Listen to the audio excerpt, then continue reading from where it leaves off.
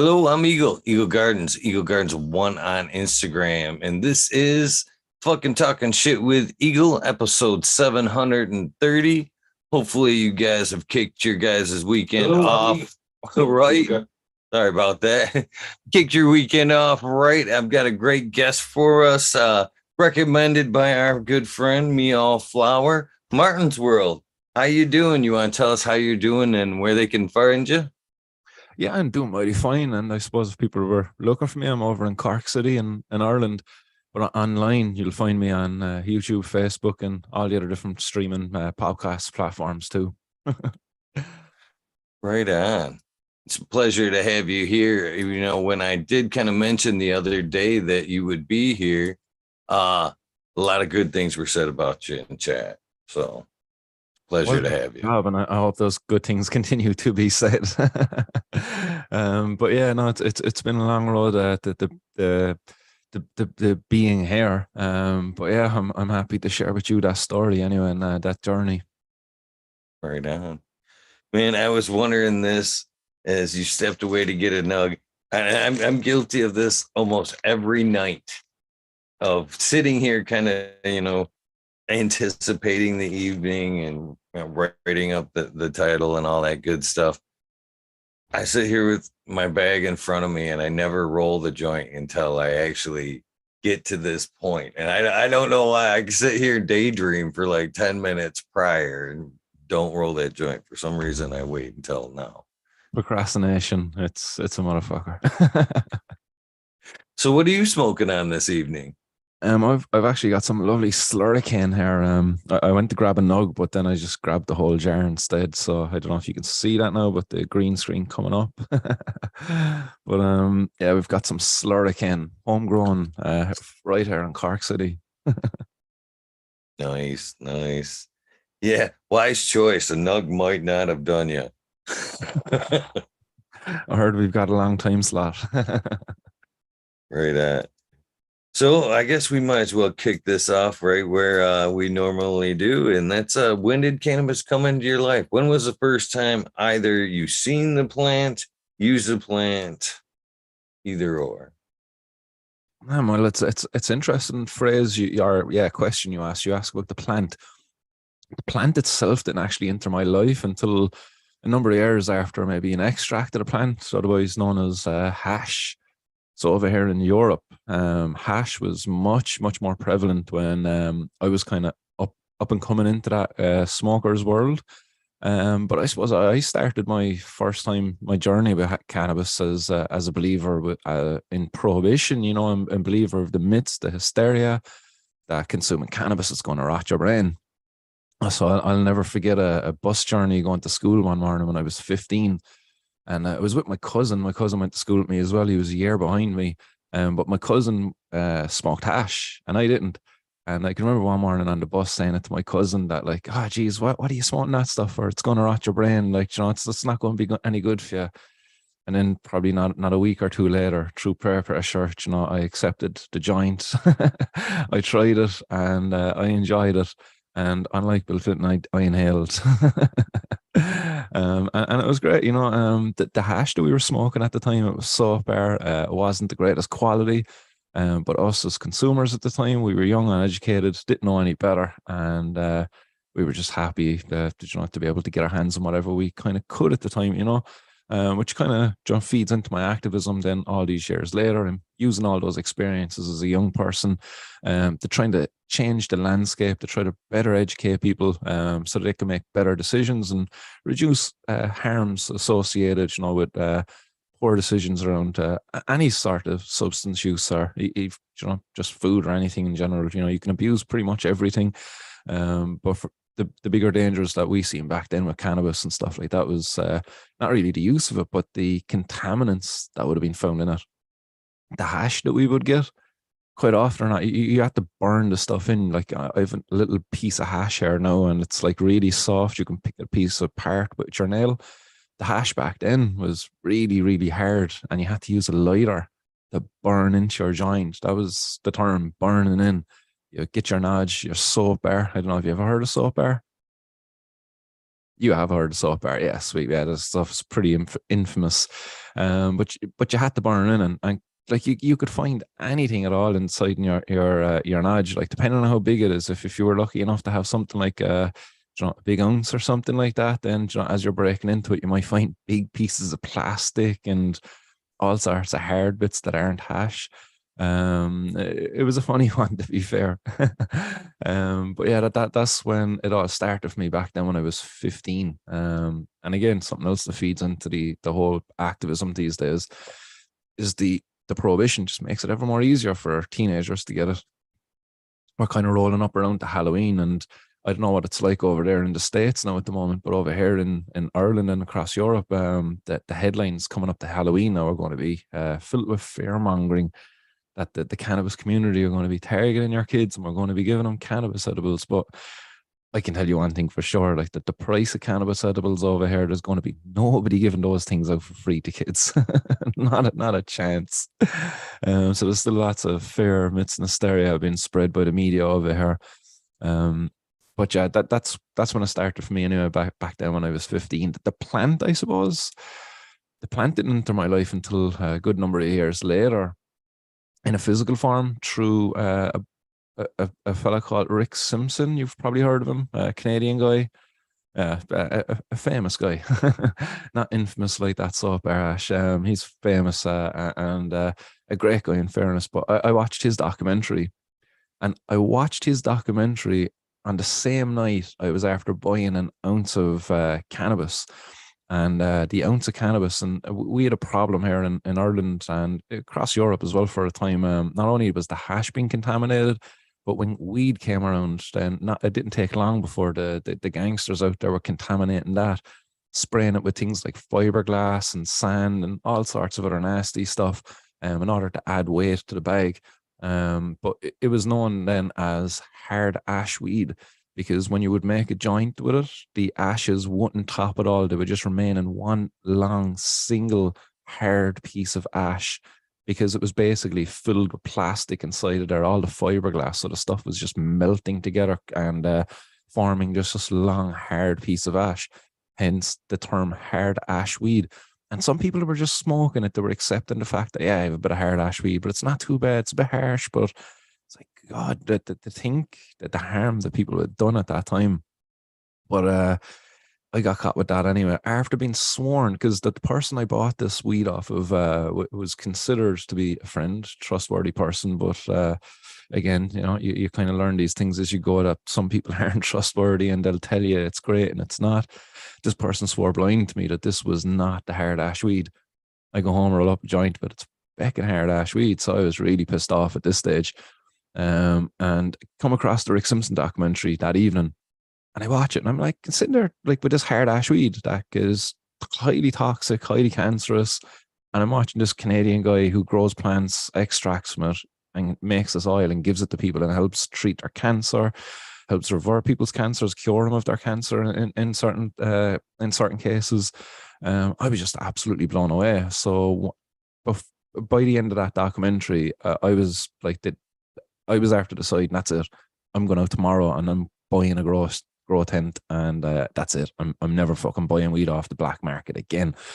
And here we are, like what, 13 years later now almost, and I've almost said true to that. I would say I could probably count maybe on two hands over that 10-13 year period how many like times I've bought cannabis off the black market again since. Because I've pretty much just grown or worked within a network of growers here in Ireland. I've just kind of moved away from that nasty old black market. But yeah, that's kind of my story about cannabis and its entry into my life. Well, I have to right off the bat thank you for your activism for the plant. Thanks. I really, heartfelt appreciate that because I do believe it's a special plant in so many ways. But before we go too far, I want to kind of roll you back a little bit there. So, did you actually? Are you in the side that actually got high the first time or was it one of those things? Not this time. How was the first? The first time, I can't remember specifically which time was the first time, but that there was a series of events, and all of them are incredibly pleasant. all of them involved getting doses of the munchies, having giddy bangs, just uncontrollable laughter and stuff. Great memories. Very positive times. I suppose that the first few times would have been with my cousin again, as I say, up the Glen, and the lads used to have a shed out the back of one of the lads' houses, or else at another one of the lads' houses, we were actually allowed to go in and smoke upstairs in his room. His mum was kind of sound that way. And we used to watch old Irish movies. There was a few of them there, Accelerator, Into the West. Like I can't even think of a few of them, but geez, there was a few great movies there. So that's what we pretty much did. We got munchies, we got some hash, and we would just go and smoke and watch movies, hang out, listen to music, and just chill and have fun. But yeah, I definitely got high that first time. My next question is one of my favorites for the people overseas there, because the perspective is always so different. Why, in your opinion, do you think that hash was, you know, pushed first over there? Because it's flip flopped. You know what I mean? We've got the flour, and now we're pushing more towards hash. You guys had the hash, and now kind of rolling more towards the flour. If I'm seeing things correctly, so why do you think you guys? Was it just smuggling purposes? Were laws that tight? I mean, let me in on your thoughts. Why, you Yeah, know, I think it could have been more just to do with the geography. I think where it was coming from at the time, from the likes of Morocco and Afghanistan and India and stuff, that there wasn't a whole lot of use of the flour, I suppose, at that time.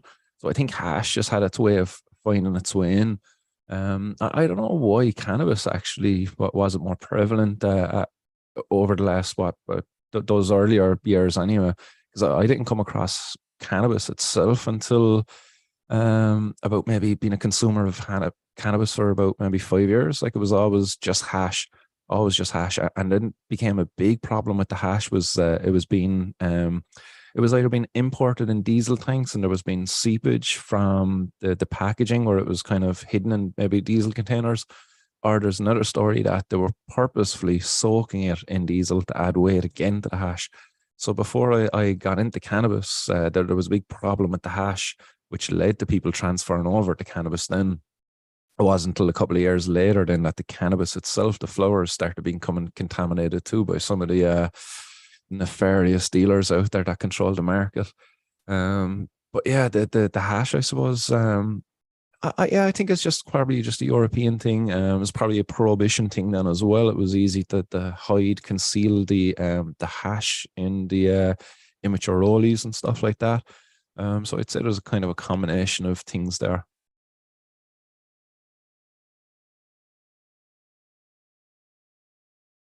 so it's weird to even hear as of late. I've kind of heard that even with flour kind of emerging back over there a little bit, that they're still spraying shit on there. I couldn't, I, you know, that Vice special blew me away. And actually, I've heard it being done here in the States late, as of late. And I'm like, I'm blown away with as much cannabis as floating around here that, you know what I mean?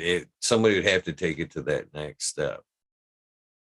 Yeah, there's always seems to be individuals out there that'll take advantage of a situation, regardless of whether it's regulated or not. It seems.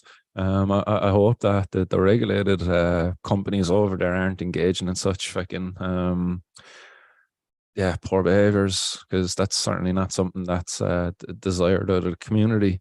Like what are they spraying with it over there? Is it the synthetic cannabinoids, or is it just hitting it with maybe things like D8 and stuff to up the potency? You know, that's a good question. A Vice had actually, another Vice special, Vice had actually taken some to a lab and they couldn't put their thumb necessarily on it. They just said it's got to be something pretty close to a spice recipe.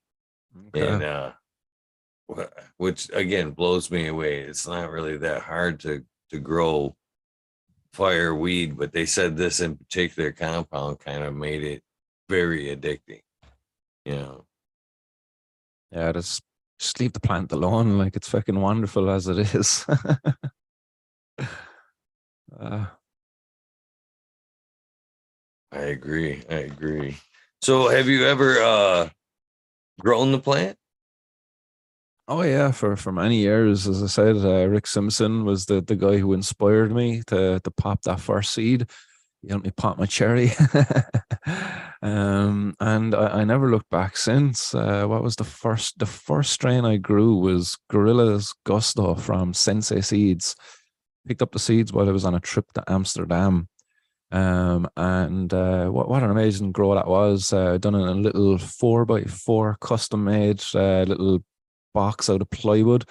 The inside of it was just coated in mylar, had a 250 watt high pressure sodium bulb inside of there, a little computer fan operating as an outtake and an intake, like two fans, like literally just small little fucking desktop computer fans, but not the most powerful. But with that little setup, I still managed the Sakura was at like 12 to 13 ounces of pretty decent bud. And with that bud, then I was able to trade some for a big ass grow tent, a 1.2 by 2 meter high grow tent, and got a 600 watt HPS then as well. Got some proper extractors. Yeah, I don't think I've ever really, after that first initial investment into growing, I think it's always just kind of paid for itself. Then I just always able to trade a bit of cannabis for more grow gear, or it's been great. But the growing of the plant I find actually more addictive than the consuming of it. To be fair, I've really enjoyed that part of it. Like I love just looking at the plant, watching it grow, seeing how it reacts to the different manipulations you'd engage with it, like in terms of topping and stuff like that. Like I've done a 4 years honors degree course in herbal science, and in terms of like horticulture and botany, the cannabis plant is actually a really, really useful plant for growers to learn from, different gardening technique, different pruning techniques, because of how quick it grows. Like you get a growing season done in like 3 months there for certain strains. There's probably ones that are faster nowadays. So that's a really quick turnaround time. So you could learn a lot in that window of time for a gardener or a grower, seeing the plant grow, see it mature, and see it reach its harvest stage as it ripens off.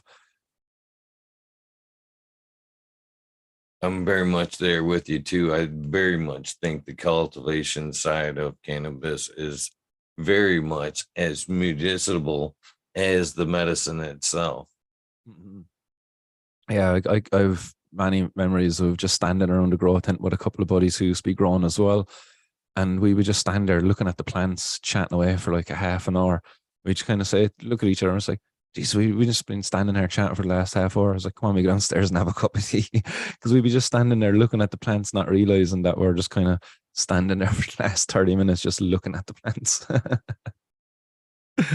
admiring them and all their beauty. For sure. So, did how did you necessarily start? Did you start in soil? Were you a cocoa grower? How did it? How'd you kick it off? Yeah, started in soil, started using Playground. That's what I started with, Dutch company. Really good, actually. I ended up working in a grow shop not long after the guys I traded some of that cannabis for grow gear for actually worked in the grow shop. And they got me a job in there, and fucking it was brilliant. I got to meet the reps as well from some of the different nutrient companies, which was really cool. But I have to say, Playground was probably one of the best nutrient lines that I've worked with to date. I would say still, growing it in soil, growing it in their soil using their line of nutrients, just the algae bloom A and B, their green sensation, their PK 1314, and heck me, I was getting some killer harvests just using those three simple inputs and their soil as well. I was using their all mix, which was kind of seen as a bit of a premium one. It was just behind the royal mix and the bat mix, but a really good one. And I was freaking really happy with that. I didn't switch it up until about maybe 4 or 5 years after being grown. I just stuck with it. If it's not broken, don't fix it. But then after a couple of years, I started experimenting, tried a little bit of deep water culture. I've tried cocoa growing. So I've tried a fair bit of different growing techniques, but yeah, there's not much that really beats the soil. But I have to say that the cocoa is fucking it's on point. It's almost there. It's not quite there, but it's almost there. Just missing something. But it's just like Yeah, it's not like a hydro grow. There's a big difference between cocoa and, say, deep water culture. You could definitely tell a bit of a difference there between the two. Yeah, I was pretty much a cocoa grower for a very long period of time, just kind of dipping my feet back into the soil. And sometimes I do have my moments where I'm like, man, I kind of miss the cocoa. Yeah, it's fairly rewarding stuff, and the growth rates are quite good as well. In fairness, but as I say, like that soil is something else. Agree. I agree. It's for multiple reasons too. Kind of offers you a little bit more breathing time. You're not there having to water almost daily as I did in cocoa. You can go a few days. It's a little bit more forgiving as far as uh plant health and what you can throw at it. Just all around healthier plant. Yeah, So definitely. I gave a go at the living soil as well one time. Cooked up my own soil, just went and got all the amendments locally. Try to get stuff as local as I could, and I was actually thinking of maybe building a soil and putting it through the local grow shop for a time period. But we kind of left that idea go just for a while anyway. But yeah, there's lots of really great amendments that you can get locally. And I cooked up some really nice soil, done a living soil grow. Used water only from seed to finish. Didn't use any nutrients. Just used amendments throughout it. And got a pretty decent grow out of it. I was really happy. Super tasty. The yield wasn't fucking massive or anything to write home about, but it was certainly like in your face kind of weed. Like, you pop the jar and you're like, oh my, you smell it from the other side of the room almost instantly. But one thing I will say about the living soil thing, when I cooked my soil, I did it in an area where some gnats were able to get in there and kind of infest the soil, and it was the first time I ever had to deal with a bit of an indoor infestation. And it was probably part of the reason why the yield was down a little bit. It was battling that in the earlier parts of the grow, but the plant still finished off really nicely, and yeah, there wasn't too many dead gnats in it. before we get too far, like kind of headed down the grow talk there, I want to back up a little bit and ask you, basically, how do you feel about cannabis? Where is your stance on cannabis? Is it a medical thing for you? Has it always been recreation? I know over there the line's been, hasn't been drawn as wide as it has been here.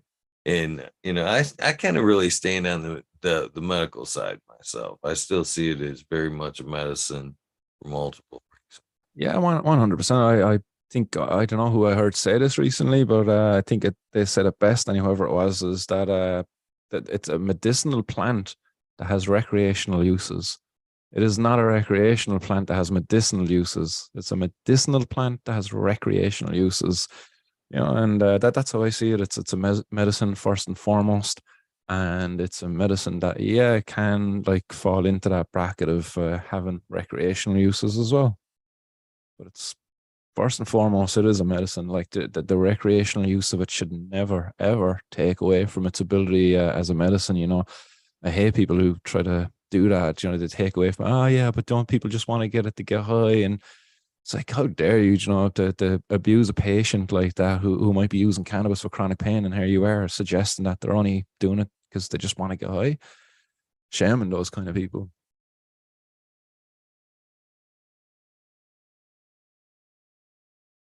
When did that kind of opinion form?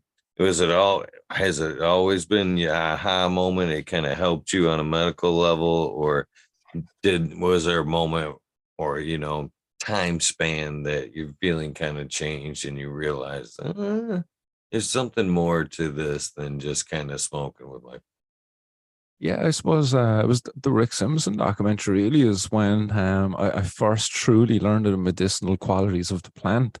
Up until that point, it was only just a recreational thing that I did with my cousins and friends and stuff like that. I never really truly knew that the thing was medicinal at all. I suppose, as I said, I would have been a believer of some of the myths and hysteria there from the Prohibition era, that we kind of still live in here today. But after learning of Rick Simpson's documentary, after watching that, that I just started going down the wormhole. I just started doing my own research. I ended up going back to college. As I say, I went and got I'd done a 4 years honors degree course in herbal science, and throughout the entirety of that course, every opportunity I got in self-directed projects, I chose cannabis as a plant to investigate. Done it for botany, done it for my ethnobotany course, done it for my pharmacology course, done it for a lot of courses. There was even one where we were doing kind of a business module, and we were supposed to be designing a clinic. I designed a cannabis clinic, and done everything from a patient walking in the door to walking out the door, and every interaction and conversation that they might have with a clinician within that clinic. And it was really enjoyable stuff. I really enjoyed it, but you know what? I faced some stigma for doing it. I had one of my lecturers at one point in time actually come to me and say to me, "Hey man, do you really think it's a good idea to be doing so many projects in cannabis? Is it going to look good in your CV?" And like this guy is like a well-educated guy. He knows a lot about plants and natural compounds and therapeutic natural compounds. It's like this guy's no idea by any stretch of the imagination. And here he is stigmatizing me and completely dismissing the medicinal properties of the plant because, he's a believer of the stigma and stuff. And I just said it to him, and I goes, "Look, if you believe that, you're entitled to your opinion. I'm not going to argue with that, but you sadly and sorely don't know where this is going." I said there's going to be a huge, huge industry coming down the line behind us. There's going to be many, many patients wanting access to this and getting access to this. And I said that this research that we need to be doing now is invaluable. And that was pretty much it. And I left it off. I wasn't able to do my final year project on cannabis in that course either. I ended up having to do it on dandelion root extracts. Broke my heart, absolutely broke my heart. But again, because of the prohibition, the red tape there, you weren't able to get access to the plant because, you have to get license exemptions from the Department of Justice, Department of Health. So it's like huge hoops to jump through, which kind of goes back then to why, people like me would have not believed that cannabis, or not known, I suppose, not known or believed that cannabis had medicinal therapeutic qualities, because researchers like me were stifled in their work. We were hindered away from doing it. There was light shined on in other areas. This will be a better area for you to do. And how many people, gave into that pressure? I know come 4th year for my final year project, I kind of just gave into that pressure because it was final year. I just wanted to get a good grade, try to get my 1-1. Unfortunately, I ended up getting 2-1, which is still fucking a good achievement. Failed nothing. Finished with high grades. um, but yeah, it's because of things like that, we're slow to learn about the medicinal qualities of the plant. But once I seen that Rick Simpson documentary, once I started growing it for myself and reading some of the papers out there, and learning how to read them myself as well, I started truly understanding the power that's contained within this plant and the different compounds that it has within it too. It is a very amazing plant. I think for most of us, it just comes with the cultivation. You kind of, once you get a finished round into it, there's something that kind of changes in you that you see. You see cannabis a little different after that first harvest, I believe. Yeah, no, 100%. It's just an innocent old plant. Like it's crazy that people are, when I look at this, and I think, that this little flower here, like how many years of people's lives, if you were to add up all of the hours, like how many man hours of potential have been lost over the duration of the prohibition of cannabis, in terms of all of the people locked up, put behind bars, all of that manpower, all of those human hours just taken away from society. What potential would have been held within all of that energy that could have been put elsewhere? Instead, we just put it behind bars, wasted away years of potential, innovation. We think of some of the people that would have smoked cannabis. We think of Steve Jobs. Think of some of the greats that were there, and imagine had they been caught earlier on and in their career and maybe not go on to achieve some of the things that they went on to achieve. Imagine what the world would have been robbed of. you know, that there's a lot of greatness what we've been robbed of because of this prohibition. Do you think cannabis has held you back at all in your studies there? Even like as they're like, you shouldn't be doing this, where you're secretly like, yeah, I'm puffing, you know what I mean? This thing ain't holding me back at all. I just can't tell you. No, cannabis, I definitely don't think it held me back. I think the prohibition of cannabis certainly fucking held me back in terms of having to go to court cases while I'm also attending college, trying to do my college studies. Like I actually was in prison for 5 days as part of my protest, and I refused to pay fines I was receiving as part of my possession of cannabis charges. And I stopped showing up to court, and as well as I got a bit disenfranchised with the whole process. I felt it was a bit corrupt that you go into court and you just already have to pay in these punitive fines. And meanwhile, I'm like, Judge, this is doing me no harm. You're actually doing me more harm here by bringing me here and trying to give me a criminal conviction. It's doing far more harm to me. But they never really listened. um, Snow cannabis has never held me back, but cannabis prohibition, by God, that's like a fucking weight attached around my neck, my wrists, my ankles, and it's just a fucking heavy burden to carry. And yeah, that's one I want to be free from soon, so that I can just be free to live my life and to fully achieve whatever potential that I have within me. Because I'm not only just a cannabis activist, but I'm also a dad. I have 3 kids. I've a fourth one due to be arriving in February. I want to be able to achieve my full potential for them. That the fact that I have to be, engaging in this different levels of activism and stuff like that, that means I'm not out there working on my career. I'm not out there earning a living. I'm not out there providing, a nice, comfortable life for my kids, because of the choices I've made. We kind of live on the breadline. We're over here kind of unemployed for the best part of the time, because obviously having a criminal conviction, it's excluded me from getting certain jobs over here, despite my experience, my knowledge, and all of that. It's still quite difficult to get a job because I have a criminal conviction. So again, the prohibition of cannabis fucking holding me back.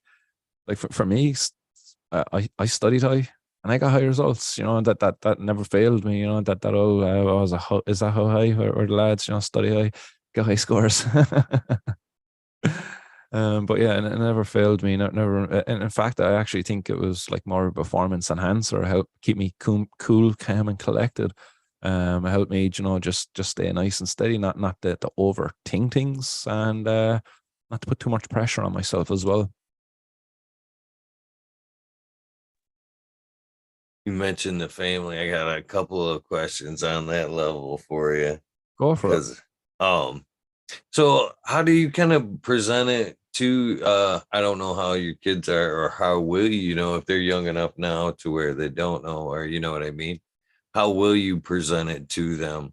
I know, obviously you wouldn't smoke where, secondhand smoke would be an issue, but say if you were outside and consuming, would you step around the corner, or you know what I mean?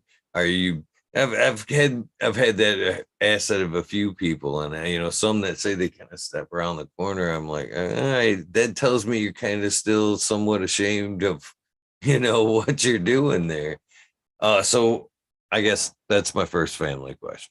Yeah, no, I would be definitely not stepping around the corner. My kids pretty much know what cannabis is. They see it, and they can smell it quite often. In fact, my 9-year-old daughter, she attended a protest there not too long ago, and she was delighted. She got to take the megaphone just towards the end of the protest, and to chant into it, legalize cannabis. And she was delighted about it, so they're educated. I like to keep them educated. I don't like to hide these things. It's kind of like alcohol as well. I think if you hide these things and if you don't talk about these things, you actually kind of do a bit more damage in the long term. I think if you're just kind of showing for what they are, you normalize them, you don't glorify them or shine them in any like different light than what they need to be. Just needs to be a normal thing. Look, some adults do this, some adults don't do this. When you become an age and an adult, it's up to you whether you want to do it or not. And it's down to the individual. Like sometimes it's not even something that somebody chooses to do. It's like they to try it and they either like it or they don't like it. If they don't like it, they don't do it anymore. If they do like it, then they'll continue to do it, and that's how it should be. It shouldn't be a case of some of the things that would have allured some of the teenagers that I know. It's a rebellious thing to do because it's illegal and you're not supposed to be doing it. So I want to take it out of that light. I don't want it in that life. My kids see it as it's a medicine that their dad uses. It wasn't always a medicine that I used, but oh, excuse me. I got diagnosed with epilepsy in November last year. So since then, I've been heavily reliant on cannabis as a medicine. Prior to that, I would have always described my use of cannabis, somewhat recreational, but kind of looking back in hindsight, I would definitely say there was a level of self medication going on there for myself, as well as the earlier years before I ever tried using cannabis myself. I probably would have been a bit of I would just say a bit of a live wire, I suppose. I wasn't always the best at making decisions.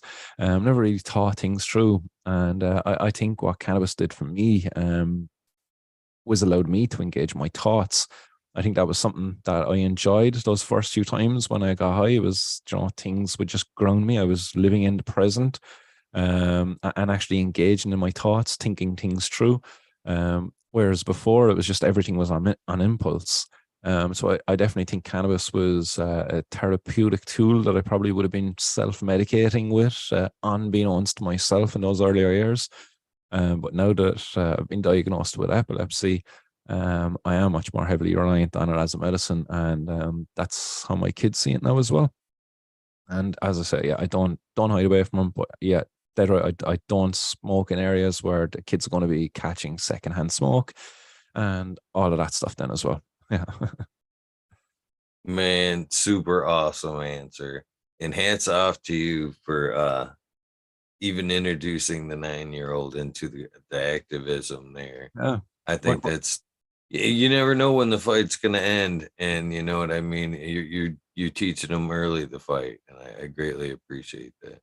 yeah, definitely. Because I think that's going to carry over in other parts of life. You never know where they're going to be going in their own life, but I hope that going forward, that they see what I've been doing is standing up for my beliefs, something I believe in, standing up for them. It's the right thing to be doing. So hopefully I inspire them and they go out into the world and take that and that kind of piece of their dad with them, and go and improve the world in whatever way they see fit too. Because I think that's what each and every one of us, it's like, I think society, it's a continually improving thing, and that's how it improves as people use their own lived experiences. They take things that are positive that happens to them and they want to enhance that and make that happen more for people in society. Or there's people who have negative things that happen to them and they want to make sure that that doesn't happen to people, to them in society. I kind of fit both lids there. I've been caught and stopped by cops. I don't want that to happen to people, but I've also enjoyed the benefits of cannabis and I do want that to happen to people. So I fit both sides of that lid there. You know, that I think legalization, because it should be something that we shouldn't necessarily. I never really kind of hid the consumption around my kids because, well, it wasn't hid around me growing up. Mhm. But unfortunately, cultivation side of things, because it was pre-medical, started pre-medical, I couldn't share with them. Even then, when it did, this schools and things don't evolve that quickly. You know Yeah. what I mean? If anything, it still isn't a good thing for younger kids to know there's a grow there. It's always it's inducing a risk. Yeah, So yeah, is I hear something you. But with that I being said, I just wanted to jump in and say that my oldest daughter, she's now 15.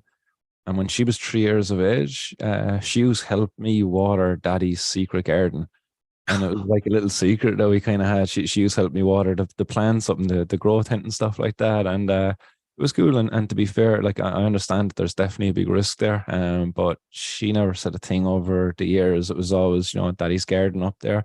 There was these plants, and it was just totally normal for her, But she's 15 now, and yeah, that's been a long held secret of hers that daddy grows.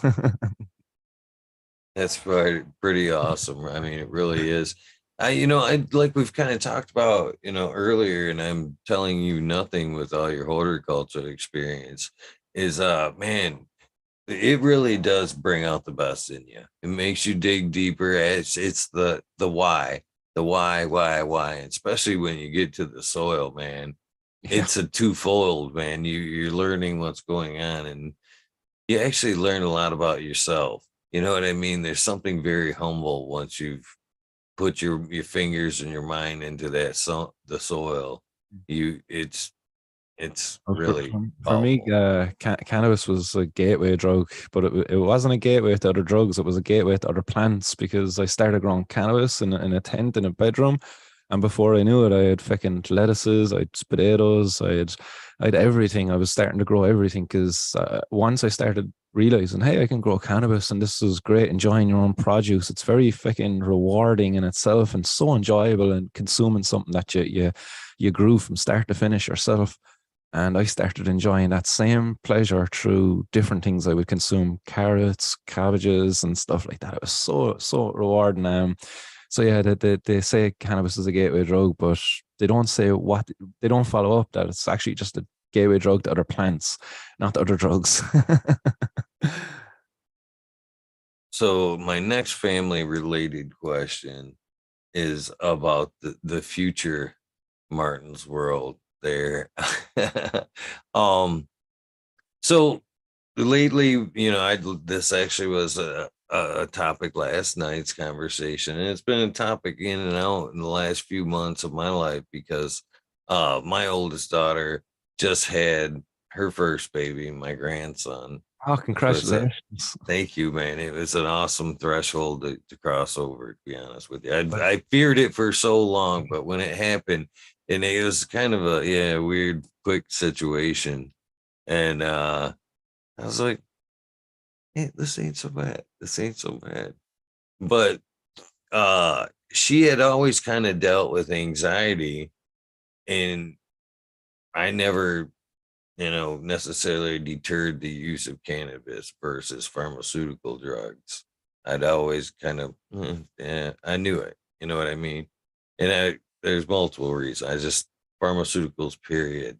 If Mhm. there's a better way, there's Yeah. just a better ways. And so when she became pregnant, it was obviously the fear of cannabis being in the system, during birth or whatever, Mhm. you know, possibility protective services is always looming because of that, you know what I mean? Yeah. And so the baby was born a month ahead of time because of basically anxiety. His her heart rate being up, his heart rate being up all the time. They decided to bring him a little bit month early, and I believe that a lot of that could have been avoided if she didn't have to suddenly give up cannabis because basically, and she probably can kick my ass for talking about this, but uh, it was a failed IUD.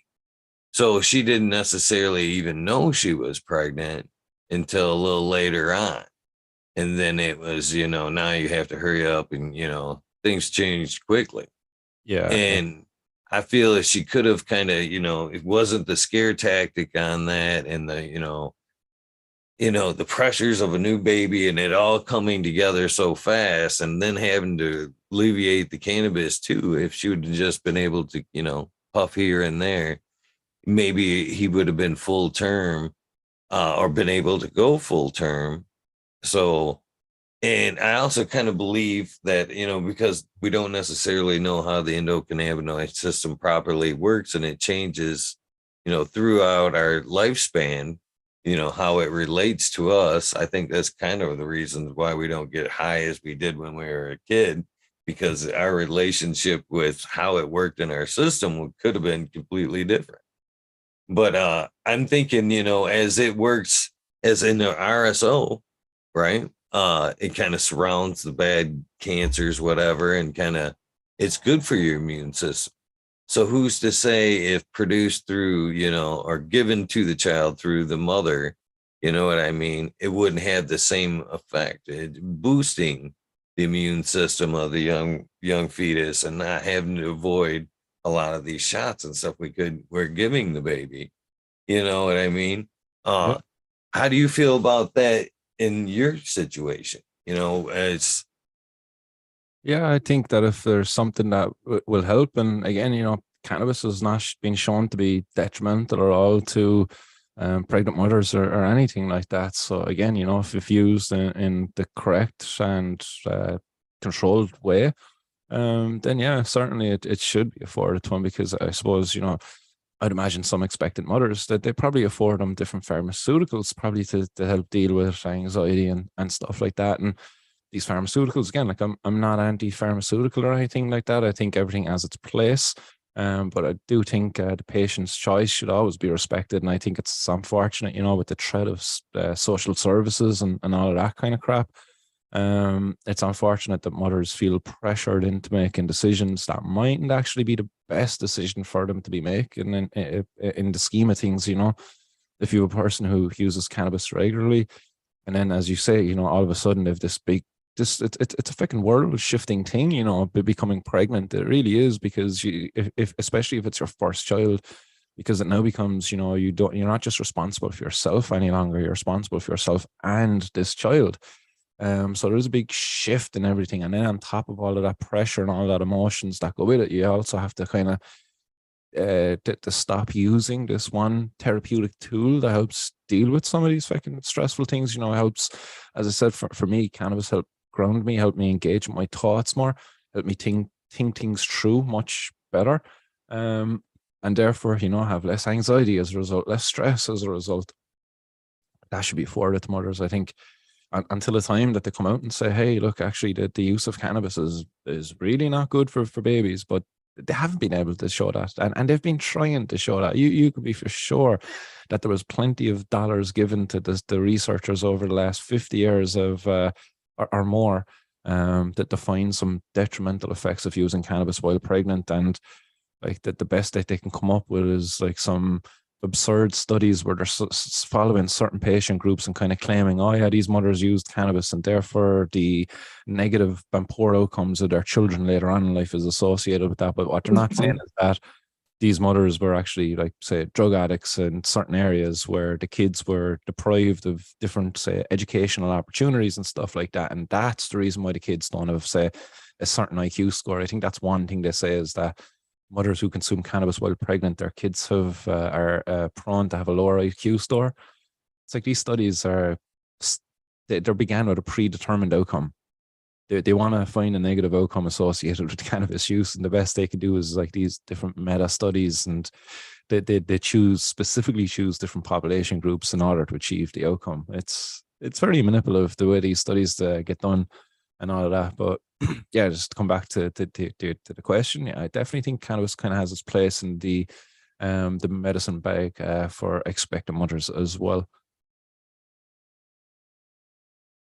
And I think it plays a benefit there to the kids as well too. I know mothers who breastfeed, they pass over some endocannabinoids to the babies. So an anandamide being one of those endocannabinoids.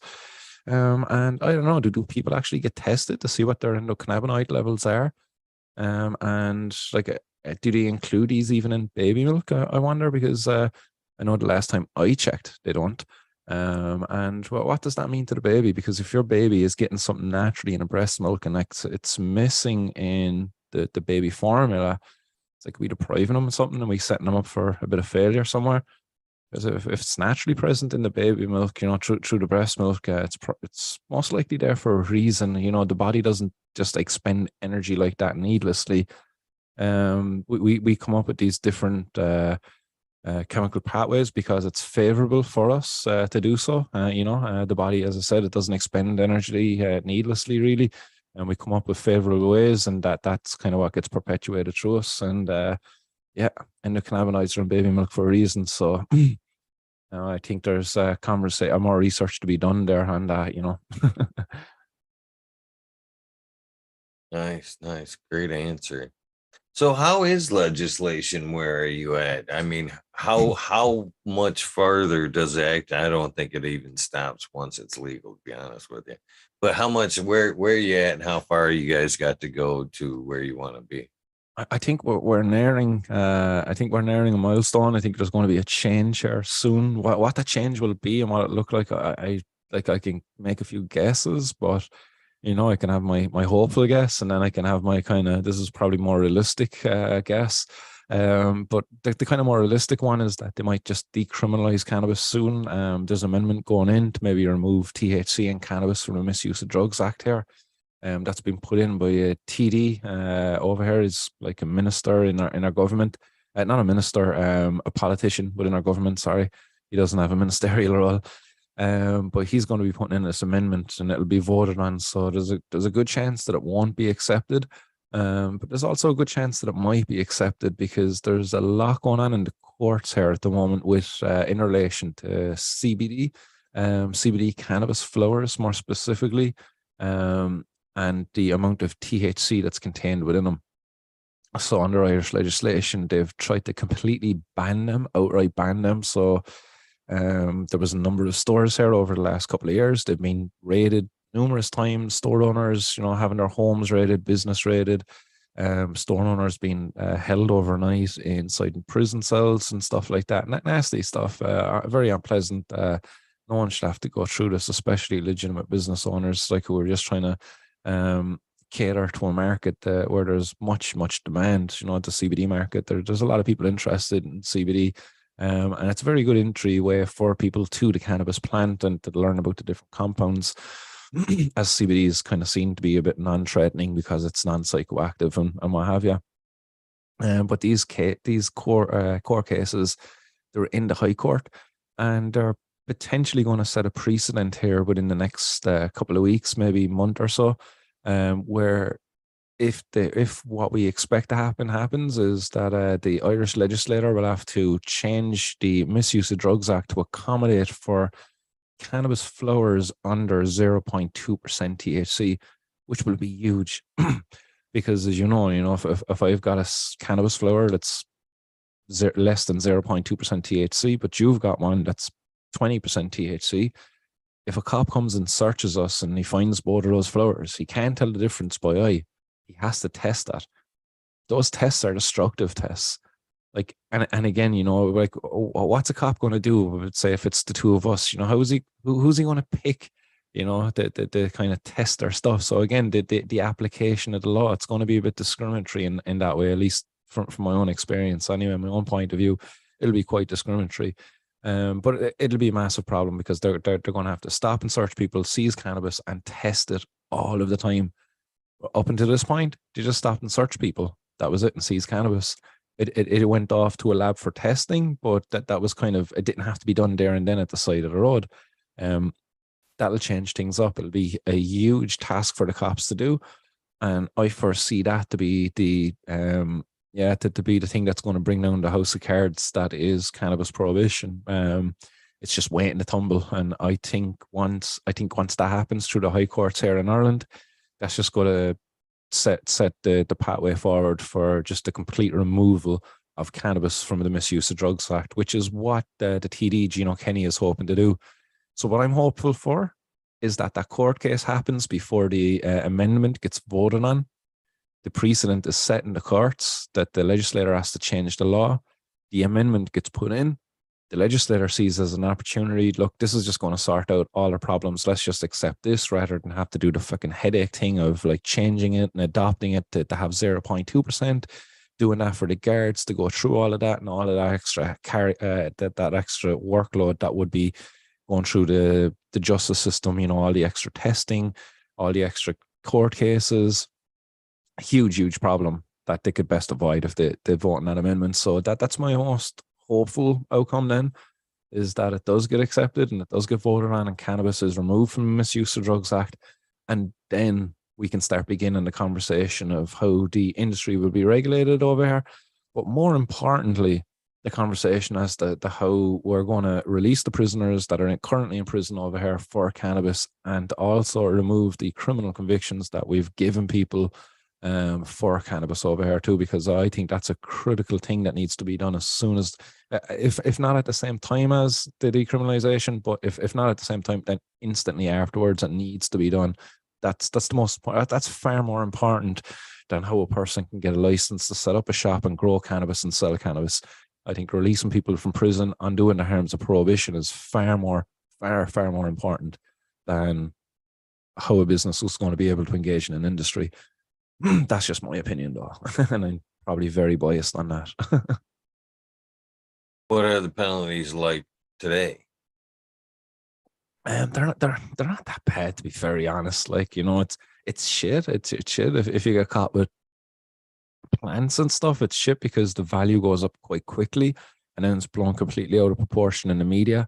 Because basically over here they value a plant regardless of its maturity at €800 a plant. So that brings up the value quite quickly, especially if you have a couple of seedlings, maybe a couple of clones there that you might have. I purposefully actually last year just set out a couple of trays, a couple of propagator trays, and there was over 100 seedlings there, and I was kind of laughing. I took a picture, and there's like, if the cops raided me right now, they would say I'd had over 100 grams worth of cannabis, and it was just I think it was six propagator trays, 6x24 of different hemp strains. That's all they were. They were hemp seeds. That was part of a Feed the Birds campaign where we were just engaging in civil disobedience, planting plants around the city, putting them out in different locations and just having them grow and pop up, which is it's been quite a successful campaign, capturing the media's attention and all of that. But yeah, sorry, I just kind of lost what the question was there, actually.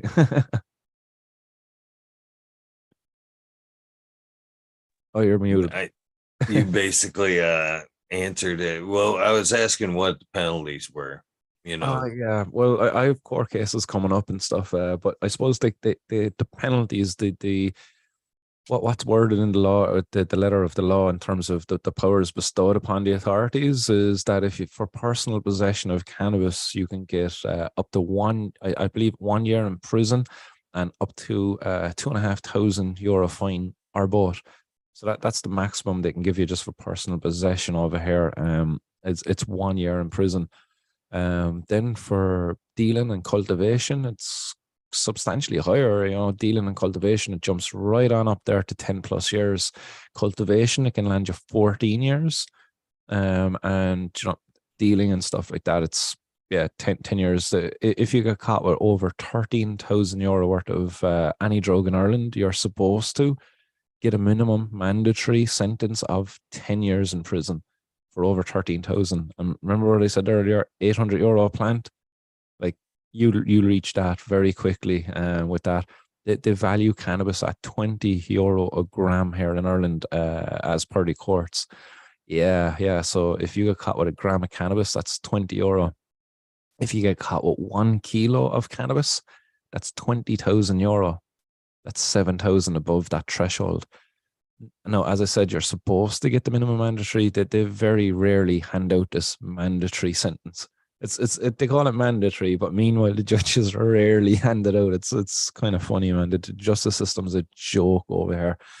There was a recent case in the courts. Actually, I just shared it on my Twitter there earlier today, where a man was up in court. He was out with a woman. They were engaged in drink and cocaine, a bit of a binge, and they got into a bit of a fight. But the guy fucking started cracking the woman, hitting her punches, pulling her hair, dragged her out of a car, and was standing on her neck for over a minute, screaming, "I'll effing kill you," you know. And this guy got off without a prison sentence. Like the guy left the woman there beaten up at the side of the road. He was ordered to give pay either €2,500 to her or to a charity. So he was given a choice of whether to pay his victim or to pay a charity.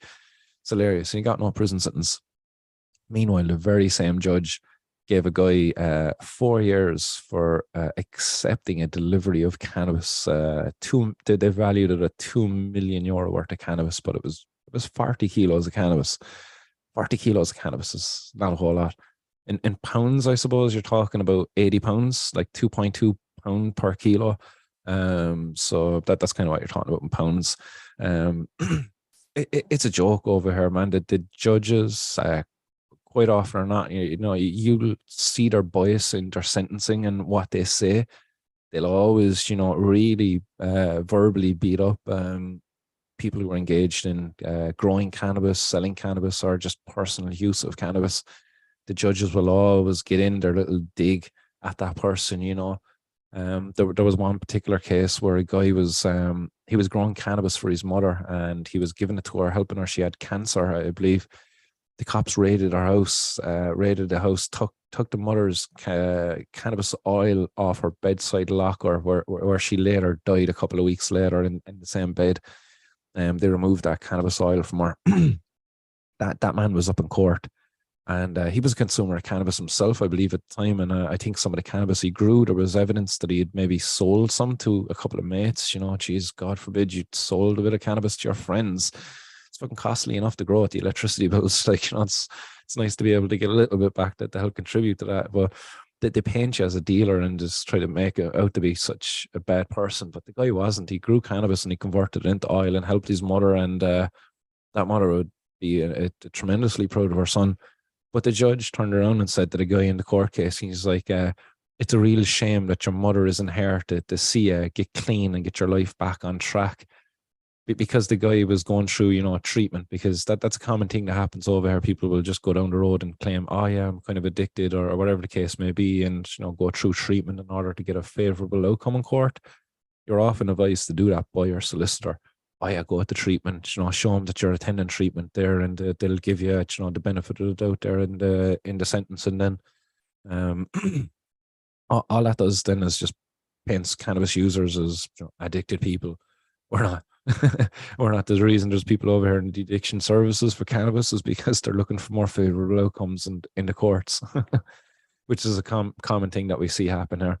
So the common thing we also see happen here in courts for personal use of cannabis is this thing called a charity box. So that each court has its own charity box, which the judges, they love to make it swell it fat with cash. And they see it as their kind of way of giving back into the community. There's just a couple of different charities over here that benefit from the core charity box. But the people who fill it, like, quite often are victims of the prohibition of cannabis, like myself.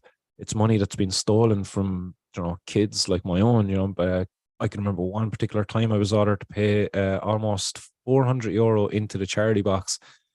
Now, just to paint what that meant to me at the time, I was earning at the time less than €300 a week.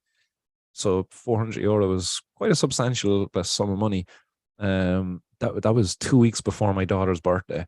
And I can remember that week I was relying on that money to go out and buy a present and stuff like that. And it just really ate me up, that this judge was after ordering that money go towards the court, that they keep my name free of a conviction. It's basically just threatening me, what's the word? Extorting me. That's what he was doing. He was extorting cash for me for his fucking charity box by intimidating me with this idea that, hey, I'm going to give you a conviction and you won't be able to travel to America. And lo and behold, that did happen afterwards. I couldn't travel to America once I tried. I was supposed to go over and attend the UN, the General Assembly on Narcotics, and I couldn't go, unfortunately, because I have a conviction for cannabis.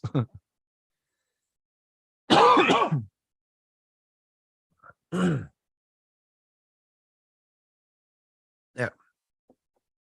So if everything goes well and perfect world, it's fully legalized, decriminalized, where do you go from there? Me myself personally, Yeah. I'd be very interested in getting into the clinical world. I would love to be working with patients in a more hands-on way, specifically with cannabis. I'd love to be able to use that as years of learning in the herbal science course and put that to use now and help the patients. As that was always my intention when I went into that course. I had two choices at the start of but before I went in to do that course. It was chemical engineering. I was pretty much guaranteed a place there. And the jobs off the back of chemical engineering are huge, like really good salaries, really good jobs. But for me, it was more passion drove my choice, and herbal science was much more up my line. And I chose to do that because I knew medical cannabis was going to be an industry that I would see myself working within one day. So I just see myself positioned there. Maybe even not working with the patients. Maybe I work in the background as a lab analyst, making sure that the products the patients are consuming are of high quality, clean and safe. Free from any heavy metals and pesticides, all of that other stuff.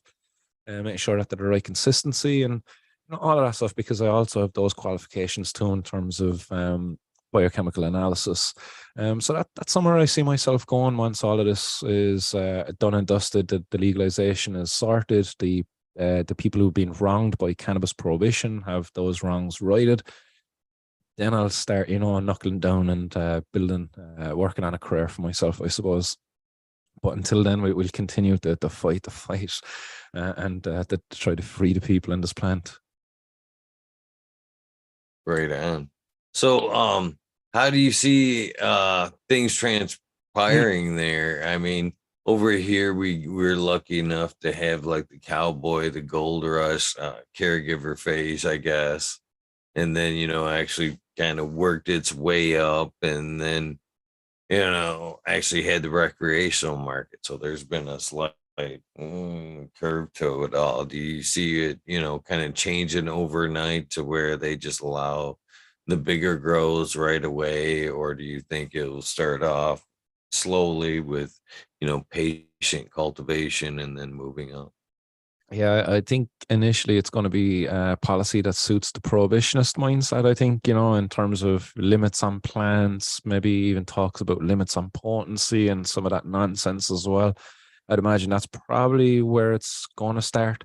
I would be hopeful that it doesn't. I would hope that we can just look at the different jurisdictions, America, Canada.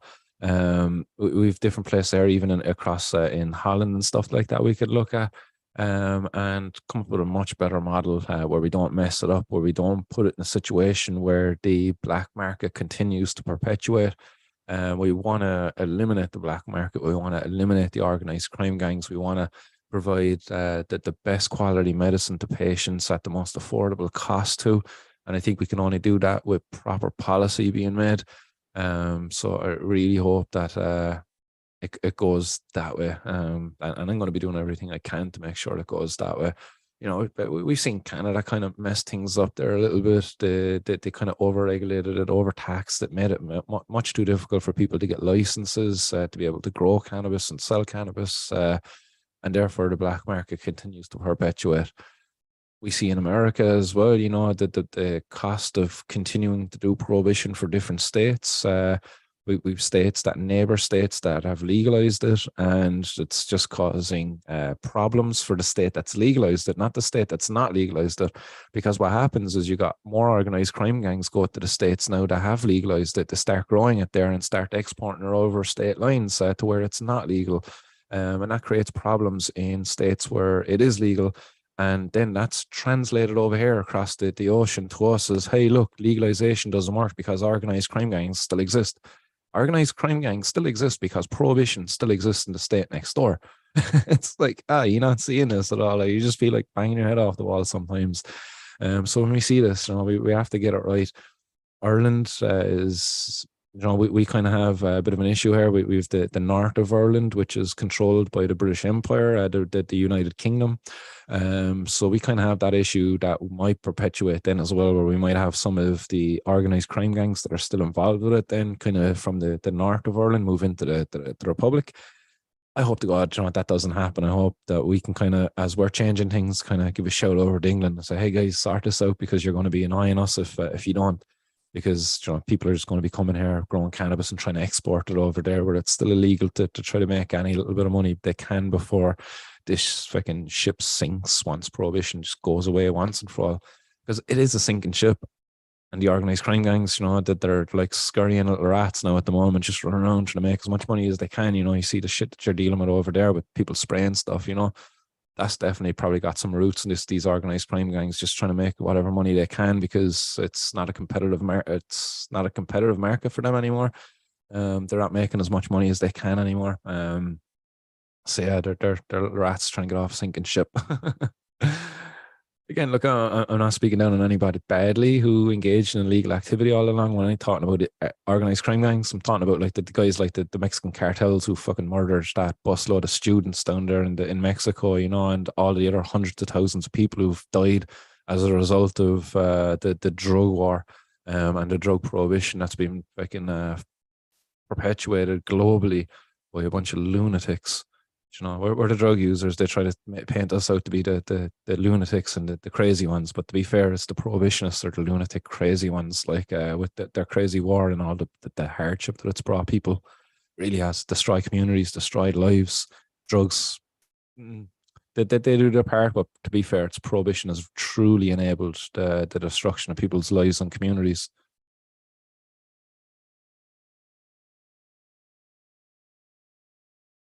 Yeah, I hope that at least how many so is it how is it legal for how many patients or how many plants per patient? Is it allowed? Is it allowed like that? Yeah, so for a while over here in Ireland, the way people were getting access was a ministerial license where through your consultant, not your doctor, through a consultant, so it's like highly specialized person, could apply to a minister for a ministerial exemption. I believe, there was almost 60 people had that at one point in time for various things, chronic pain, epilepsy, multiple sclerosis, chemo, nausea associated with chemotherapy and stuff like that. And since then, they've opened up this medical cannabis access program.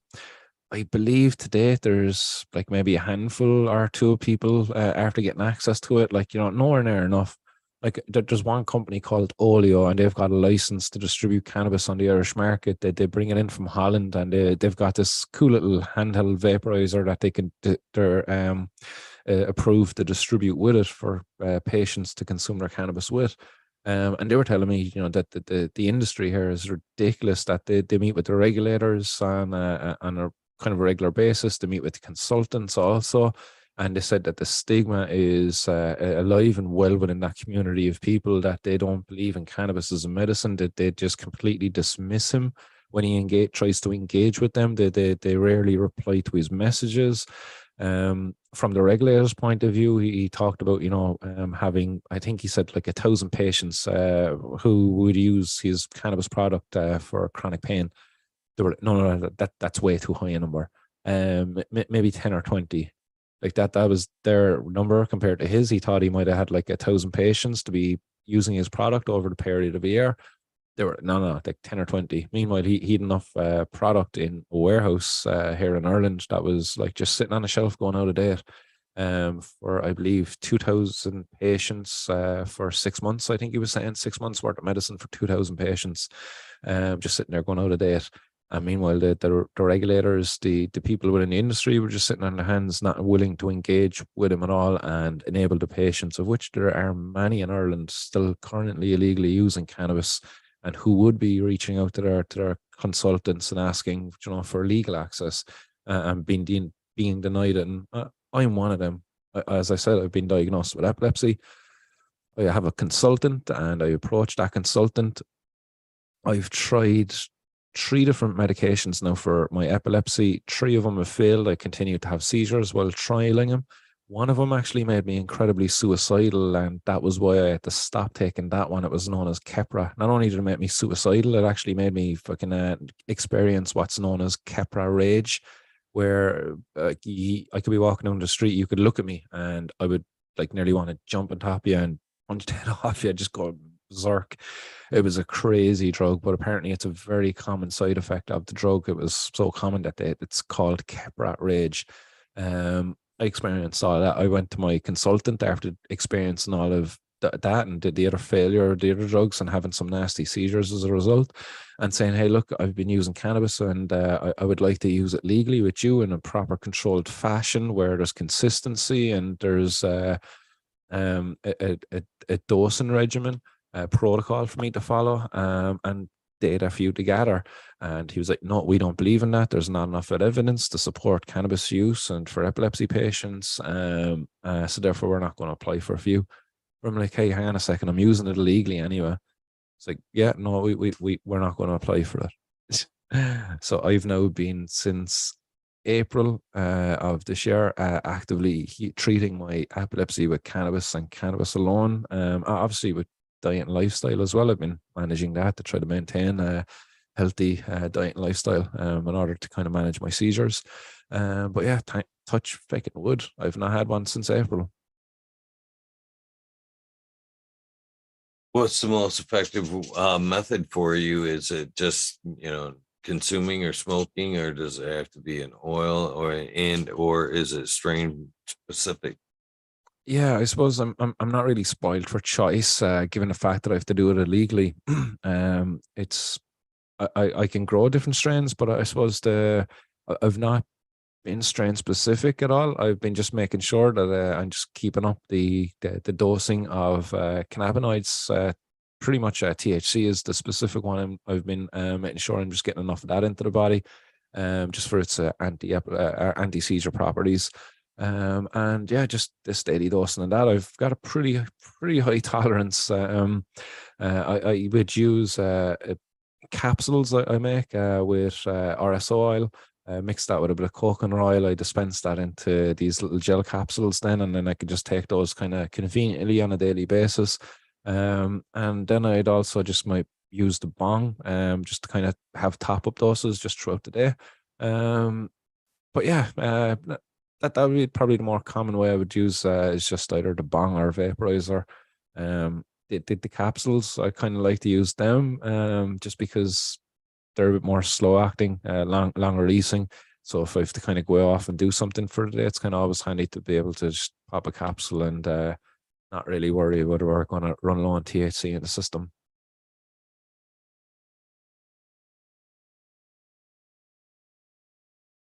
Nice. I'm glad to see that cannabis has, helped you through that.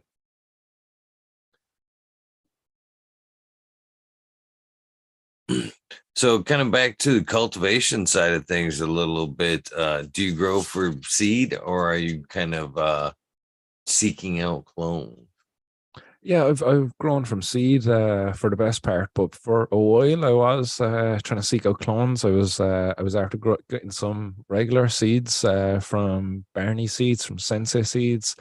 I was after getting Critical Kush was one. What was the other one from Sensei? Geez, I can't remember what the one from Sensei was. That was so many years ago. But yeah, I had a mother plant there for a while. Or do you know what it was? It actually wasn't Sensei. It was DNA genetics. It was DNA genetics chocolate.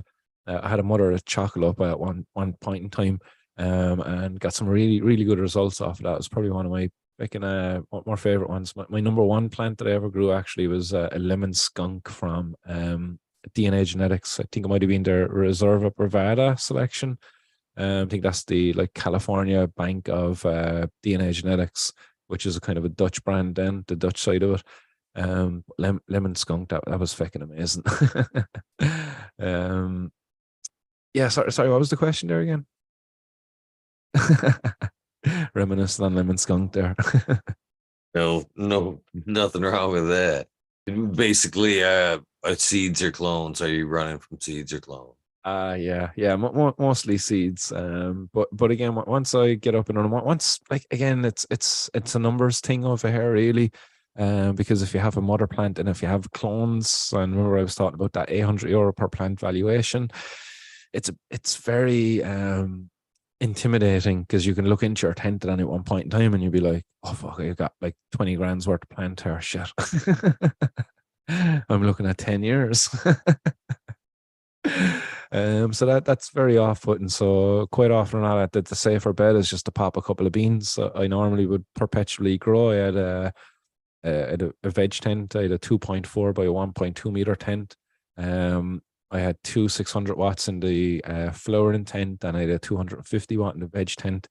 And I would always kind of choose strains that would say that it finish in 56 days to the 64 days, those 8 to 9 week finishers, just in order to kind of keep up a consistent cycle. I always aim to kind of have it like a 4 week stagger that I would be harvesting like once a month. And I kind of kept that going from time to time. You'd kind of have a couple of successful perpetual grows, and then you'd kind of fall back a bit because your jars are full, and you're not as you're not as like under pressure to be able to kind of keep up in the grows.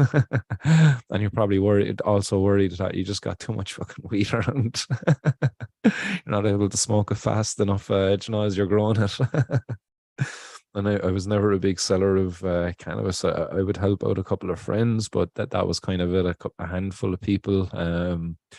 Again, you kind of just have to do these things to protect yourself. And what I hated actually was smoking cannabis with somebody, and they're loving it. And like it's on the tip of your tongue. You want to say, I grew this, but you can't. You can't. I use hate. You fucking break my heart. uh, Yeah, it's hard to just not overdo. uh, I think myself and every grower out there is kind of like the more space you can kind of clear, uh, you just even in the room that you've got, you designated yourself maybe a 10 by 10. Obviously, it's hard to have every square inch of that 10 by 10 be grow. Or at some point, you just decide, well, I'm going to go tenths and I'll split this in half for, a couple of flowers and a veg, kind of get me a perpetual going instead of just a room. But as that even goes, I think you start breaking it up to where, I could just use this little space. If I move this, then wow, now I can have clones there. It's easy for things to, yeah. But I think that's just the love of it all. I think it just grows and grows and grows. oh, big time. I would love to be in a situation where I could just grow out enough strains, do a bit of pheno hunting, and do a bit of breeding myself. As I've done a lot of reading and research as to the different breeding protocols and stuff like that. So I'd love to be able to experience it, but again, it's a numbers game. When you're pheno hunting, you probably want to be growing more than 10 plants. Even you probably want to be talking about 100 at least. If you want to be really doing a good job of pheno hunting.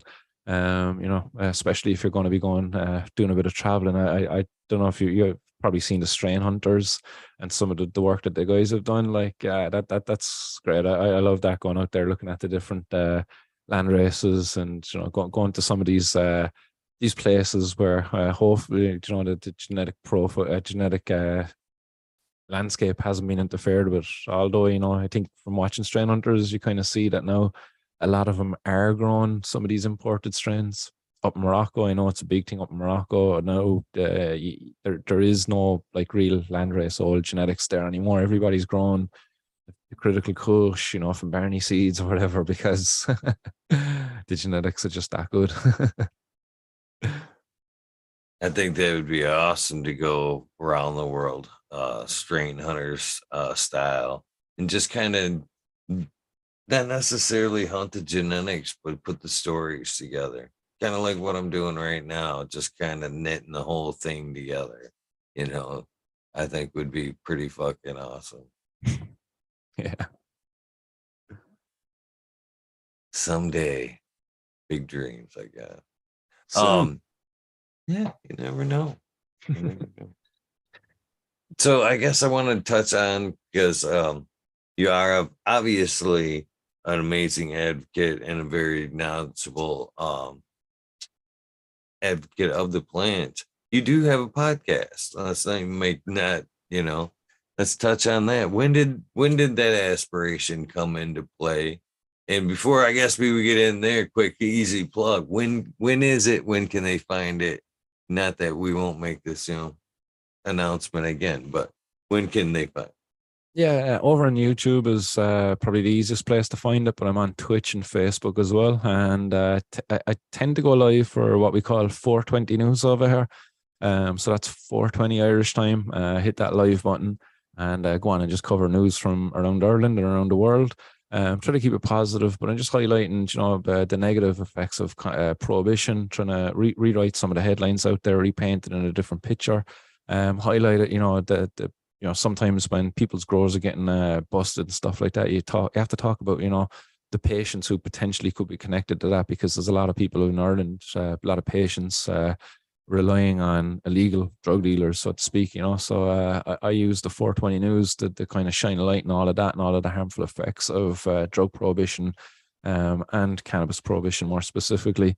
But I am definitely an ardent supporter of the decriminalization and legalization, I suppose, really of all drugs. I don't think anybody should be criminalized for any form of drug use.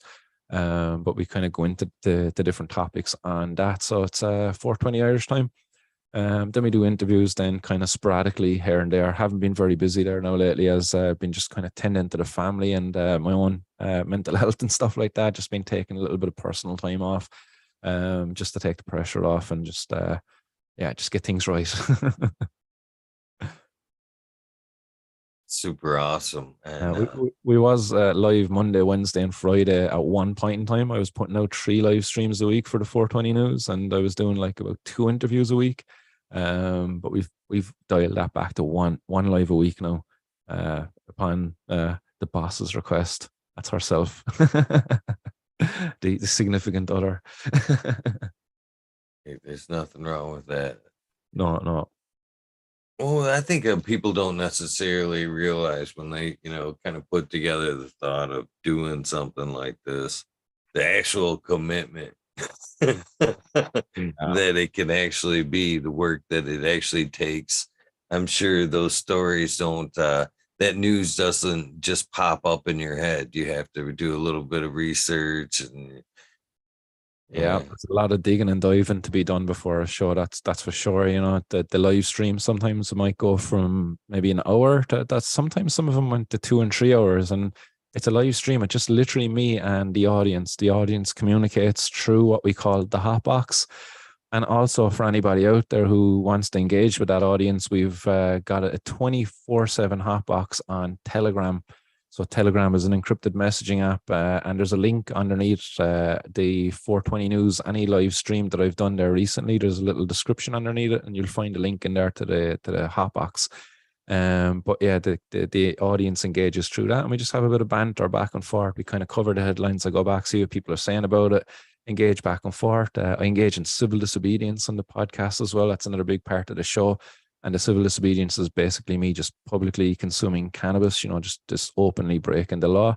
And I kind of do that on a regular basis just to normalize the use of cannabis, but also just to empower people in protests that, guys, you're sitting at home illegally using cannabis, but what you're doing is effectively civil disobedience. You're just doing it quietly behind closed doors, but it's more effective when we publicly do it and kind of highlight that aspect of it as well. But there's huge commitment goes into the show. I knew nothing about it. As I said, I was a science geek, I suppose, before this, kind of an outdoors person as well, into hunting, fishing, sports, and all of that stuff. Tech, as tech as I got, was playing PlayStation and Call of Duty and stuff like that. I knew very little about streaming, broadcasting, or any of that online stuff at all. Like, how I got into it, I think you were going to ask me what got it started.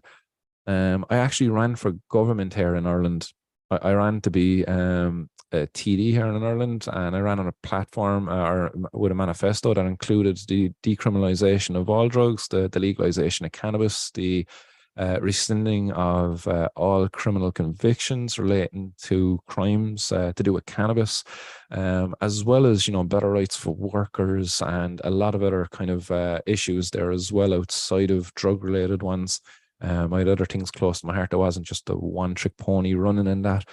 But when I was running, I'd done a lot of live videos. That's probably where I interacted most with the public through Facebook, doing Facebook Lives. And a lot of people really enjoyed the content that I was putting out, what I was saying, and stuff like that. So myself and a friend, Graham the Barrow, who's another cannabis activist or drug policy activist over here in Ireland as well, and a long-time friend now. He suggested at the time that we do a podcast together because we'd many long conversations, and he'd always turn around at the end of the conversation and say, geez, that would have been a great podcast if we just recorded that. So we were going to do it together. It was going to be a 2-person show. Then like one thing led to another. I ended up getting all the equipment. I was ready to go. And then he kind of was, I don't know, did he get cold feet or he just kind of, look, let you go ahead with that. You're the person to do this yourself, get it done and whatever. And he was going elsewhere. He ended up traveling, leaving Ireland. And doing his own kind of thing there elsewhere. And then Martin's World was born. It just became a solo run. Started it off just doing kind of a live stream just from my phone. That's kind of where I started, from the phone. Just doing a live stream on Facebook. Then I kind of graduated to the laptop, purchased a multi-streaming subscription from Streamlabs, I think it was.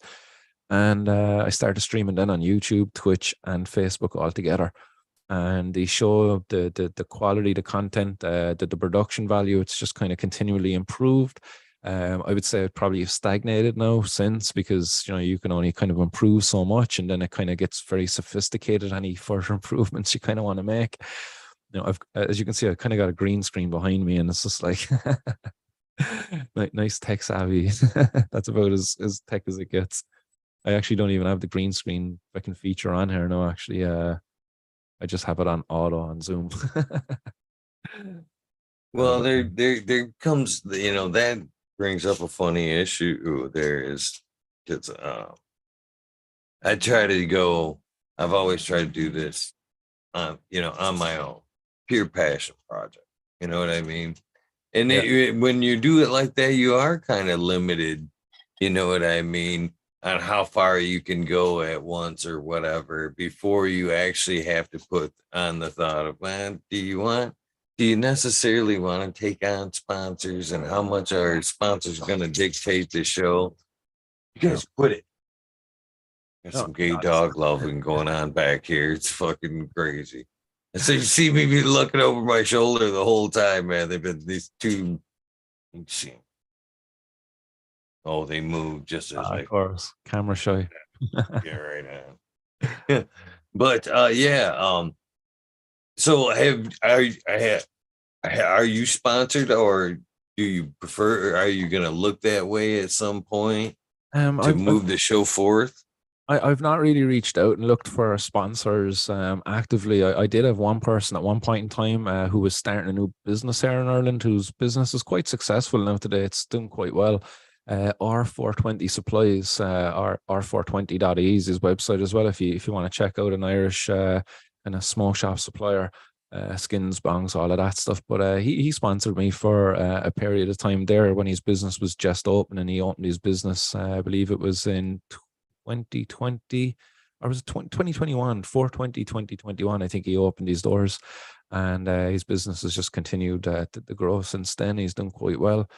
He was a sponsor for a period.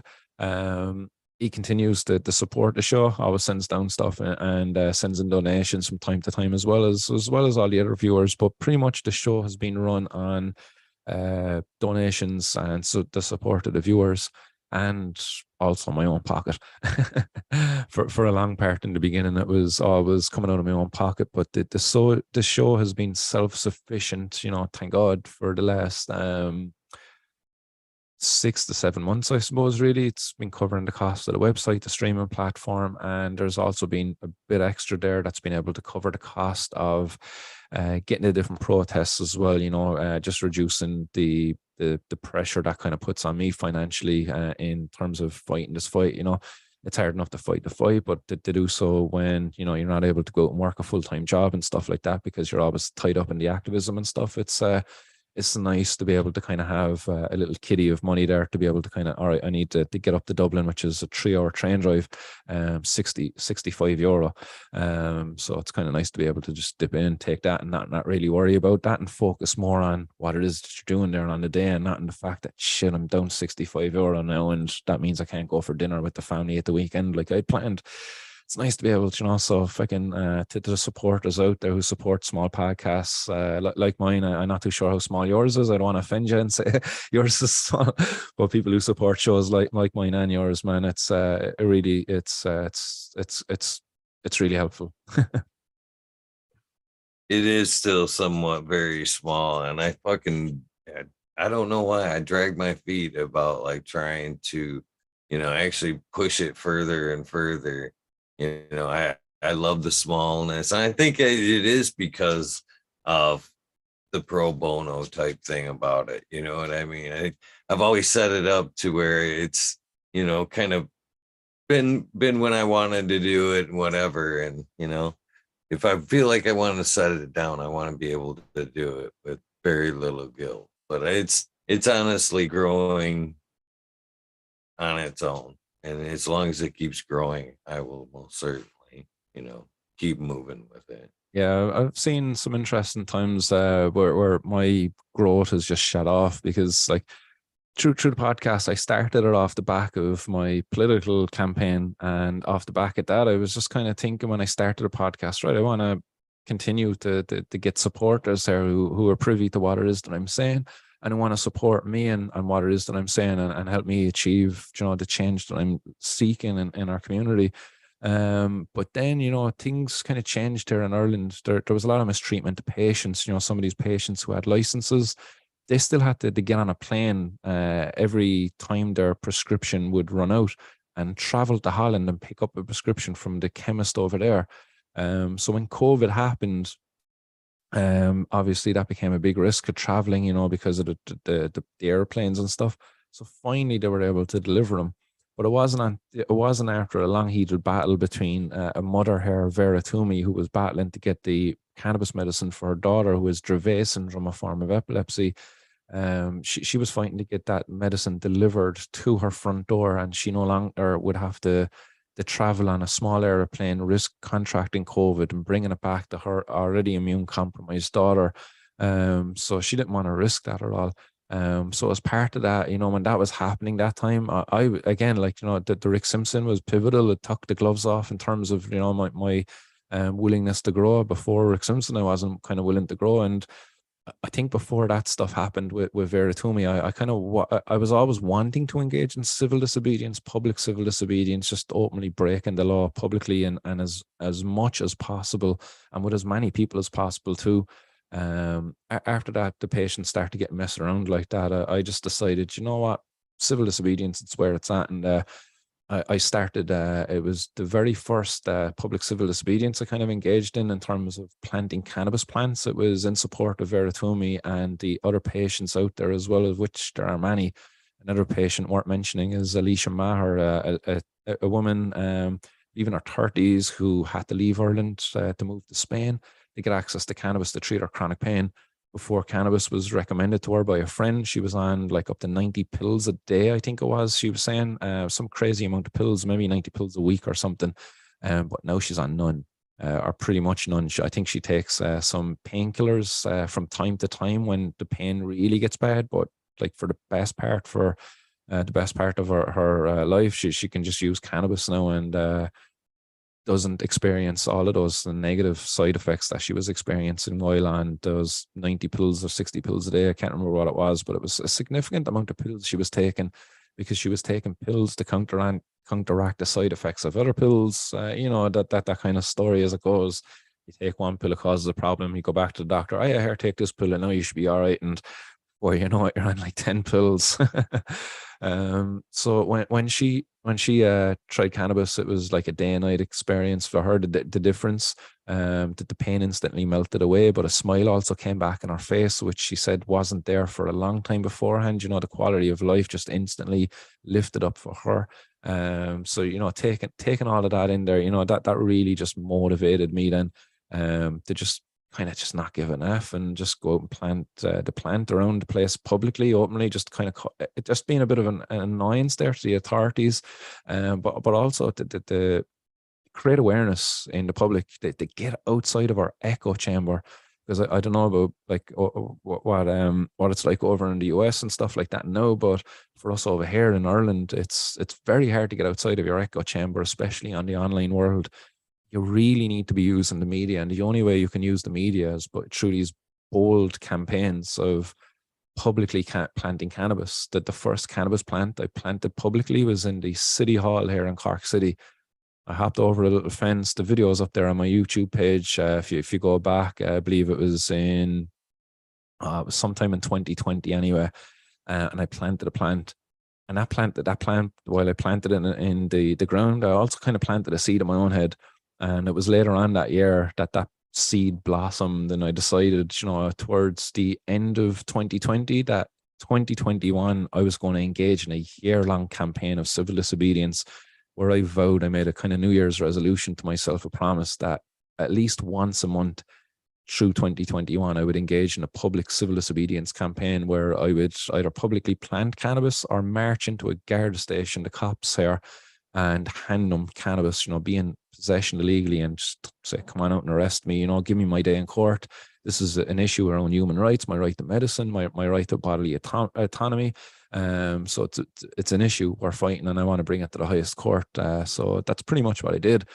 I walked into a guard station once a month throughout that, or I publicly planted cannabis plants nearby the guard station in the city hall again, and outside of the most top office person in our country, our Taoiseach. Our Taoiseach is or otherwise known as our Prime Minister. I put a cannabis plant outside of his office here in Cork City as well, and a nice size one too. It was about maybe a 5-inch plant. Had a nice couple of nodes, nice branching off it too. It was a lovely little plant. It didn't last long out there. Some sharp-eyed person who had seen my live stream and me leaving it there had quickly got down and nabbed it from themselves. Which kind of happened once or twice as well with other plants, but a good few of them were actually removed by the cops, and the media actually captured the cops removing them. And again, it just created story, it created talk, it generated conversation around the topic of cannabis and the idea of legalizing it. And I think, the saying that there's no bad publicity is, what's that saying again, fucking, you know what I'm trying to say anyway. All publicity is good publicity.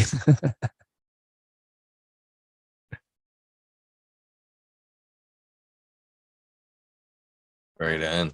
I think the best thing about the legalization of cannabis, I'm hoping will be for most, was I know it's a passion thing, kind of like I was talking about before. Unfortunately, as a father, our lives are usually divided up between, or mine has been, work, cannabis, and them. You know what I mean? So if I could, and the dream's always been kind of to alleviate some of that, you know what I mean? Get to where you're kind of self-sustained, possibly with the cannabis, and then being able to share most of the time with your loved ones and welcoming it, into it, or being a part of, kind of like you were, exampling earlier. Yeah, I've actually got the first court case coming up. I was mentioning it there earlier. I'm actually in court next Tuesday. So it's going to be the first of many court cases coming for, again, as I said, the year-long campaign of civil disobedience that I engaged in last year. There was more than 12 occasions where I went out and I engaged in civil disobedience. I was brought in for questioning there a couple of months ago, and I was given 6 individual charges of cultivation for 32 cannabis plants.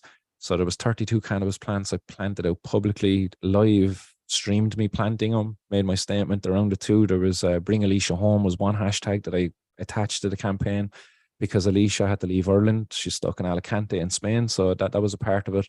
And hashtag Talk to Vera was the other hashtag that I attached to the campaign because we were encouraging the ministers in charge who had the power to allow the delivery of the medicine to talk to Vera, the mother of that child with Dravet syndrome, Ava, because they were ignoring her. They wouldn't talk to her. So that was both of the hashtags that were attached to those campaign throughout the entirety of that civil disobedience thing.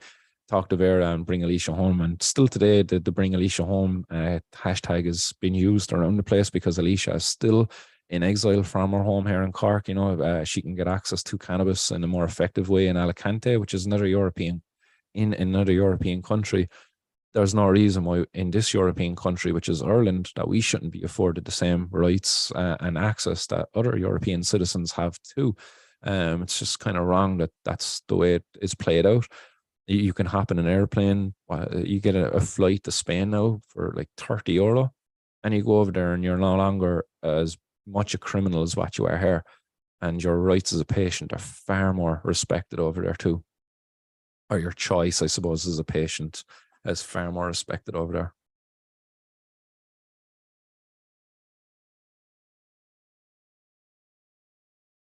It's sad that you have to travel for that. You know what I mean? It's yeah, and again, speaking like over here, it still blows my mind that I can travel, get in a car, and just actually travel a few hours, and I've crossed a magical line to where it's okay and not okay, and you know what I mean. It's night and day. Yeah. Oh, it's crazy that those two worlds can still coexist so close together over there in the States. Where in one state, like you can still get banged up, based on state laws for many, many years with cannabis, and you go across this fictional imaginary line, and all of a sudden it's an approved medicine. You can walk in and you're respected as an adult in that state, and you can just buy it openly, whether you're a patient or not. So how do they exist? How in a how in a connected world that we live in today can it still exist? I just can't understand it. Like anytime I try to make logic out of cannabis prohibition, I hurt my brain. It does, like it just does injury to myself, because god damn it's like trying to get a triangle block through a fucking circle hole. It just won't go, and you're going to hurt yourself trying to force it. There is no logic in cannabis prohibition. It just does not compute. So you're trying to make sense out of it, and you just end up hurting yourself. You sit there having long thoughts, and the conclusion all the time is it doesn't make sense. uh, So I can't help but wonder. I want to like kind of flip back to the growing side of things, cultivation, I guess. So yeah. as somebody that's taken some classes in, horticulture and some botany, how do you feel about, what's getting pushed as far as cannabis cultivation? Do you think that in some cases it's being way too technical, or you know what I mean? How do you feel about the what's being put forth about the plant? I think that the plant, it's just keep it simple is probably the best rule of thumb to go. That kiss, keep it simple, stupid. Don't overcomplicate it. It's a very simple thing, but you can get super technical as well. But people don't need to get overwhelmed by that, and unless they want to get delve deep into that world, you can go fucking deep as the heart desires, really, in terms of all the different little techniques and all the different little yeah, the different things you can do with the plant, just to manipulate in different ways and explore it. But again, keep it simple. Keep it simple, and you can do wondrous things with it. You can really grow some tremendous plants. I think that there's a lot of potential there for this plant in terms of the industry. Once we legalize it, there's so much that's going to be able to be done here in terms of just educating the public. So many people are going to want to learn. I know people here in Ireland who still think you can get high from smoking the shade leaves. Like, I know people who still don't know what a cannabis plant looks like. We held a protest in 2020, and I brought a big, huge cannabis plant down to it in the park. I suggest people to actually look up that video over my YouTube. 2020, the Cork picnic in the park, I believe, and the cops actually rolled in and forced like 7 vehicles across a public pathway into a green. It was it was very funny to see it, like, and a load of stoners running the opposite direction away from the cops because they were all terrified and intimidated. It was quite a scene to behold. Um, but yeah, I brought a cannabis plant down to that protest. It was probably the first time in Ireland a cannabis plant was present at a protest, and it was in a big air pot, a big nice big air pot, like a 15-liter air pot, and the thing was bushy out as well because it had been growing outdoors. It didn't really grow upwards very fast. It just grew outwards, nice and big, fat, bushy lady. She was lovely. Nice true indica as well. If memory serves correct, she was Critical Kush from Barney's seed farm. But that was people's first time seeing a cannabis plant. People were like coming up, smelling it, and like, oh, can I smoke that? And can I take some leaves? And it was crazy. The amount of education that has to still go on out there for the people who claim to consume cannabis and know cannabis, and next meanwhile they're going to try to smoke shade leaves. There's so much education, there's so much potential there. There is, and it's pretty well as far as shade leaves go.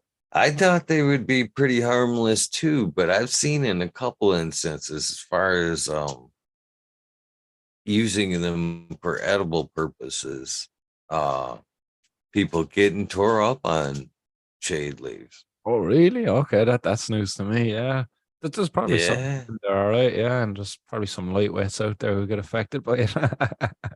Well, I remember watching a video back in the day from the Boogie Brew guy and the Voodoo Garden guy. The Voodoo Garden guy, as far as I know, probably got grow some cannabis off camera, but it's usually plants and vegetables in one day. But one day he had the Boogie Brew guy on, and they admitted to having cannabis leaves like smoothies or something like that, and they were both to be claimed, they could feel it, and Okay, yeah, fair enough. Maybe yeah, it could have. Maybe it was what they call geez, that placebo kind of effect as well. Who knows? Maybe there was a nice fatty carrier there inside there, and the leaves had a bit more sugar on them than they thought. But yeah, I definitely think juicing leaves and the shade leaves they have their uses. Kind of compare shade leaves sometimes to spinach. I think shade leaves could be used in a similar fashion to spinach. You know, you can kind of have your spinach and eggs in the morning. You could probably have your cannabis leaf and an egg as well.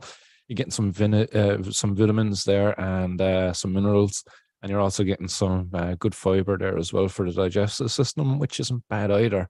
So it's like don't throw it away at all. If you're into your greens, give it a try maybe. it is a very useful plant and it's pretty awesome. I mean, we're even finding that the roots and everything else are viable, and it's a pretty awesome plant. Yeah, oh, it is. It's a tremendous plant in fairness now. I can't wait to see it's free for everybody to enjoy and explore and truly experience the benefits. And I can't wait until society actually truly learns of the benefits too, because I think until we lift the prohibition of it, we won't truly see the research done into it that we want to see done.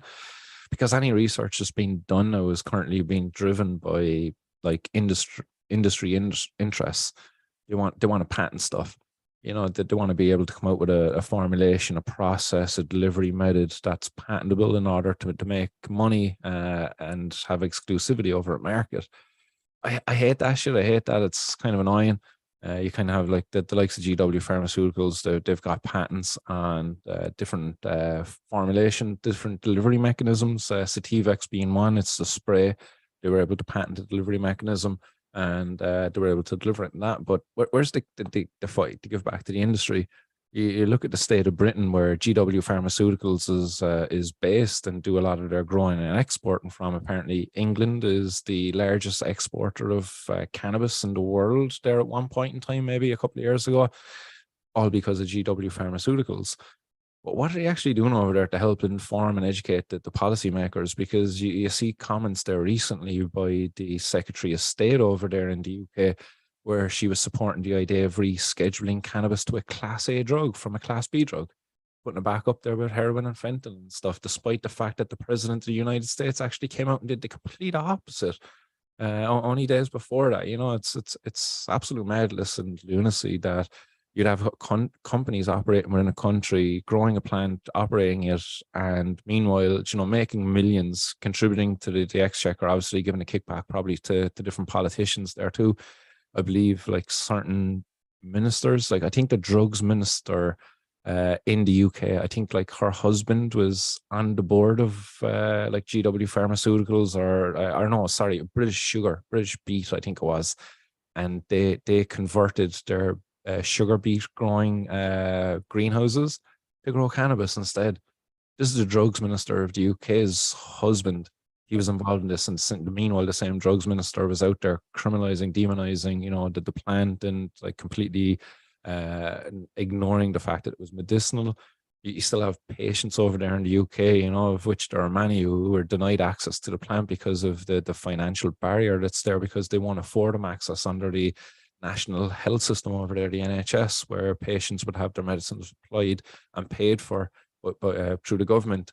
I think there's one, maybe two patients currently in the UK who've got NHS approved cannabis access, where it's paid for and provided by the government from, again, Holland. Um, but yeah, it just really boils my blood just knowing that these two things again coexist, much like, you know, prohibition existing next to a non-prohibition state. Having a company like that exist in a country where there's still, you know, such demonization of the plant at a policy level, it's just really infuriating. And GW Pharmaceutical, look how long they're around.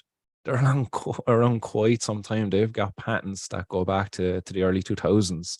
Like they knew about this plant, the medicinal qualities, but they just want to keep it illegal for as long as they can, get these products out there, patent them, make as much money as they can before me, you, and your granny is able to grow this plant themselves out in their own greenhouse and, you know, process it and extract it themselves, rather than be extorted by these guys who would have patents and overcharge people then as a result of this exclusivity they hold on these different products. You know, um, it's horrible, man. It's such a corrupt fucking system that people kind of operate in. It's crazy. Yeah, I see somebody in the comments there saying GW Pharma is actually Jazz Pharma now. Jazz Pharma, actually, that was a big deal. Jazz Pharma was actually apparently an Irish-based company for tax reasons. Ireland's a bit of a tax haven, but like they were bought up for like nine billion, I think it was, wasn't it? 9 billion, I think that it was like a huge sum of money. Jazz Pharmaceuticals bought it up, and they're pushing products there now. And again, like, you tell me there's no potential in this plant. These guys wouldn't have bought GW Pharmaceutical for 9 billion if it wasn't worth something. This plant is of tremendous value, and they'll do everything they can to keep us as restricted as possible from growing it and using it ourselves in order to sell it back to us. uh, Oh but yeah, man, I believe you're right, and I actually believe they're actually pushing legislation now towards the recreational market as a sleight of hand. So we see it from as it goes from state to state. And I'll get to that too. That, you know, it starts out medical, and you know, people start to wake up with the real power of the plant. And as soon as it starts getting to where they're waking up and everybody's, you know, pushing to use it, they go, "Oh, okay, wreck."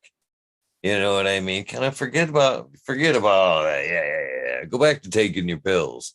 You know what I mean? Well, yeah, just party with it. It's not really medicine, you know. I think they're pushing for that. And I think as why it hasn't went from coast to coast, I think they're actually kind of milking it. You know, the market as it goes up and down, up and down, up and down, up and down. They're playing into that, you yeah, know, and as part of a bigger plan, to be honest with you. yeah. I just hope it all just ends soon, and the patients get, as I said, affordable access to high quality cannabis that's going to help alleviate whatever symptoms that they're suffering from. But also, likewise, the people who use it recreationally and enjoy it for its fucking, you know, unwinding qualities, for its socially lubricating qualities too. You know, sitting down having a game of poker with the lads, nothing better than having an old smoke while having a game of poker. They too should be afforded affordable access to high quality cannabis. You know, these stupid regulations they put in place again to satisfy the prohibitionist mindset that the cannabis is a dangerous thing that needs to be controlled and restricted. The only restriction around cannabis should be an age limit. Everything else should be, you know, secondary, really. Much like alcohol, you know, that there's an age limit on alcohol, but then once you reach and pass that age limit, then it's kind of like, right, yeah, you can go out and buy as much alcohol as you kind of want and consume.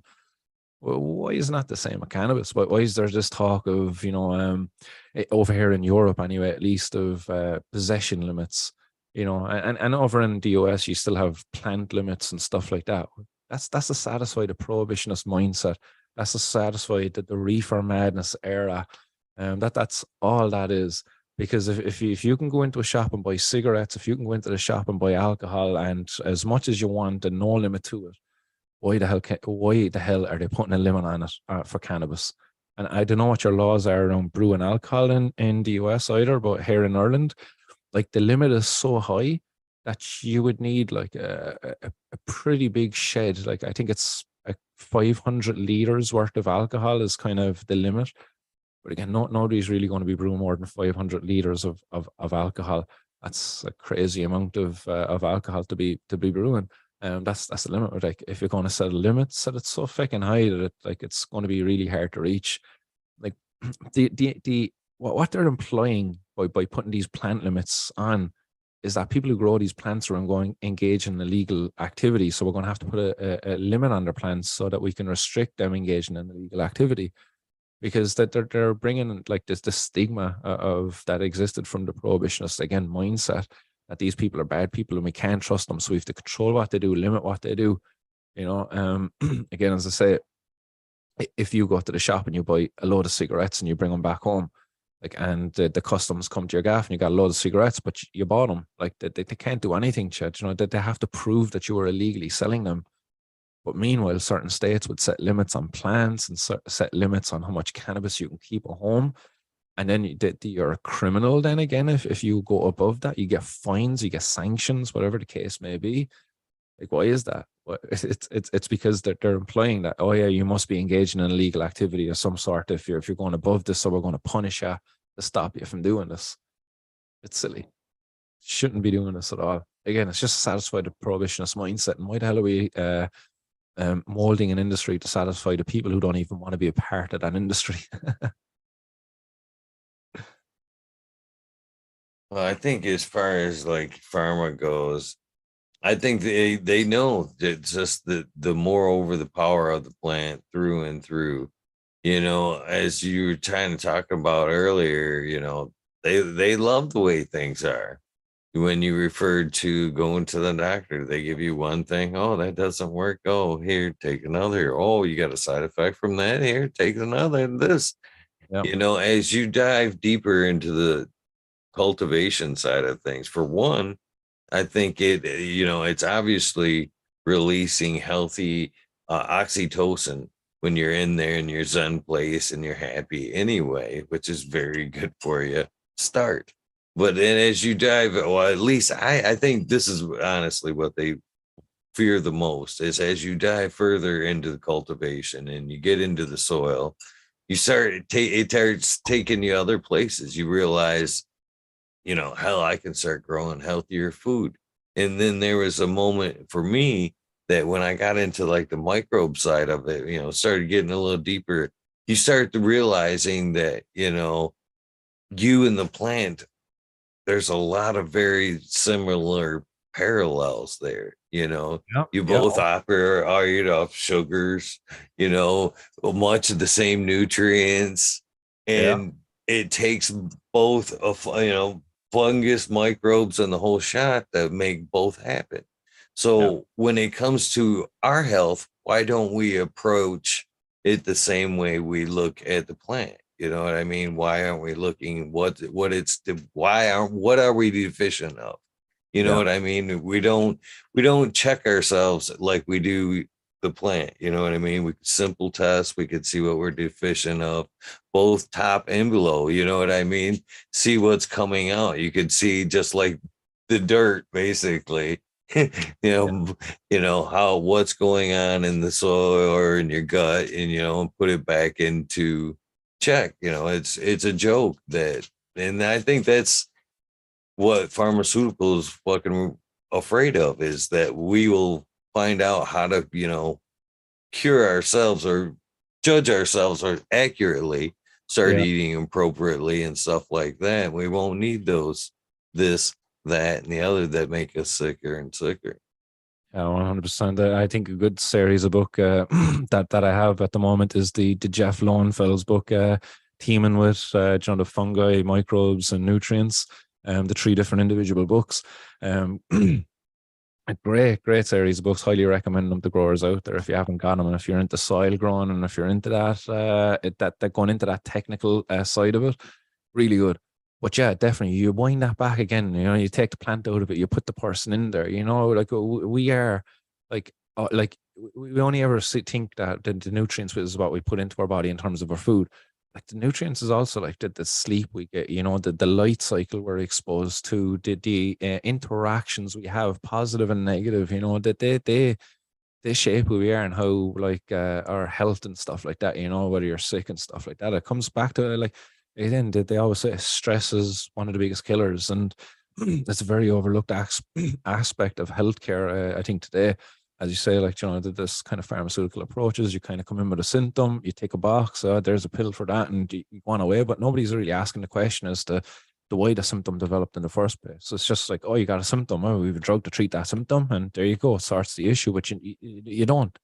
You're putting a band-aid on something, but it's just like, it's, at a time, is that actually going to heal underneath the band-aid? If you're just going to keep the band-aid over there, if you never really address the issue underneath that, like, it might be a bit more complex than just a cut underneath the band-aid. It might need a bit more, might need stitches, that kind of might be an amputated fucking arm, for some people carrying so much heavy trauma with them. And, the band-aids, they're just trying to stick over that, trying to stick band-aid over an amputated arms, not going to end well for that individual. And that's kind of the approach that the system takes. Whereas you need to be looking deeper, but they don't have that. It's all about time and money, really. It's all about the turnover patients with doctors. It's about how many patients can a doctor see in a day, and how much money can they get off those patients within that day, and how many of those patients are going to be on public health care. Have a medical cards over here in Ireland. I'm not sure what it's called over there in the US.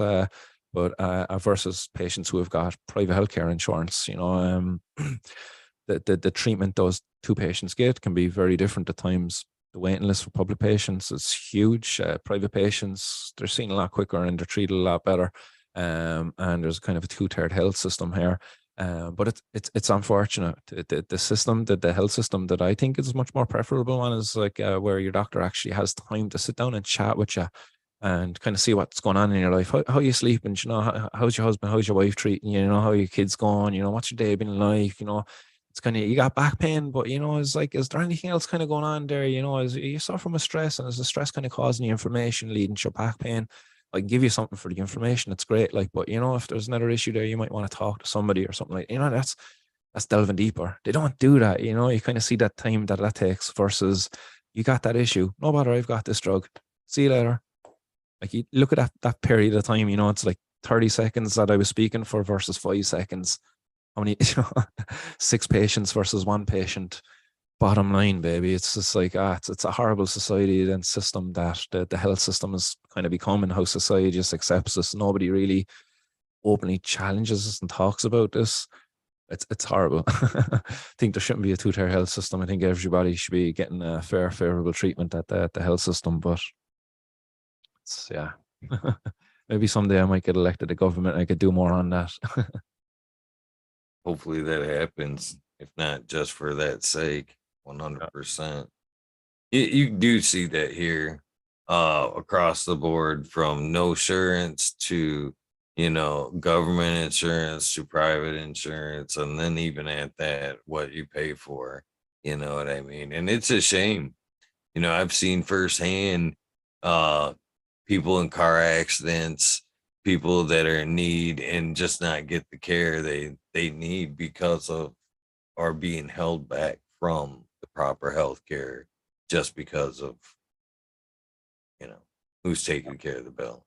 And it's like, we had this system once before, the doctor would call around to your house, and the doctor would know all your kids' names and stuff like that. There was a much more closer connection between the family doctor, and it wasn't always about just giving them pills. It was just taking care of them in general. And yeah, it's just unfortunate that that's the way it's become. But I think we've kind of have that happening in a lot of other places in society. I think our politicians are becoming a lot more less connected with the people that they represent, and they're more blatantly just openly representing themselves and the corporate interests, their corporate sponsors and stuff like that. And I think you can kind of see that more blatantly now. And again, I think, I don't know if you've seen some of the stuff that's happening across Europe, for a point there, but it wasn't really being covered heavily by the media. But there was a big uprising by farmers over here, because of costs that have been imposed on them, because to satisfy this kind of green agenda and stuff like that.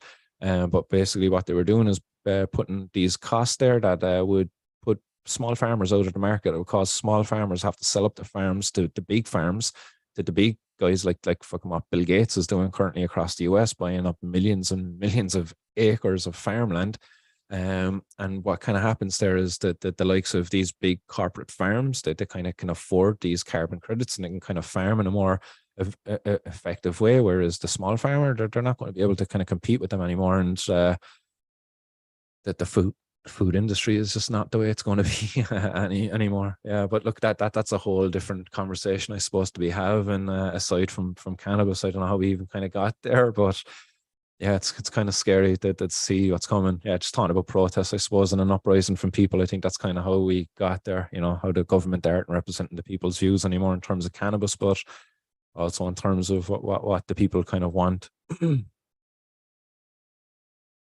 Yeah, they've definitely have lost what the people have want or need for long ago, especially here in the States. It's definitely pushed by money 100%.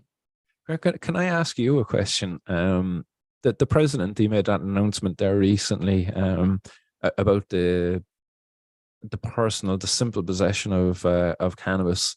Um, for us over here, I thought as a very good thing, but I kind of learned afterwards that it wasn't such a great thing that he done. That the amount of people actually under federal arrest and with convictions for simple possession is actually quite low. That people who get federally charged for like 99% of the time, it's trafficking to get charged under. But do you think that's a good thing that what the president has done, or do you think it's just kind of a sneaky thing to do to get him favorable outcomes in the midterms coming up? It's definitely a kind of a thing to make him look good in the future elections 100%.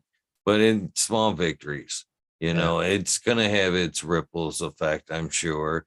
For hopefully those who it does affect, and I'm sure it's a lot more than the number that it's actually been portrayed out there. I think there's going to be a huge trickle down effect to who can vote again, stuff like that. It might not just be the numbers that are active, you know what I mean? People that are, I think it's going to have a way bigger trickle effect than people let on. But in small steps, but I do think it's brought about just to, hey, look at me, you know, Mhm. I'm the guy that moving things along. Yeah, Yeah, I definitely. can see how that there definitely is that favorable outcome for him in doing so. But I definitely do think for us over here anyway that it's a huge victory for us in terms of the campaign, and because like we've just gained a massive ally in the cause in terms of like what he said specifically, and like just the earlier part of his statement. He outright condemned the criminalization of people for the personal use of cannabis, personal use and possession of cannabis. Which, like, if you just stop at that point and if you just delve into that, what does that mean? Well, it's bad to criminalize a person for using and possessing cannabis. Okay, well, yeah, that's right. That's okay. Okay, so that person should be able to grow and possess cannabis. Yeah. Then why should the government have any, like, if it's wrong to criminalize that, why does the government have any right to limit that person's ability to be able to grow it and share it with friends? Why is it like not wrong? Why is it still not wrong to criminalize people for growing it and selling it? He didn't condemn that part of it, but you can build into that. You could almost imply that that's what he's saying. Because like if it's okay for you to grow it and for you to possess it, then it must be okay to grow it and share it. If it's okay to grow it and share it, why isn't it okay to grow it and sell it and set up industry around this and kind of have social clubs, venues, consumption lounges?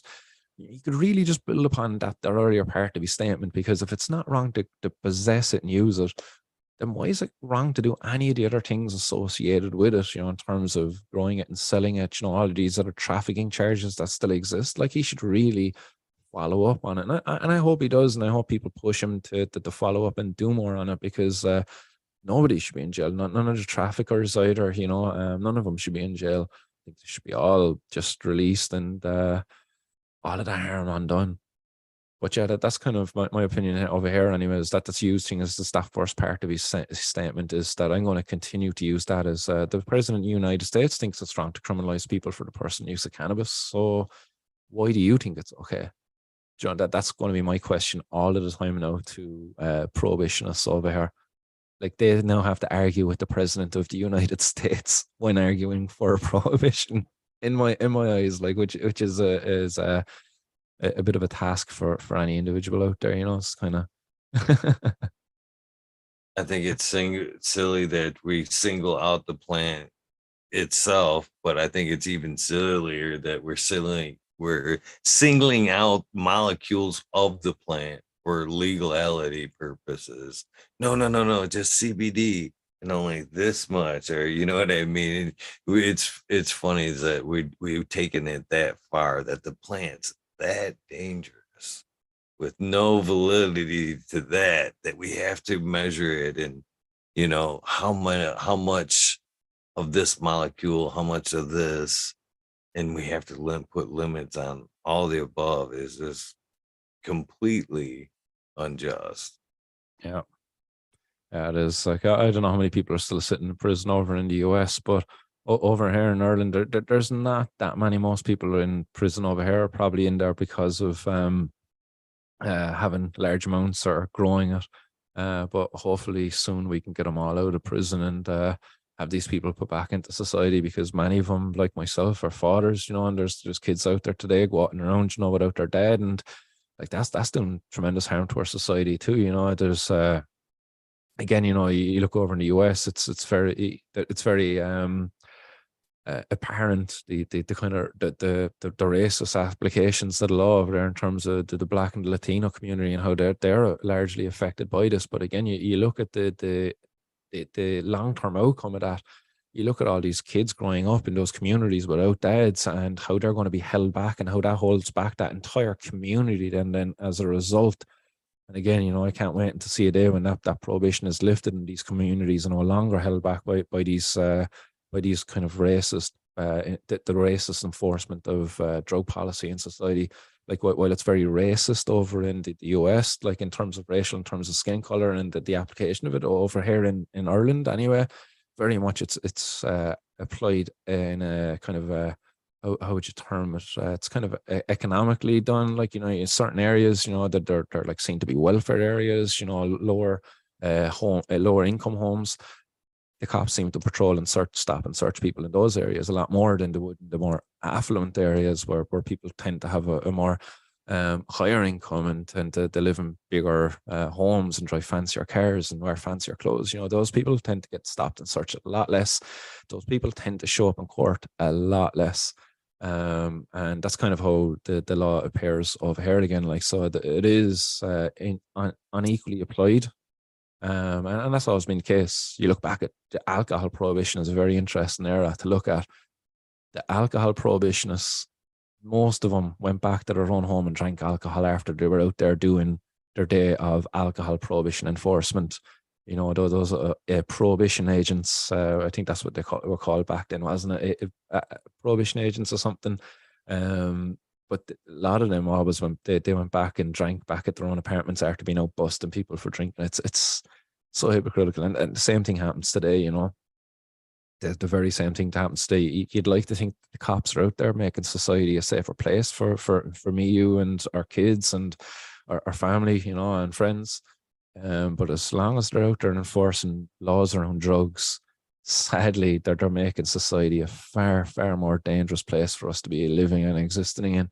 Not only the drug users, but like, again, as I say, like your kids and stuff walking the streets and stuff, they have to walk streets where drugs are being sold and traded because there is no legitimate outlet for people to go and buy them, and therefore they have to be sold within your communities and your neighborhoods. You could be living next door to the biggest cocaine dealer, and your house accidentally gets petrol bombed instead of theirs because they fell behind in their payment schedule. That's the reality of prohibition, especially here in Ireland. Anyway, there's big issues with gang violence and stuff like that. There's a bit of an escalation of it now in recent years, especially with the younger population.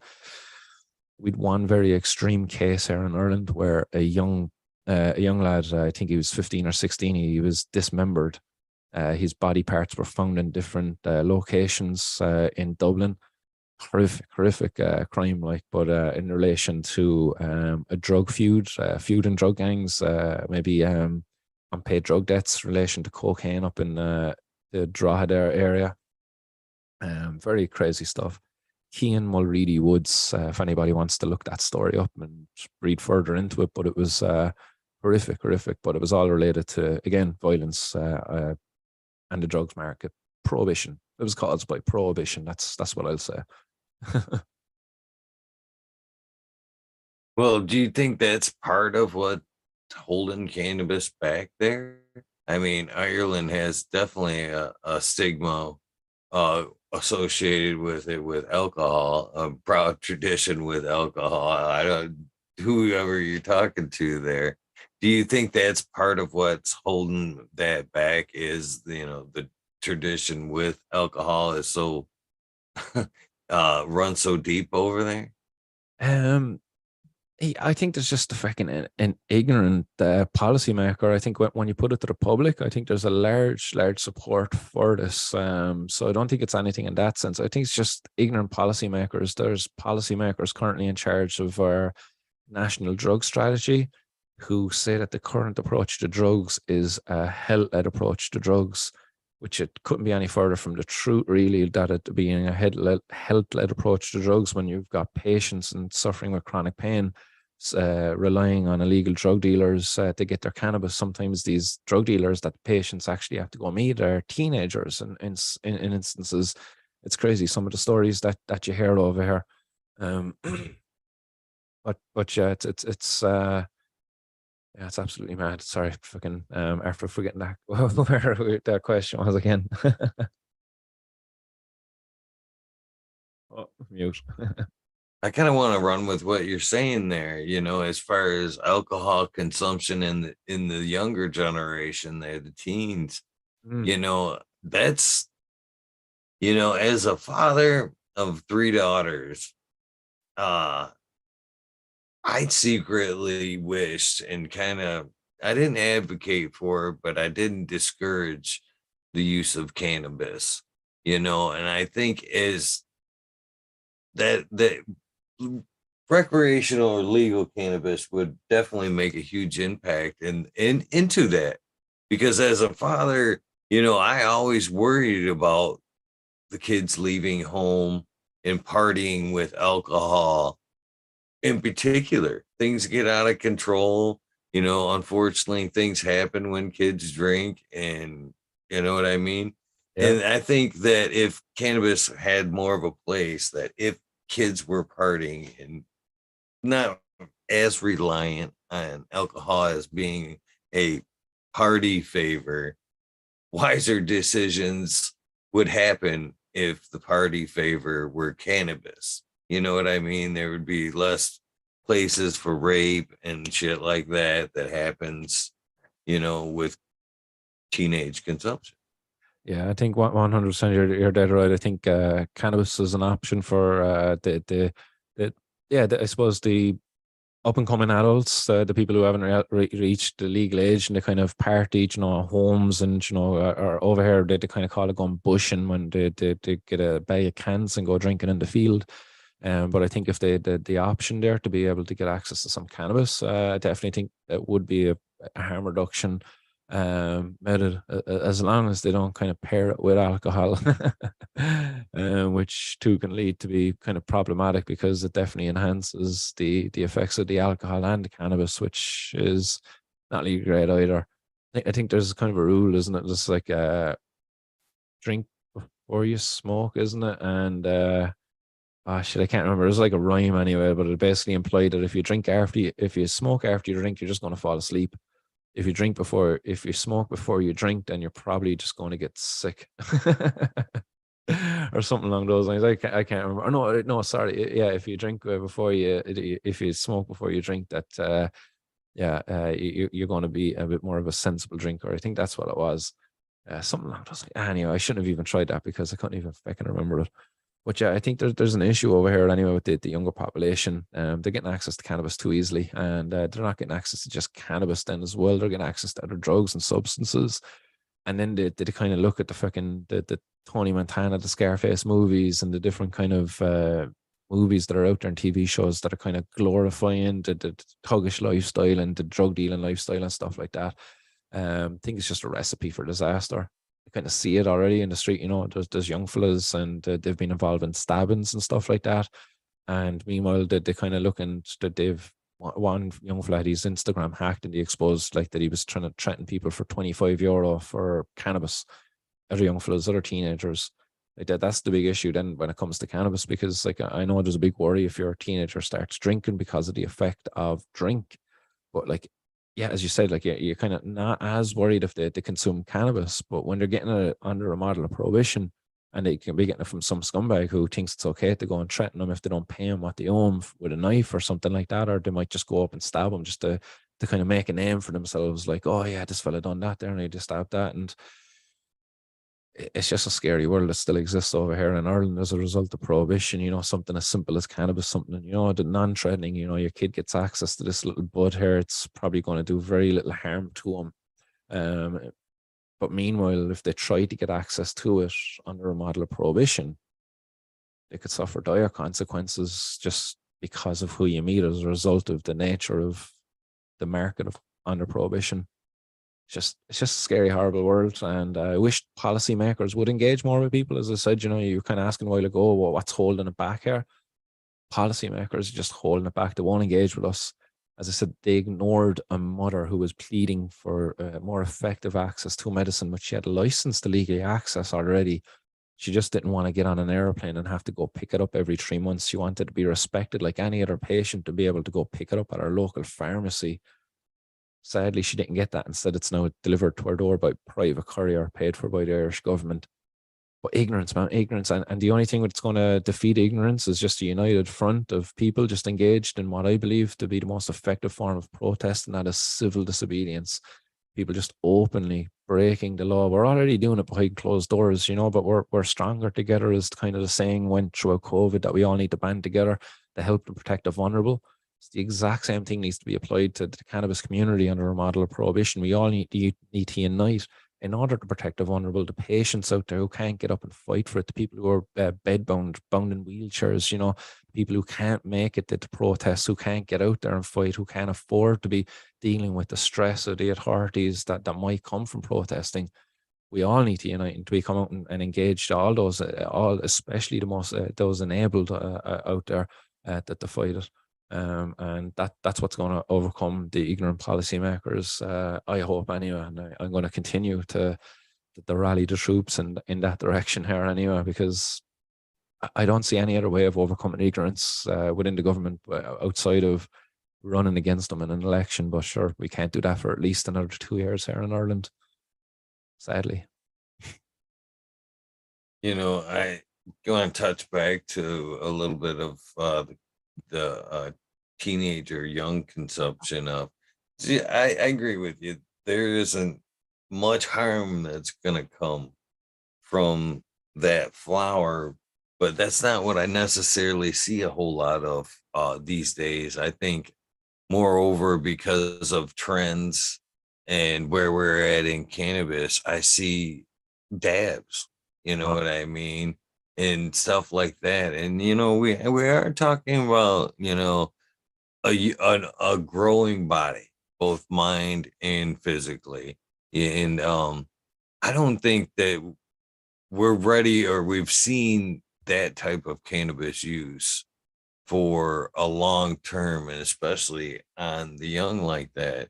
And what I've kind of seen, and it's hard to really put a good call on that because of other factors in growing up these days, social media and shit like that. Yeah. Anxiety and PTSD and shit like that's already a factor.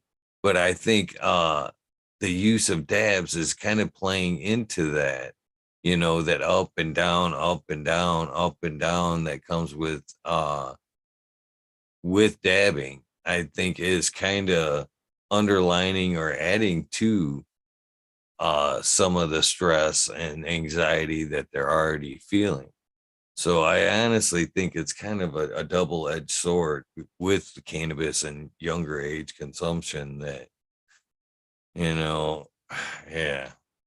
Yeah, no, I hear you. There's definitely an issue there, I suppose. Again, when you kind of just look across something a bit like to compare it to alcohol, it's like the beer and the spirits.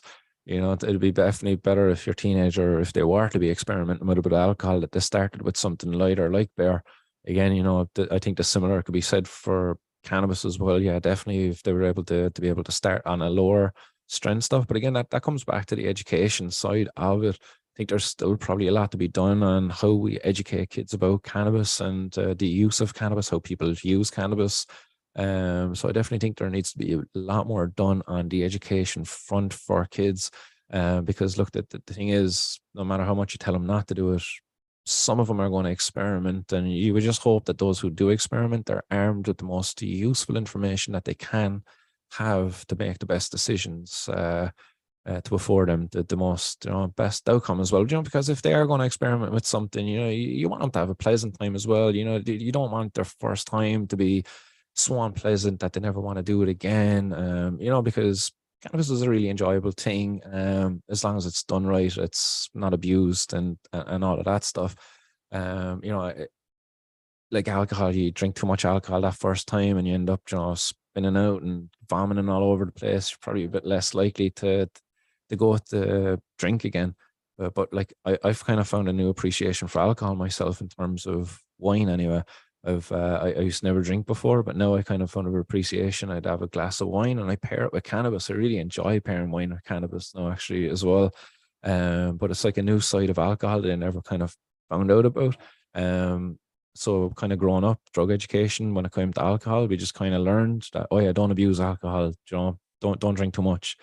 But really, like they should talk about, there's like these kind of different connoisseurs. There's whiskey connoisseurs, there's wine connoisseurs. There's all different kind of beers and stuff like that. Talk to us about all the different wines and really delve into it, and do the same for the drugs. Open and honest conversations about drugs. Look, oh, there's LSD. Some people use it for this. Oh, there's these therapeutic uses for it. It's been used recreationally. There's all these different influential figures there, and even have talks about them. I think it should be maybe even a class that's given to kids as the inter transition to, that kind of transitionary period from being a kid to a teenager. I think around then, just get that drug education class in there, just hit them with everything there is, that they might not be exposed to in the home front, because not everybody's parents drink. But then meanwhile, the kid later on goes to have a drinking problem because they never actually learned to develop a healthy drinking habit. I think there's a lot to be said for that here as well. I think, you see the kids that go drinking in the field. They tend to encourage one another to drink a bit more, to drink the stronger stuff. Whereas there's an open conversation to be had. Should we be letting kids into the pub a bit earlier? Like in Ireland, the drinking age is 18. So you can legally walk into a pub at 18 and buy a drink. I know it's 21 in the US. But in Ireland, it's also in the legislature that we can allow our kids to drink at home as long as they're under the supervision of adults. Like we can supply our kids with alcohol over here, I think once they're over the age of 12 or something like that. I think it even says in the legislator. It's crazy. I couldn't believe it when I read it for myself. You can actually legally give your kids alcohol in the home. But I think that's like a good thing in a sense, because if your kid is interested in drinking, then it's like, all right, like, yeah, let's pull up a chair, look, and let's crack open a Bud Light. Let's start there. Let's have a Bud Light together, and like, oh yeah, there you go. How'd you feel? Oh yeah, it's a bit fuzzy. Oh yeah, no bother. And maybe the next time we might have something just a little bit. We might go for the Bud the next time. We might step it up a little bit. But it's a much healthier approach to drug use, in my opinion. Whatever about the developing mind, I think it's just very ignorant, and it's very dangerous to just kind of say no and hope for the best, and that they respect the age boundary that's put there. Think that like you put the age boundary that they can legally go buy it at, yeah, excellent.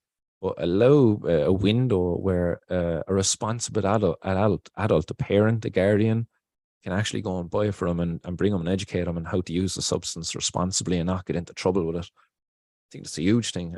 So as crazy as I thought it was to see it there, I kind of thought it was a good thing to kind of see it there in a sense. And we did have a policymaker here not too long ago suggest that we should be allowing kids into a pub, teenagers into a pub from the age of 16, just for that thing alone. What you were kind of talking about a while ago with the dabs, he was talking about in terms of spirits.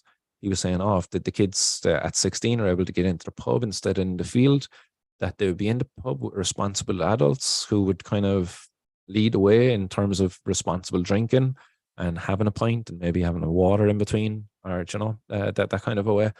Rather than just being left out to their own devices out in the field and encouraging each other to be dropping shots of vodka or Jägermeister or whatever the kids are drinking these days.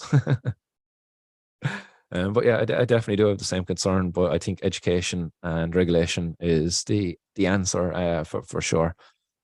Kids are going to get access either way, but the only thing we can do is as parents, anyway, speaking from that point of view, is just educating them. Hope for the best. Then you have to set them loose into the world at some point in time. You can't helicopter parent for their entire life. Just give them education. And I think that's the same approach I would take to wider society as well. Give people education, just trust them that they're going to make a good decision. Not everybody is, but you can't punish the people who are because of the people who aren't, because that's currently what we do in different ways. True, very true. And hopefully I'm not raffling or ranting and waffling too much. Pretty stoned, and it's like 7 a.m. here now. We're after rolling on into the early AM. Oh no, man, I appreciate it, man. That's what makes this thing good, is it kind of free flows, and you know what I mean. It works forward naturally. So Yeah. But I suppose looking to bring it back to something, I'd like to bring it back to the court cases, I suppose, because I do have 2 court cases upcoming and a lot of other ones coming up after that. But I also had a court case that happened in July of this year.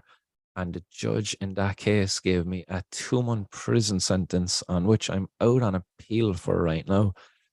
So I should have served the 2-month sentence back then. I should have been released in September. Would have missed my sister, who's living in Australia now as a result of the fucking recession here. She moved away back in the early or the late 2000s, and she's living in Australia now with my nieces and my nephew as a result of that. But she was back for that month. If I was to be locked up, I would have missed that, would have missed them coming back and all of that wondrous stuff that went on during that period. Thankfully, I was out in appeal. I was able to experience it all. I wasn't robbed of that opportunity. But I do have a 2-month prison sentence hanging over my head at the moment because of a CBD flower joint, a joint containing CBD flowers. Yeah, it's pretty much hemp. Like a 2-month prison sentence the judge gave me for a hemp joint. what the fuck? Yeah, Really? yeah. So, like, there's a very high chance that in the coming months, whether it be the next 2 to 3 months, like, I hope it's not the next 2 to 3 months, like before Christmas, because that would really break my balls if they tried to put me behind bars just before Christmas. Because, as I said, 3 kids, and I'm a fucking very active father, a very present father in their lives. Like my daughter now, in a couple of hours, she's going to have a football match. That's an Irish football match where they have the ball in their hands, not like the soccer. So we're going to be bringing her to that or that football match.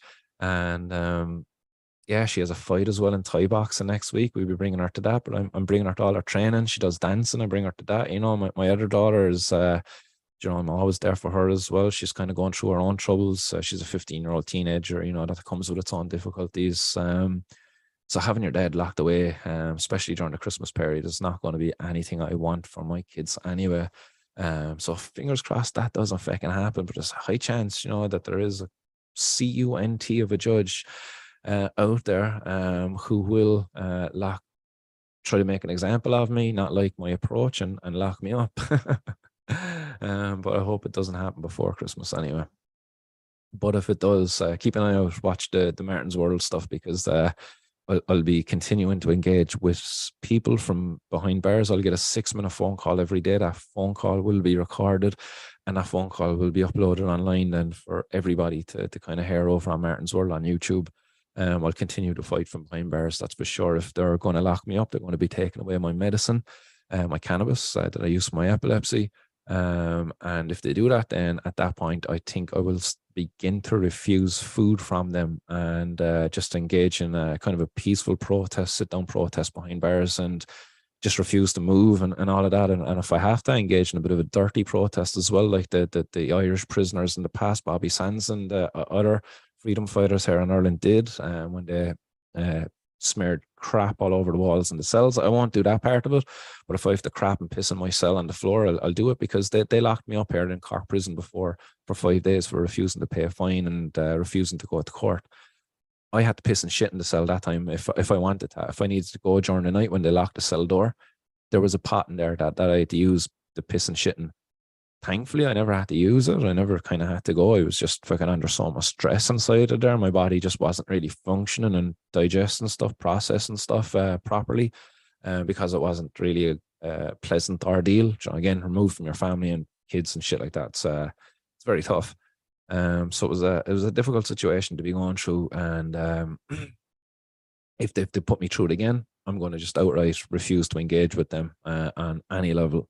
Won't communicate with them at all. I won't be moving from as much as, just to get up, squat in the corner, pop out if I have to, and sit back down again for myself. But if that's where it's to go, that's where it's to go. I don't want to do that. I really don't want to do that. But like, it's out there now. I've said it, and I will follow through on my commitment to this. Like, because it's a human rights issue at the end of the day. That's how I see it. It's humans' rights. It's the government never should have had the right to be able to decide what me or you do with our body and what we ingest into it.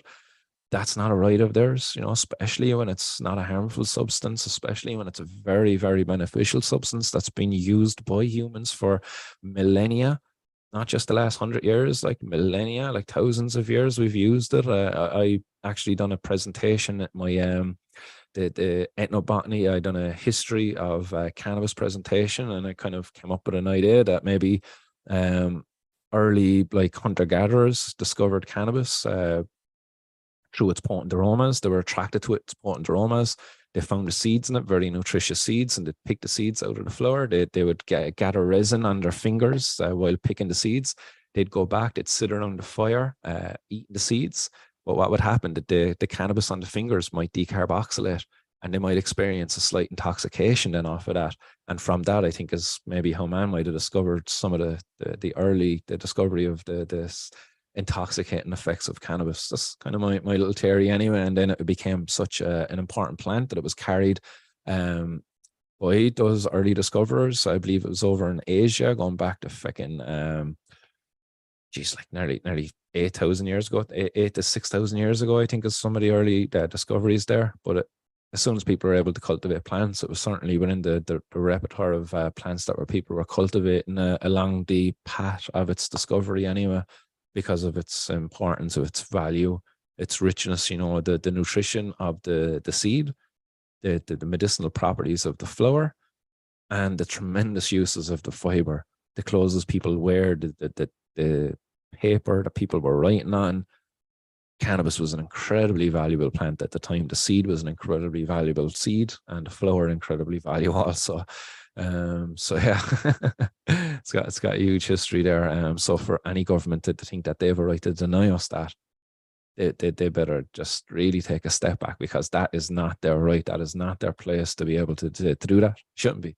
It's like them turning around in the morning and saying, you can't have potatoes, because potatoes contain a dangerous glycoside on the surface of it. If you get a green potato, on the surface, you can just peel off the green part, and it's the rest of the potato is good to eat. But that green part actually contains cardioglycosides, which are kind of dangerous. They could kill you. You could extract them, make a dangerous poison, and poison somebody, cause them to maybe have a fatal heart attack or something like that. They don't restrict our use of potatoes because it contains a dangerous compound. Why the fuck are they going to do it for cannabis? Because supposedly THC is dangerous. Get the fuck out of town. Sorry, person. No, but yeah, I try not to curse too much. I always try to be cool, calm, and collected and stuff like that. I always want to be a good representative of the community and speak well and eloquently. But sometimes you kind of have to let one slip, because it's just so frustrating. It's welcome here. Feel free. Yeah, no doubt. No, I just practice it anyway. I to be around kids quite a bit. I do self-defense. I do coaching and stuff like that as well. Teach Thai boxing and self-defense. So I always just practice to try to keep my P's and Q's, just because I might be in a classroom with kids and their teacher might be there. That's respectful too, and I gotta give it to you, man. You're definitely a proper steward of the cannabis plant, 100%. Yeah, Gotta give you your props there. yeah. Well, it's helped me a lot in my life anyway. It's helped me more than it's held me back. That's for sure. So it's the least I could do for it, and the people who also benefit from it too. So in chat there, I want to hit a couple of things.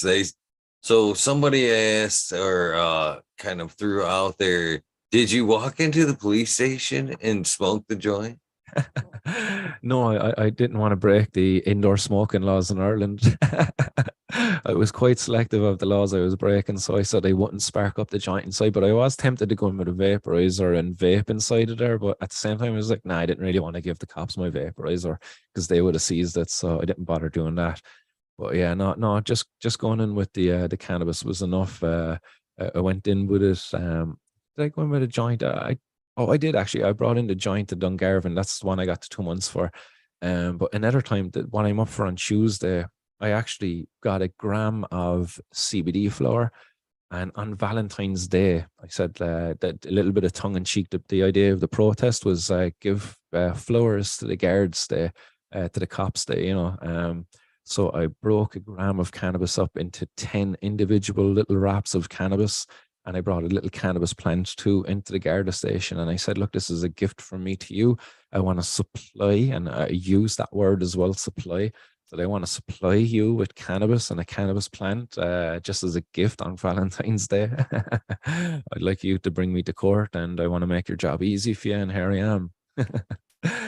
So I'm up in court for that on Tuesday. It's going to be a very interesting one. It's just for supply, or no, sorry, it's just for possession of cannabis and possession of a plant. But on Thursday, I'm being done for supply because we held a national legalized cannabis day here in Ireland on November 5th last year. It was the 20th anniversary of a guy known as Luke Ming Flanagan, who's now a European representative. He's a sitting member of the European Parliament. But he was once, like myself, an avid cannabis activist. He's a very good documentary. I'd suggest people watch it if you like the Irish kind of scene and twang and stuff like that. A very, very culty kind of guy up there in think he's up in Roscommon or something like that. Really good documentary. It's called the Life and Crimes of Citizen Ming. So I'd highly suggest people check that out if you're interested in learning a bit of Irish cannabis history. Really cool guy, and he's a sitting member of European Parliament now as well, which is something to keep in mind when watching this, like because he 21 years ago now soon sent a load of joints from cannabis he grew himself in the bog up there in Mayo in the west of Ireland. He grew some cannabis in the bog. He harvested the cannabis. He rolled it up into joints and he sent those joints to sitting members of the Irish government and some journalists too. So on the 20-year anniversary of that, I replicated that. I sent a joint to every member of the Irish government, of which there is 164. And we sent some to journalists as well. I think we selected about 20 journalists as well. So there was like almost 200 joints we rolled for that. Quite a number of them were CBD joints. Others were containing some shake from some of my own grows that I had in the past. And we sent them. I'm now getting done for possession and for supply, two separate charges on Thursday for that campaign of civil disobedience when I sent the joints out in the post. I actually made a headline where our government sit in a place called Leinster House and they got a security system that costs millions, a big x-ray scanner and stuff for the post system to make sure like nothing dangerous gets through. And like a simple envelope with a stamp was able to infiltrate their €1 million security system. And my joints got through to a number of sitting members of parliament up there in the Leinster House, which was quite funny. Simple joint and envelope. Yeah, but that's kind of what prohibition is really like, isn't it? It's kind of like a guy down there with a bucket at the beach thinking that he's going to successfully empty the ocean of water someday. That's drug prohibition, perfectly summed up. Man, I hope it does end soon. So you mentioned that you've run for political office before. Is it still on the table? Oh, 100%. As soon as an election is called here in Ireland, I'll be straight in there to get my name onto that ballot paper and I'll be running again, first and foremost, on a campaign of drug policy reform, but also then I'd be fighting for workers' rights, better rights there for people, workers, and a couple of other things there as well on the agenda. But first and foremost will be drug policy reform, and contained within that then is a lot of the stuff we talked about there earlier. Proper policy around cannabis in terms of how it's like controlled and sold within our community, but also, just getting people out of jail and rescinding all of the criminal records that people have currently because of cannabis and other drugs too. I wouldn't stop at cannabis. As I said, I would be pushing for all drugs. I think a sensible society, a safer society, is one where drugs are not controlled by organized crime gangs and instead behind closed doors and controlled by reputable retailers bound by regulations instead of criminals bound by, fucking guns and knives. Dreamer 77 Double D offers up a great question. How can they support you? Yeah, I suppose get over, check out the YouTube channel, give it a like, follow on the other socials there as well. Spread the word, continue to help the channel grow. Big things are happening here in Ireland, and I think the more we can kind of get that seen as well overseas, it kind of puts a bit more pressure back on our own politicians here in Ireland as well. So just helping get the word out there that there's a lot going on here in Ireland. There's a lot of people. It's not just myself. There's a lot of people behind me as well. Not behind me, but alongside me, actually, I should say. In the Cannabis, the Activist Alliance, which is an Irish group set up here in Ireland, bringing together all of the different activists, because we were very divided, very alone for quite some time. And the Cannabis Activist Alliance kind of seeks to bring together all the people fighting for the freedom of the cannabis plant together under the one umbrella. So we can just have a louder voice together. Again, as I said, stronger together is kind of another hashtag we kind of like to jump on the back of after that whole COVID thing, because it's right. Like, we really do need to be looking out for the vulnerable. It's something I say time and time again. So many people out there advocating for medical cannabis because, they think when that happens, recreational cannabis is only around the corner. But those same people won't actually get out and protest for it. It's like, no, you're the able-bodied people. You have to get out and protest. So hopefully that happens too. Yeah, I think activism on the beginning levels is somewhat easy. I think the fight is actually getting them back or keeping them interested in the fight once they've kind of semi won the war, I think, is the problem.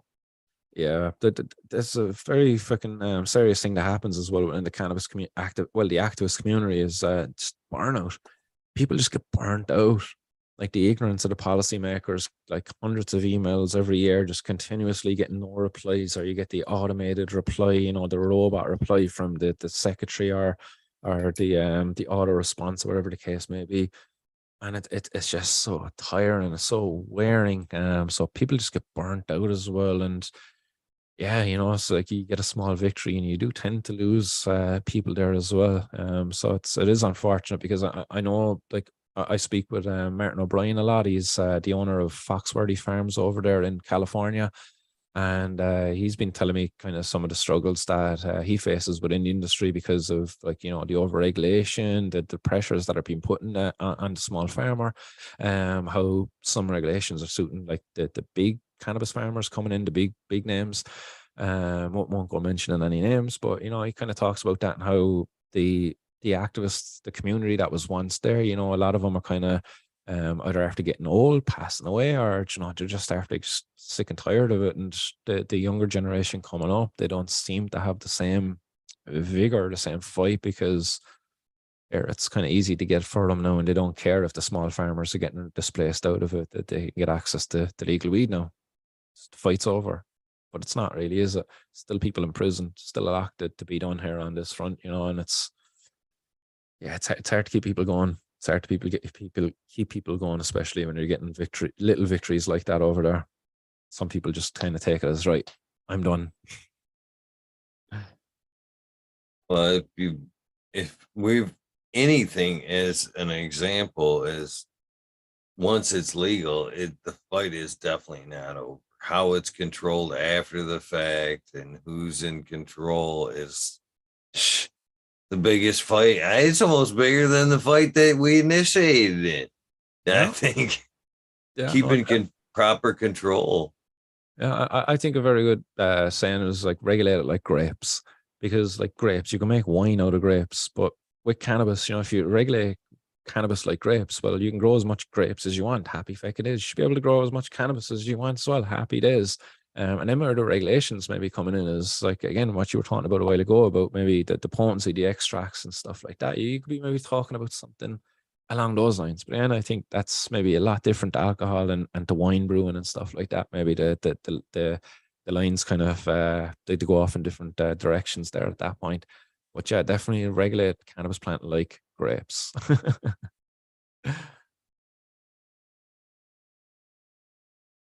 You got a thumbs up there. Yeah.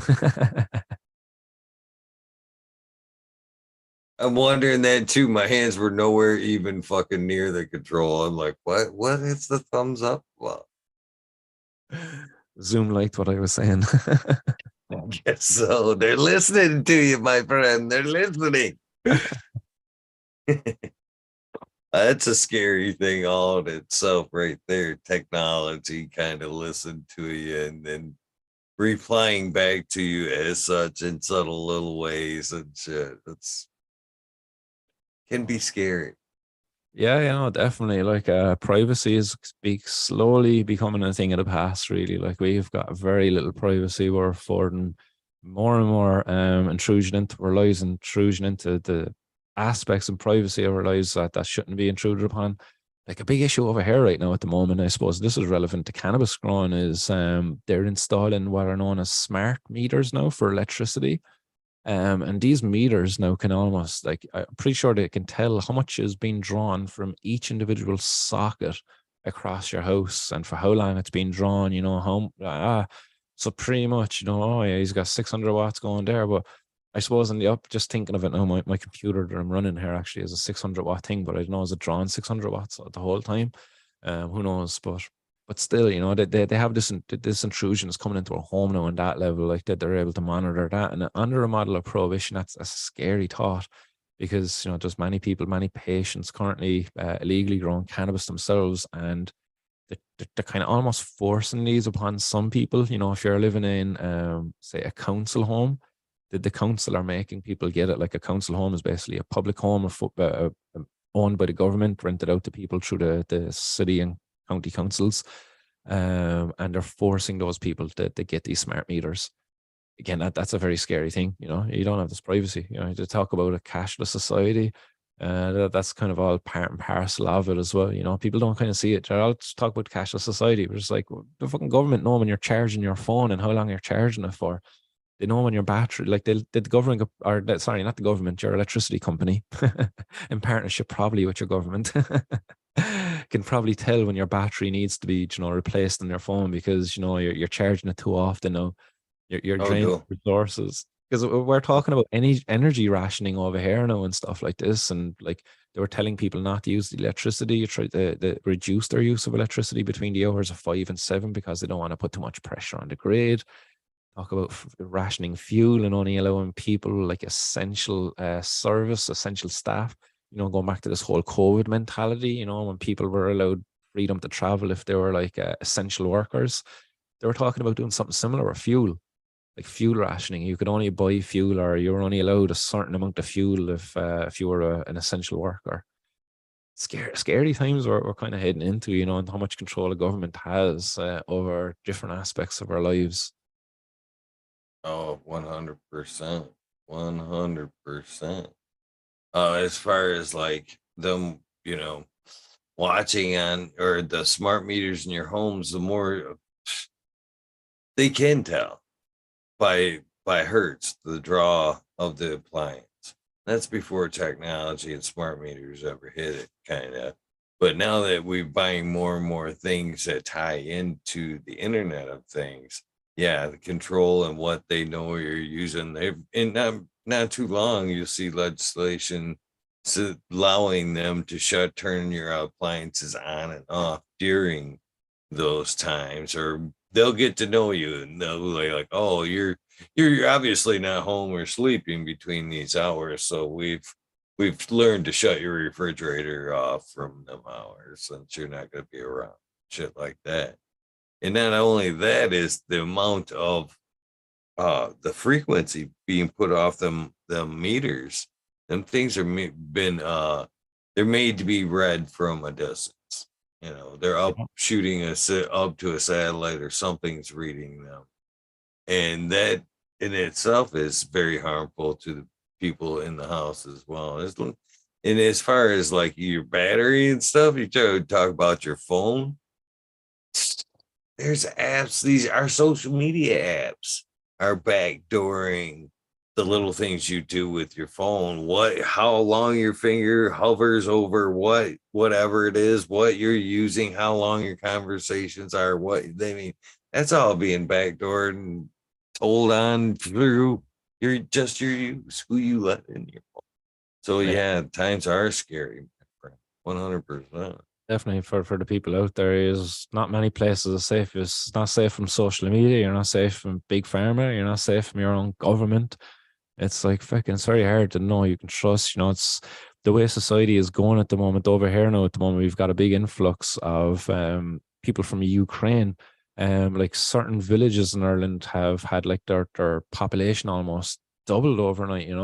But for a while now, they've been doing a lot of this kind of across society. And I think and there's been the problem with that is that there's no proper integration with these people in with the community. And what you're having is there's more and more broken communities out there, and people are less and less connected now as a result. And it's getting hard now to even trust your neighbor, I suppose, so to speak, because you don't even know your neighbors quite often or not in certain areas because of just the way in which they're doing things here, the government. And some people say it's almost done on purpose. It's crazy stuff, like.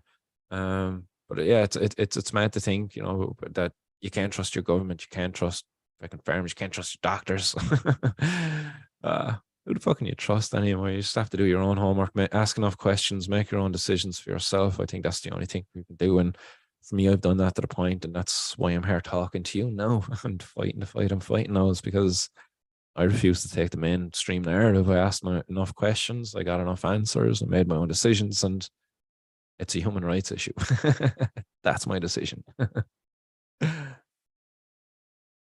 Right on, right on. I asked this next one because I respect you as a person, grower, and an activist, but most of all as a father. How we doing on time, my friend? All And good. It's 10 to 8 here, so they'll probably be waking up here in the house in the next hour or so. I'd say I hear people coming down the stairs there now soon. But yeah, we're good for time. Plenty of time before the football game. right on, right on. Can't take anything away from them for sure. Yeah, plenty of questions here anyway. So, how do you feel? What's your thoughts on cannabis as on a world scale? I guess how are we coming along? Country by country. Do you think that who's being left behind right now? I guess. Yeah, I suppose there's a lot of countries being left behind, unfortunately. And I suppose it's hard to know where to start, but I suppose it's definitely easier to point out where the victories have been made currently with cannabis across the world. And I think one of the biggest victories we've seen really recently was probably Thailand. Thailand was a huge victory for cannabis in terms of the global scene. Like what they done over there in terms of releasing prisoners, thousands of prisoners. Like as I said, I do a bit of Thai boxing myself, train and teach it, and I spent a month over in Thailand. And while I was in Thailand, I actually was afraid to consume cannabis over there because I didn't want to be getting banged up in a Thai prison at the time, and I knew they were kind of quite strict over there, and I knew like the cops would be quite sneaky, and like if you went looking for cannabis, you could potentially be buying from a cop, and I was just I'm not going to risk that. So I spent the entire month over in Thailand, like not consuming cannabis, except for one occasion on PP Island. There was a Rasta bar. The buddy went up and asked, and we got some like Thai cannabis. I went up the next time, I got it off him, and it was kind of nice, and that was good. But it's crazy to see now how Thailand is like completely turned it around, and given the fact that like Thailand neighbors countries like Vietnam and stuff, and Malaysia isn't too far from there and stuff like that as well. We're still they enact the death penalty for cannabis. People get killed over there, for importing and trafficking cannabis. Crazy to think that Thailand would be so bold to do something, but really, again, a tremendous, tremendous victory for cannabis in terms of the global scene, and I hope it sends shockwaves over there that leads to a changing of the laws in those neighboring countries. That still have the death penalty for cannabis. It's fucking barbaric, that today people are still getting killed over transporting a bit of plant material to a place where there's a bit of a demand for it because they're going to get a bit of a financial reward. That you're going to kill a person for that, take away that person's life for doing that. Like literally, that's all that's involved. A person seeing a financial incentive to kind of get something where there's a demand where they can make a bit of money for it, and they thought it was kind of worth the risk. And man, their life, oh, crazy to think that we would still do that. Like, so yeah, I condemn that anytime I kind of see it happening. But yeah, Thailand, huge victory. They released thousands of prisoners. They gave those prisoners back their cannabis. If their cannabis hadn't been destroyed, if their cannabis like was still there, they gave it back to them. They gave it back their seized money. They took money off people, ill-gotten gains. They gave it back to them. Fucking tremendous, man. Huge victory. And then Germany soon to make a change. That's going to be huge here for Europe then as well, because Germany are a big player within the European scene. So that's going to be a very big thing that happens. So the people who are going to get left behind are the people who are going to be the last ones that come to change things, because like we can see already a global industry of cannabis coming up. People are getting ahead of the curve. Big facilities being getting setting up. The equipment, the setups. People are just getting ahead of the curve now. They're getting the skilled labor force. They're getting the technology and all of that stuff. And people are going to get left behind. Unfortunately, going to be people like ourselves here in Ireland. When it gets legalized and regulated here, it's going to be those big companies are going to kind of come in, and then we're going to have the small people here who don't have access to those facilities, those services, and those equipment and skills and all of that stuff. They're going to get left behind, and as well as a result of the ignorance and the heel dragging of our policymakers. So I'm going to do everything in my power to see that Ireland isn't going to be left behind like that, and that we can compete on the global market, but also as well, be a global player in cannabis and drug policy reform there as well, so others can partake too. So, if you do get elected to office, how would you like to see things transpire for the smaller scale growers? Will you leave place for them? Yeah, 100%. I would like to see kind of an exclusivity period really here for Ireland, because we are a small island nation. I would fucking nearly go as far as saying a 10-year exclusivity period where the only people who can kind of set up and grow here in Ireland would be kind of the people who are living here and stuff like that. Like again, the likes of Tilray and Curaleaf and stuff like that they just couldn't come in and buy up a big swath of land and just start growing cannabis and completely outprice the local guys and the local industry that could potentially be grown without these guys coming in and destroying it too early on. Give them a fighting chance. So I would say like a 5 to 10 year exclusivity period for a kind of a homegrown industry to start developing itself for the entrepreneurs within Ireland to develop their own businesses, their own companies and stuff. As I know there are many people, with ambitions, with hopes and dreams there for the cannabis industry, but unfortunately, until things change, it's very difficult for them to be making headways without relocating to elsewhere. So that's something I would definitely be looking for, is a bit of an exclusivity period, just to kind of help nurture the local homegrown industry, the people that are already here, and exclude, those big industries outside just for a time period. Because I ask that because, a lot of times the smaller guys lack the funding that the big guys come in and kind of push legislation around. Basically, the most power we have are in numbers. Yeah. And a lot of us aren't necessarily, I don't think, well, at least myself, the dream wasn't necessarily that huge to where I ever, wanted to be a Budweiser. You know what I mean? It was all just more sustainability, like I kind of talked about earlier. Just getting by, making sure you have what you need, the family's got what you need, and putting forth, an amazing product at farmers market or small scale, you know, distribution. I think is the dream for most of us. And then as we see legislation come in, the big guys, that dream is quickly kind of fucking squashed or a dark cloud thrown over. So that's why I ask if, kind of you get in that place if you're going to continue for the fight for the little guy who just wants to sustain himself and those around. Yeah, I would definitely see the little guy being a big part. Another thing I would like to see a part of the industry, even outside of like the for profit side of it, would be cooperative style social clubs, kind of much like the care collectives and stuff like that you would have seen across the US. Like we kind of have cooperatives over here where people kind of come together. And I think that's another form that I would love to see the industry set up in as well, because as you say, a lot of people would have the money to set up the business and to invest like that. So by people coming together, pooling resources and funds and stuff like that, they could do it between them in a cooperative style model that connected to a kind of a social club venue or consumption lounge, call it what you will. I think that would be another great way to see the industry kind of help nourish that grassroots industry there and see it grow into something big and beautiful, cooperatives and social clubs, kind of not for profit, where the money is going back into the community.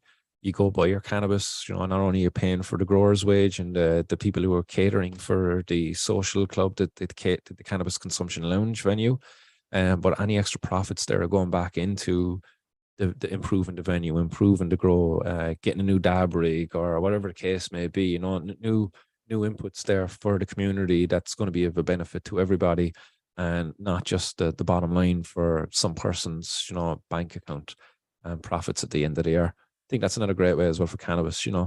Um, yeah, I think profits, like, yeah, I definitely a believer in money is the root of all evil in certain senses, and I think it can ruin a lot of things.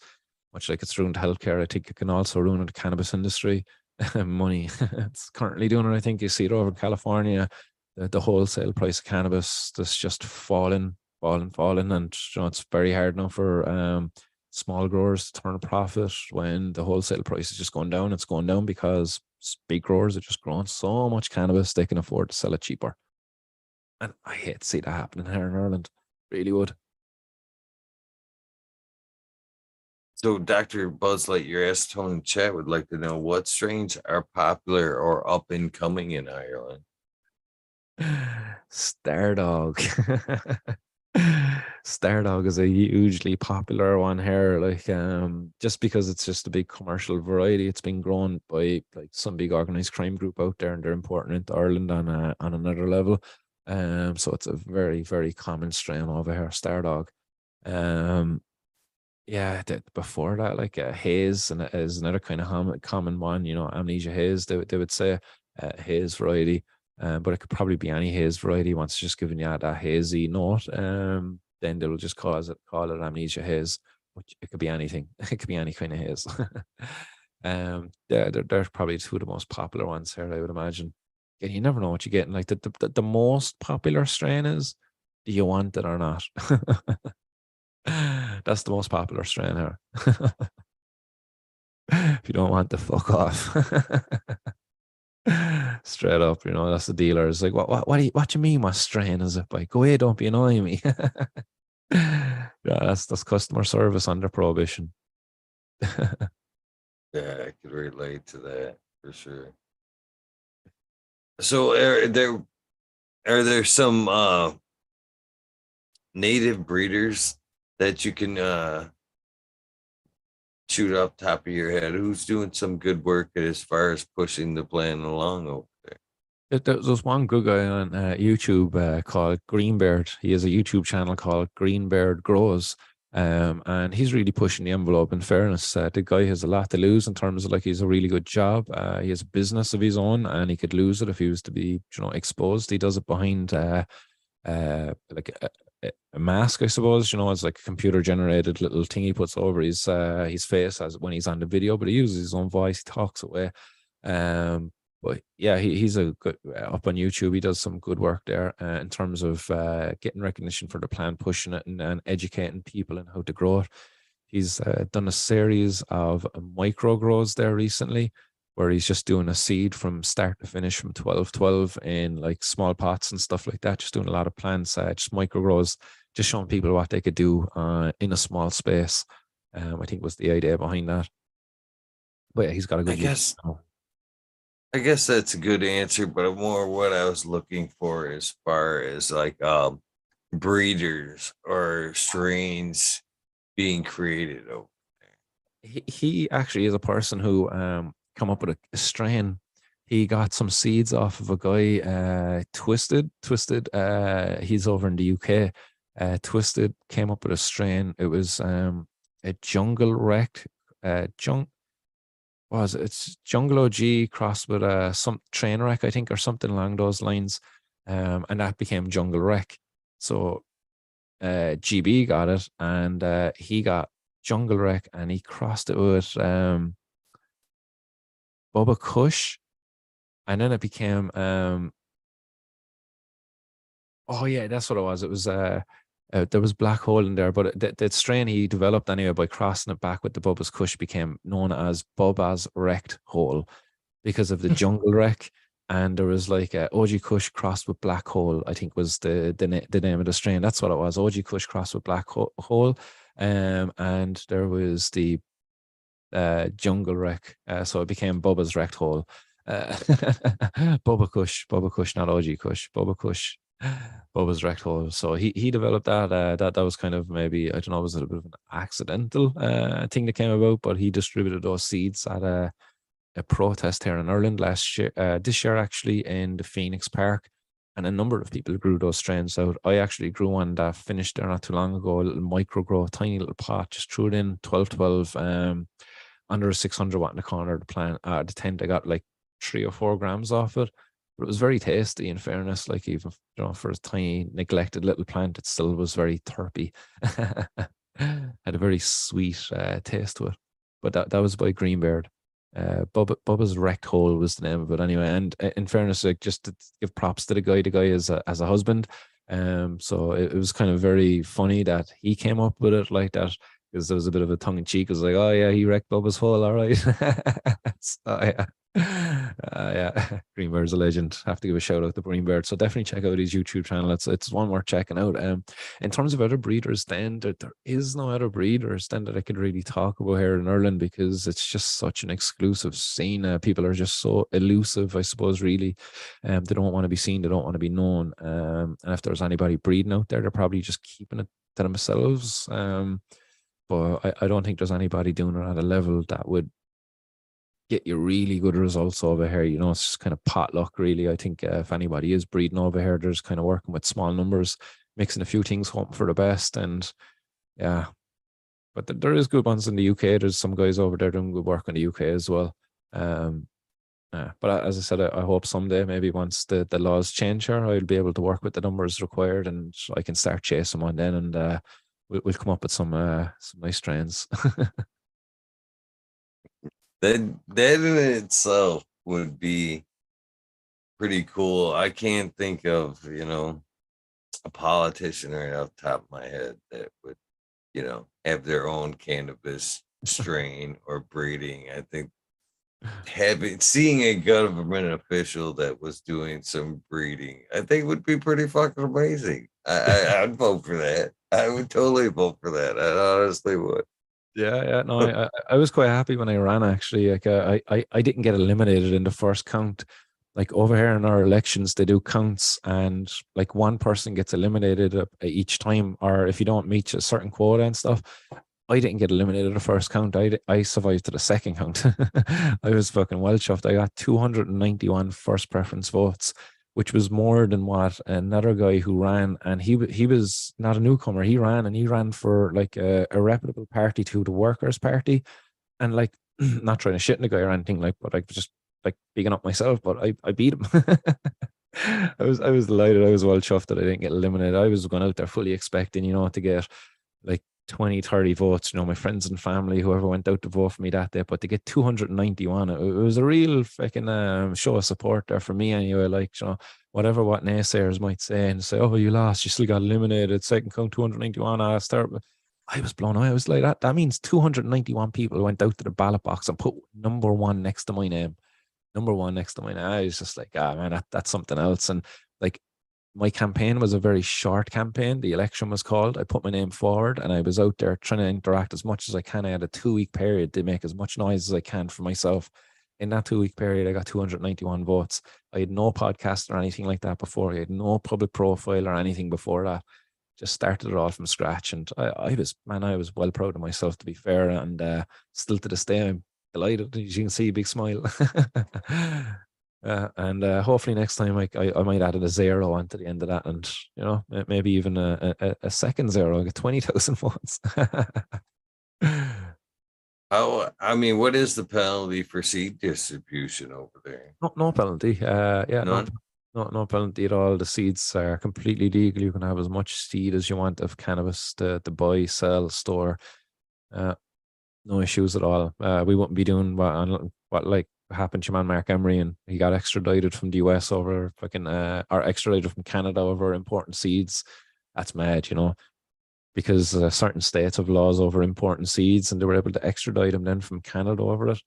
Crazy to think Ireland has no crazy laws like that. Thank God. As backward as we might be. Man, I'm telling you right now, if I were looking for an office spot and cannabis was my platform, I would fucking be grassrooting and fucking every hand I shook, I would be fucking palming seeds and asking for them to plant them and help me fight the fight. But I think that would go a very long way. You know what I mean? And make a lot of very, because I that's one thing I've given a lot of away seeds. When a friend of mine, I used to sell seeds here in Michigan for some cool seeds back before, it was really kind of cool to fucking push seeds like that or run seeds around. But hanging out with Sub, that's one thing I learned was being able to have seeds around to palm like that. It's a powerful thing. I There you know go. it is you can't really see the writing on these now if I hold it up closer to the camera. It Right says on. feed the birds. That was the campaign we ran that time. I think you can see it in that one. Go on. Come on, green screen. Stop messing with me. Anyway. Yeah, hold it in front of you there. We distributed like hundreds of bags like this with a little Hell yeah. leaf on it as well at protests, and encourage people to get out there and feed the birds is what we were encouraging people to do. Scatter the seed around into different flower beds, different public areas. If anybody says anything, you're just feeding the birds. You don't even have to get down on your hands and knees. Even if the birds come down and do eat them, there's a good bit of chance that the bird will pass the seed straight through if the shell isn't broken. That'll be distributed far from where you even dispersed it, So that was the campaign there in Ireland.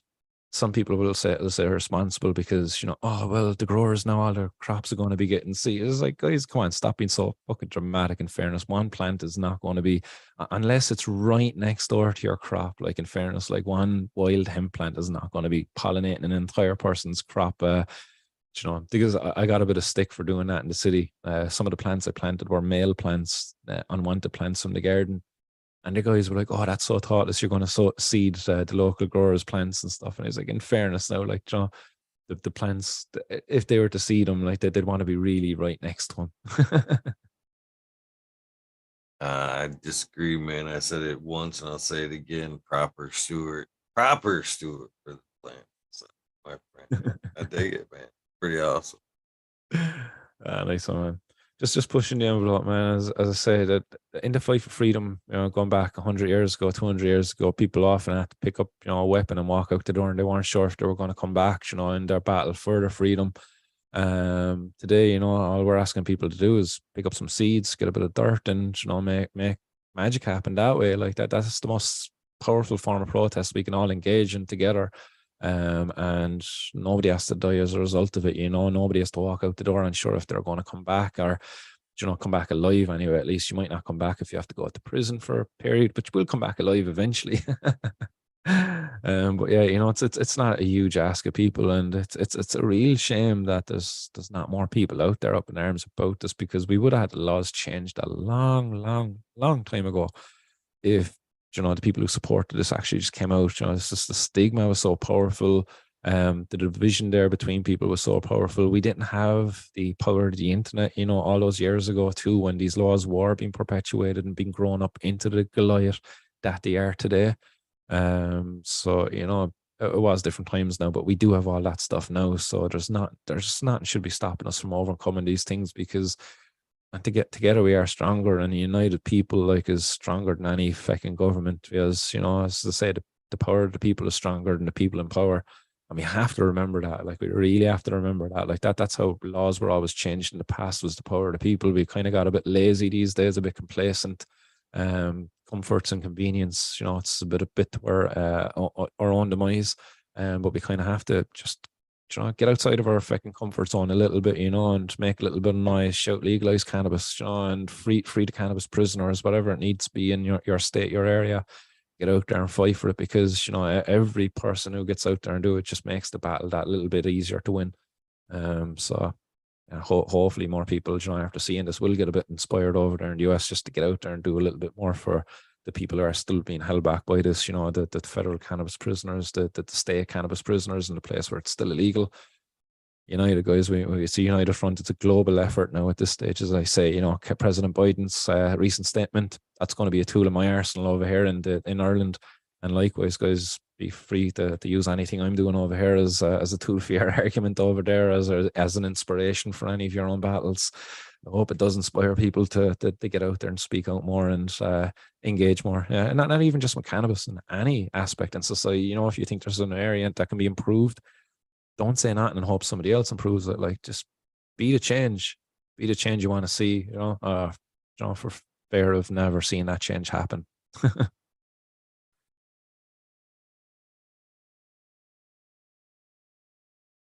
100% agree. And man, again, your fight is admirable.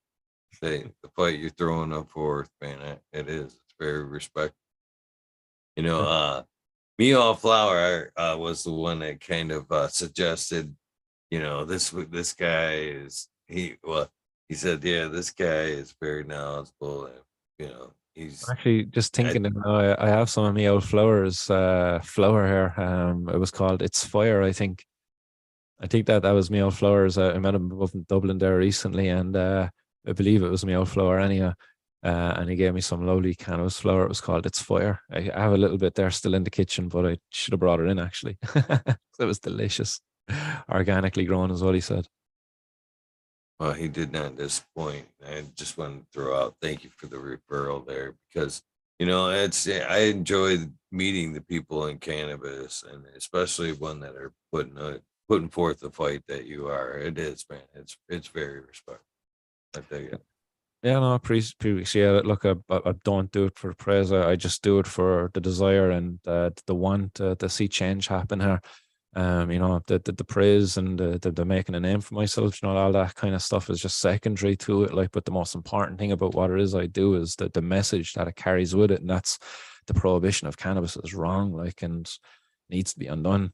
So that's the important thing. It's not egotistical. It's not about me. It's called Martin's World because it's I allow people into my world to shine a light on how cannabis prohibition affects me personally and how it affects, my world. But I also then look in global and look at the news and stuff like that as well. But the name of the show is called Martin's World just simply because of that. Also because I love Wayne's World. It was a good movie when I was a kid. Don't know if you can see the logo there, but it was like a little bit stolen from Wayne's World. Just substituted Martin for Wayne. It works. It works well. Excellent. Have you seen Wayne's World? Yeah, or no? Oh yeah. Oh Oh yeah, yeah. yeah. That's grand. Mike Myers, right? Iconic movie. Great stuff. Um, but yeah, no, I really appreciate it, and I really enjoy this chat as well. It's been good to get back on and just chat to another person over there because and it can be quite tiring, just constantly just engaging in a battle, and it's nice to be able to get on and just have a nice chat with somebody about cannabis, and it's just being a bit more relaxed and not too fucking getting excited about it. It's been a while as well since I've been on doing interviews, so it's good to get back on chatting to people as well. As I said, I was taking a bit of time off over the last while, just to focus on myself, my family. Thankfully, things are back on a bit more of a stable setting there now, footing at the moment.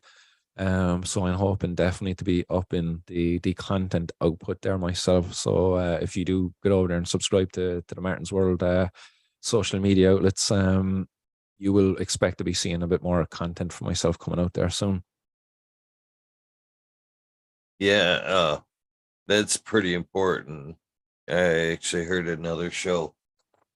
I believe it was the Cheap Home Grow show that I was listening to the other day while they were trying to, I believe it was MJ Coco that pointed out that how important that aspect of it is, the family unit, because without their support, you know what I mean, and that being rock solid, it's hard to go forth and fight the fight when it could possibly tear apart the home unit. So it's you gotta keep that shit right. That's Yeah, super respectful. 100. Knowing when's pretty fucking smart Yeah. on you too.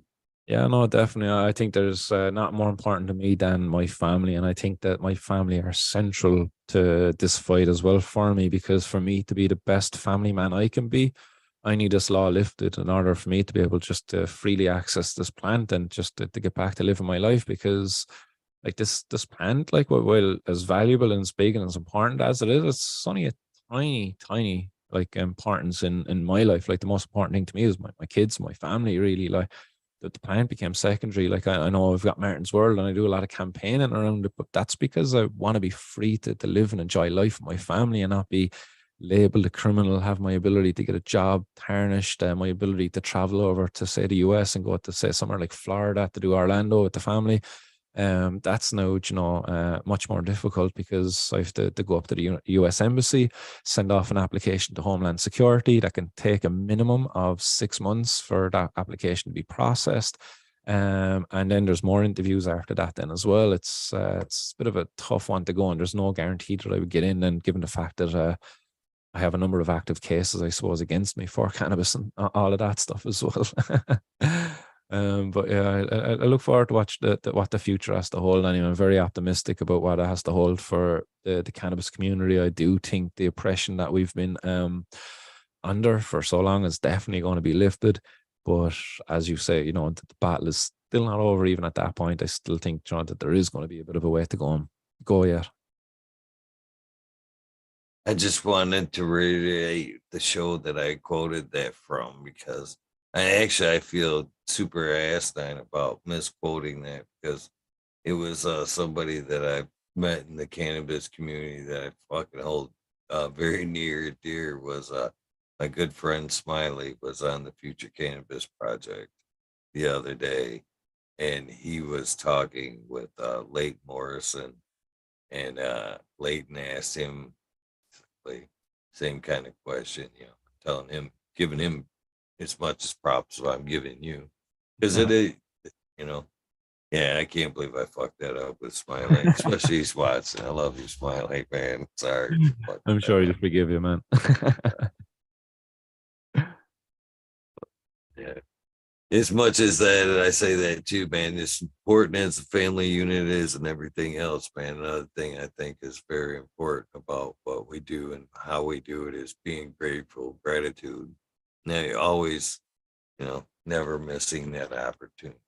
So, No, definitely not. And I suppose for me, I definitely cherish it more just simply because, when you're locked up for 5 days, you kind of really get a chance to think about what's like important in life and stuff like that. And the only thing I pined for when I was locked up was my kids, my family, it's like my loved ones, my interactions with my friends and stuff, it's the thoughts of smoking cannabis is like, didn't even come into my mind really throughout that duration behind bars.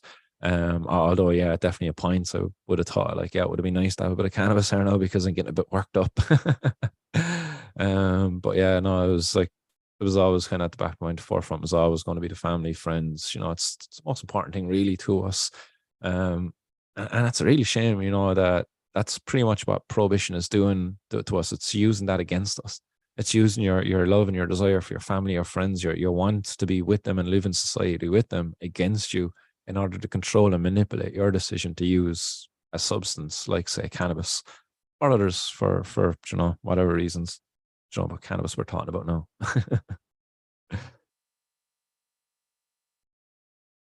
yeah, gives you some energy too, recharges the batteries. So I hope that that time off is, giving you some fuel for what, like you said, man, the possible fight ahead.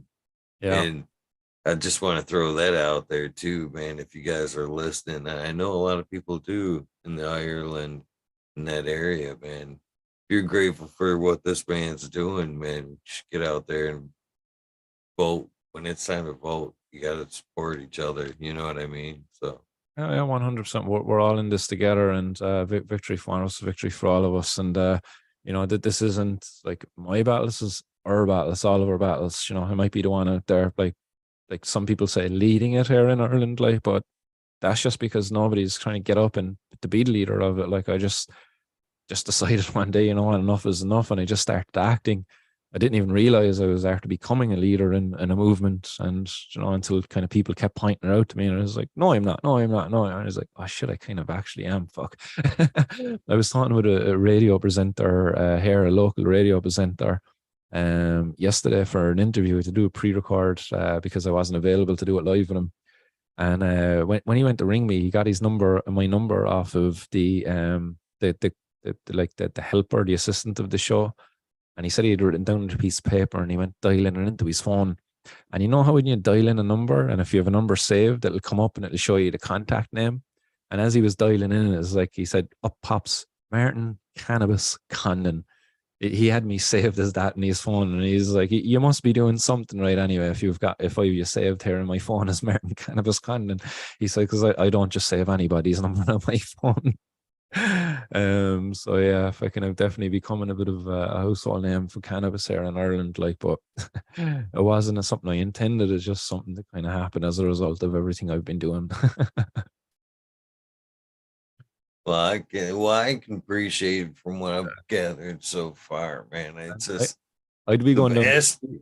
I'd be going down the street with my kids, and they get blown away by the amount of people that are like, "Oh, that's Martin, hey, Martin, Martin's World." And I'd be just getting support from all sorts of places that completely blow my mind. The one that blew my mind the most, actually, okay, and this is going back, I got kicked out of school when I was a teenager.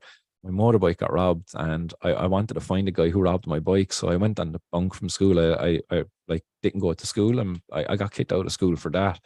But like many, many years later, only just a couple of weeks ago, I was down doing a job fitting a windscreen in a car. And who was the car? It was the daughter of my principal who had kicked me out of that school. And I was absolutely shocked. He was shocked to see me as well.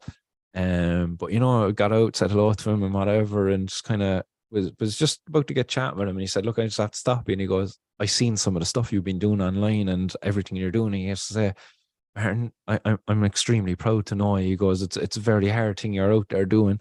He goes, "You're very well spoken. You're very well able to argue on a topic that's a very hard topic to argue." And he goes, "I just have to commend you on that." And man, I had a tear and all come to my eye. I was just so moved that like I would get that recognition from the most fucking out of field place, like like of all people, my principal who kicked me out of school. Like we never saw eye to eye. Like me and him, we were like oil and water. We did not get on at all. But for him to come and say, "See my stuff, see me speaking," and to commend me on it, not critique me on it at all, not on critique, like not to say like, "Oh, but you think drugs are bad or cannabis is bad." He had my back. It was like, fuck me, man. It's like things are changing. It's like I would never for a million years thought that this guy would have been a supporter of anything I would have said or done, around cannabis. But to get that, but it just really opened up my eyes to the possibilities that are there. If this guy can say this and show this, man, I think we can overcome any ignorant policymakers out there. Like, it really just blew my mind.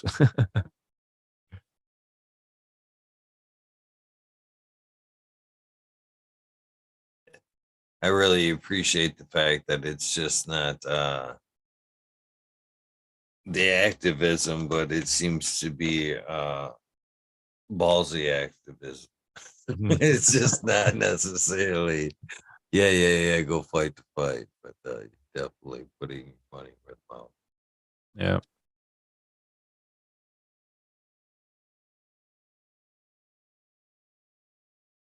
Oh, yeah, sorry. I thought you were going to say something there. Eh. Yeah, no, I do. I think it's awesome the way you're approaching it, just head on, yeah, straight out. It's pretty dang awesome. Admirable for sure. So when would be the next election there? When can they get that? The next one is due in 2024, so another 2 years. But Holy shit. interestingly, our government that's in now is a coalition government, and they're reaching their midway point there very soon. So there's going to be a bit of a change up in like the ministerial roles, the different responsibilities that each politician has. And like that potentially could bring the downfall of the government, maybe. In and an election will be called in sooner than that. That's my hopeful outcome. But like a more likely thing is that they'll keep this fucking sinking ship together long enough to last till the next election. And at that point, the government is going to be changed. Will I get elected? Only time will tell, but there'll certainly be a change in the guard in terms of the Irish government. Anyway, the people who've been in power all along will not be in power any longer. I can't see them retaining power. Will that bring with it change then for policy here in Ireland? I'd be hopeful it will. The people coming into power who I think are going to come into power currently aren't the most supportive of the campaign for legalization and for decriminalization. But they're not the worst enemy either, I suppose, you know. They're definitely more winnable than the current bunch that are in there, that's for sure. But 2024 anyways, the next election, unless something happens before then. Man, that's a long roll. It's a Yeah, no. long roll yet ahead of you, man. Yeah, it's a bit of a battle there yet, but you know, we can only, like, you know, as I say, that's serenity prayer, you know, just focus on the things that we do have the power to control and change, and that's what I'll continue to do anyway. And that's my day-to-day actions and my awareness raising campaign. And you know, we need to get the policymakers to engage. My belief around this, you know, in terms of the civil disobedience, like if we were to get enough people to go down to our local cop station and go in with one little piece of cannabis and everybody claim ownership of it, it would put so much pressure on the justice system if we were to just do that and replicate it many times around the country, that the justice system, the cogs, the wheels, you know, they'll just stop turning. The system will grind to a halt because the power of the people just overwhelmed it. You know, the civil disobedience of the people brings it to a halt. They're also processing other crimes, rape, knife crimes, murder, burglary, all of that stuff. You know, it all goes through the Department of Public Prosecutions, DPP. So if we were able to bring that to a halt, that'd be a powerful thing for the people to be able to do, to send a message up to the policymakers. Hey guys, sort something out here, like, cause you know, there's a little bit of anarchy going on, but it's being done in the most civil and peaceful of ways too. You know, people walking into a guard station with a bit of cannabis, respectfully asking for their day in court. Can't get any more respectful and peaceful and civil of a protest than that. So with it being so far out, I guess my question is twofold. How can somebody help you now do what you're doing? Or if they wanted to help, you know, kind of push the fight ahead and do something in their area, you know what I mean, to help it along, how can they do either or? Yeah, well, if they're over in Ireland anyway, the Cannabis Activist Alliance are a great group to get involved with. They're active on the different social media platforms, and they have a weekly meeting where the activists come together. They organize, plan, and arrange different events that happen here in Ireland, different protests. So that's a great way to get involved with the community and the campaign here. Otherwise, you know, just again talking to friends and family, normalizing the use of cannabis. I think like a more powerful thing is actually like just talking to non-users of cannabis, like, and having them talk to other people then as well. I know myself that I've met many people who don't use cannabis who now openly talk about cannabis because of interacting with me, talking with me, and now they go out there and they convert people because they believe that's their thing that they can do as a person who doesn't consume cannabis but supports the cause, supports the fight. That they believe that they've got more power to convince people as a non-consumer, and more power to them. You know, if we can get more people like that, then as well, happy days. That'll be another big victory. Um, Otherwise, then you know, the show, if people want to support the show and stuff like that, the YouTube stream, you can get over there, sign up to that, follow that, check into the live streams, send in the super chats. There's other ways of supporting the show as well. There's a Patreon and stuff like that. All of the funds that come in through that to support the show help keep the lights on. And anything extra there then as well goes towards the fight for cannabis legalization, getting flyers printed, helping getting activists around the country to different events, speakers and stuff like that as well. So any financial contributions that come in are also extremely helpful. But I'm the worst for pushing that, to be honest. I'm terrible of pushing that side of it. But to be fair, my community, the community around the show and stuff like that are incredibly given anyway. I don't even have to be saying anything, and there'd be super chats coming through and stuff like that. And as I say, it helps keeps the lights on, it helps fight the fight, makes it less burdensome financially on me as well to fight the fight. So it's always helpful.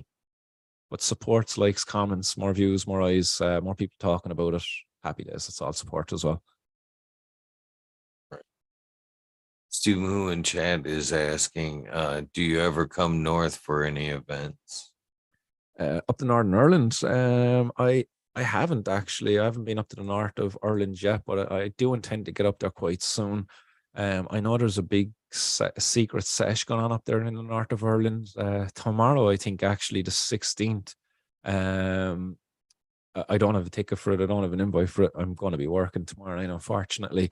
I would have went up to it if the NI Canna guy, who's a big figure up in the north of Ireland, Alan Robinson, really great admiration and time for that guy. If he was going to be there, I certainly would have made a lot more of an effort to get up there and just kind of chill, hang out and socialize a little bit with him, network a bit more with him and his family and friends up there. But as he's away, I think he's at a wedding or something he was saying over in London, or no, he's over at a cannabis event in London actually, I think as well. So he wasn't going to be there, so I didn't make much effort to get up there, unfortunately. But I will certainly be getting up there. He's got a really cool cannabis consumption lounge up there, because you know they've got private prescriptions for patients up in the north of Ireland. So he's got it. It's the Dry Vape Lounge, DVL, I think it's called. He calls it the Dry Vape Lounge, where patients can come down and consume their cannabis, their medical cannabis in a safe space, have tea. He's also a representative for different for the PAX vaporizers. So yeah, he's a cool guy. He's an interesting guy. He's got a good presence on social media. He's done a lot for the cannabis scene up there in Northern Ireland as well, in fairness to him. That's Alan Robinson, the NI Canna guy. I have to give him an old plug out there as well. He's another great face up there in the north of Ireland.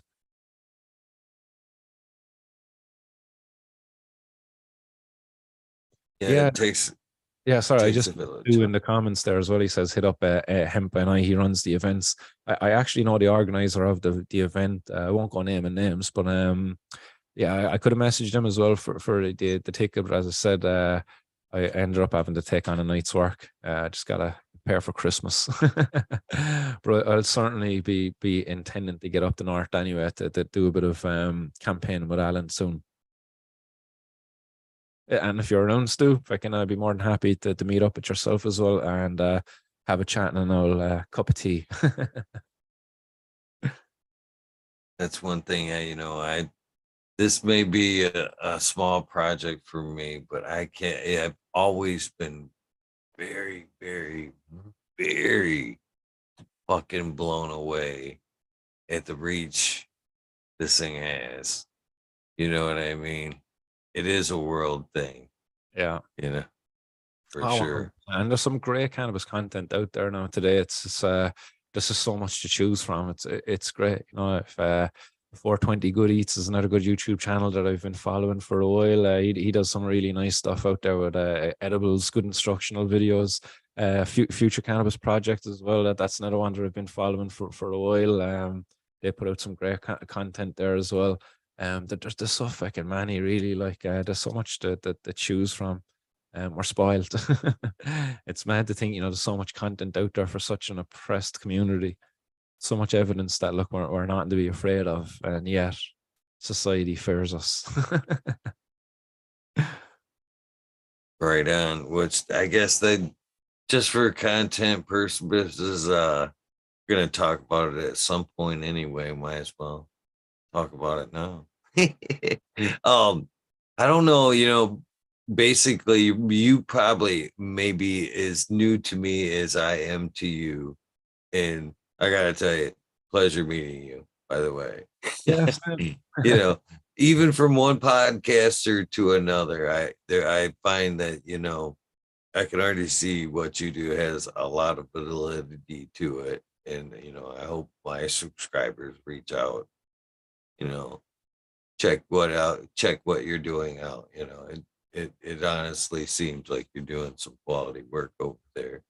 Yeah, But they'd be more welcome anyway to make a home at the 24/7 hotbox, and that they'd be very welcomed by the community that's there. Like everybody's looking out for one another, sharing tips, answering each other's questions and stuff. There's a great vibe inside, and like a little Telegram chat group, like, but people thrive off it. To be fair, because I suppose here in Ireland, we don't have the same ability over the US, where people can kind of, in certain states anyway, at least get out there and socialize. So for many people, Martin's World was a platform where they found friends and like a family that they kind of never had before, which I was so grateful to be able to do. I never even realized that I was doing that as it happened. People have even kind of found love through my platform, which was fucking crazy too. Two people met and they're in a relationship now, which is a really cool thing to be able to say that the platform done, and they're two cannabis lovers. In more ways than one. There's a bit of a pun there, I suppose, is it? so this is how the way things work around here. Again, probably new. So, um, basically how things work around here on the channel is three things going on right now. Of course, there's fucking talking shit. That's what we're doing tonight.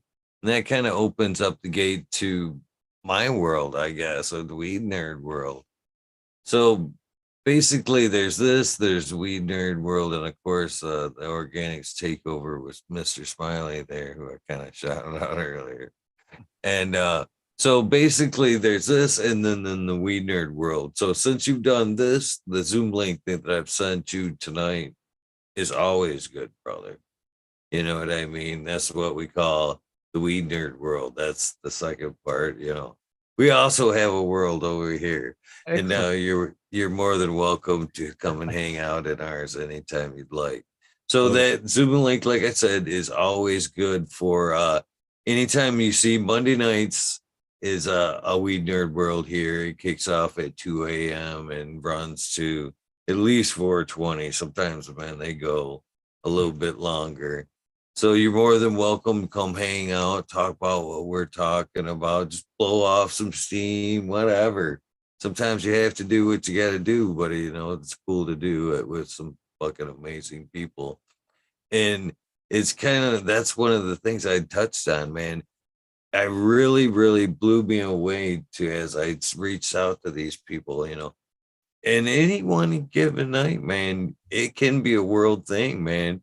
We have people check in from Australia, fucking Germany, fucking Thailand, Canada, all across the United States, uh, UK. I mean, it and any one night, man, it can be a world thing here, and Big just time. people. Cannabis And community is global. Like that's the thing about us. We are everywhere. We're in every facet of life. Every walk of life. There is a cannabis consumer. Like we are not exclusive to any one group, age group, or like type of person. Executives, like fucking, everybody consumes cannabis. Like not everybody, but everybody in all walks of life. well, that's the beauty of it too, man. I started following around. Long line of kind of chat room bullshit.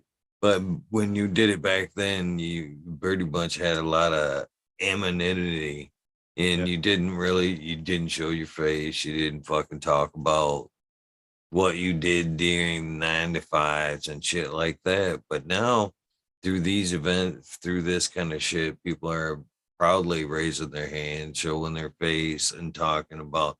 And what I've seen at these events and nowadays is the wide variety of walks of life that make up the cannabis communities. I mean, there's doctors, lawyers, bakers, fucking you name it, that we're ashamed to because of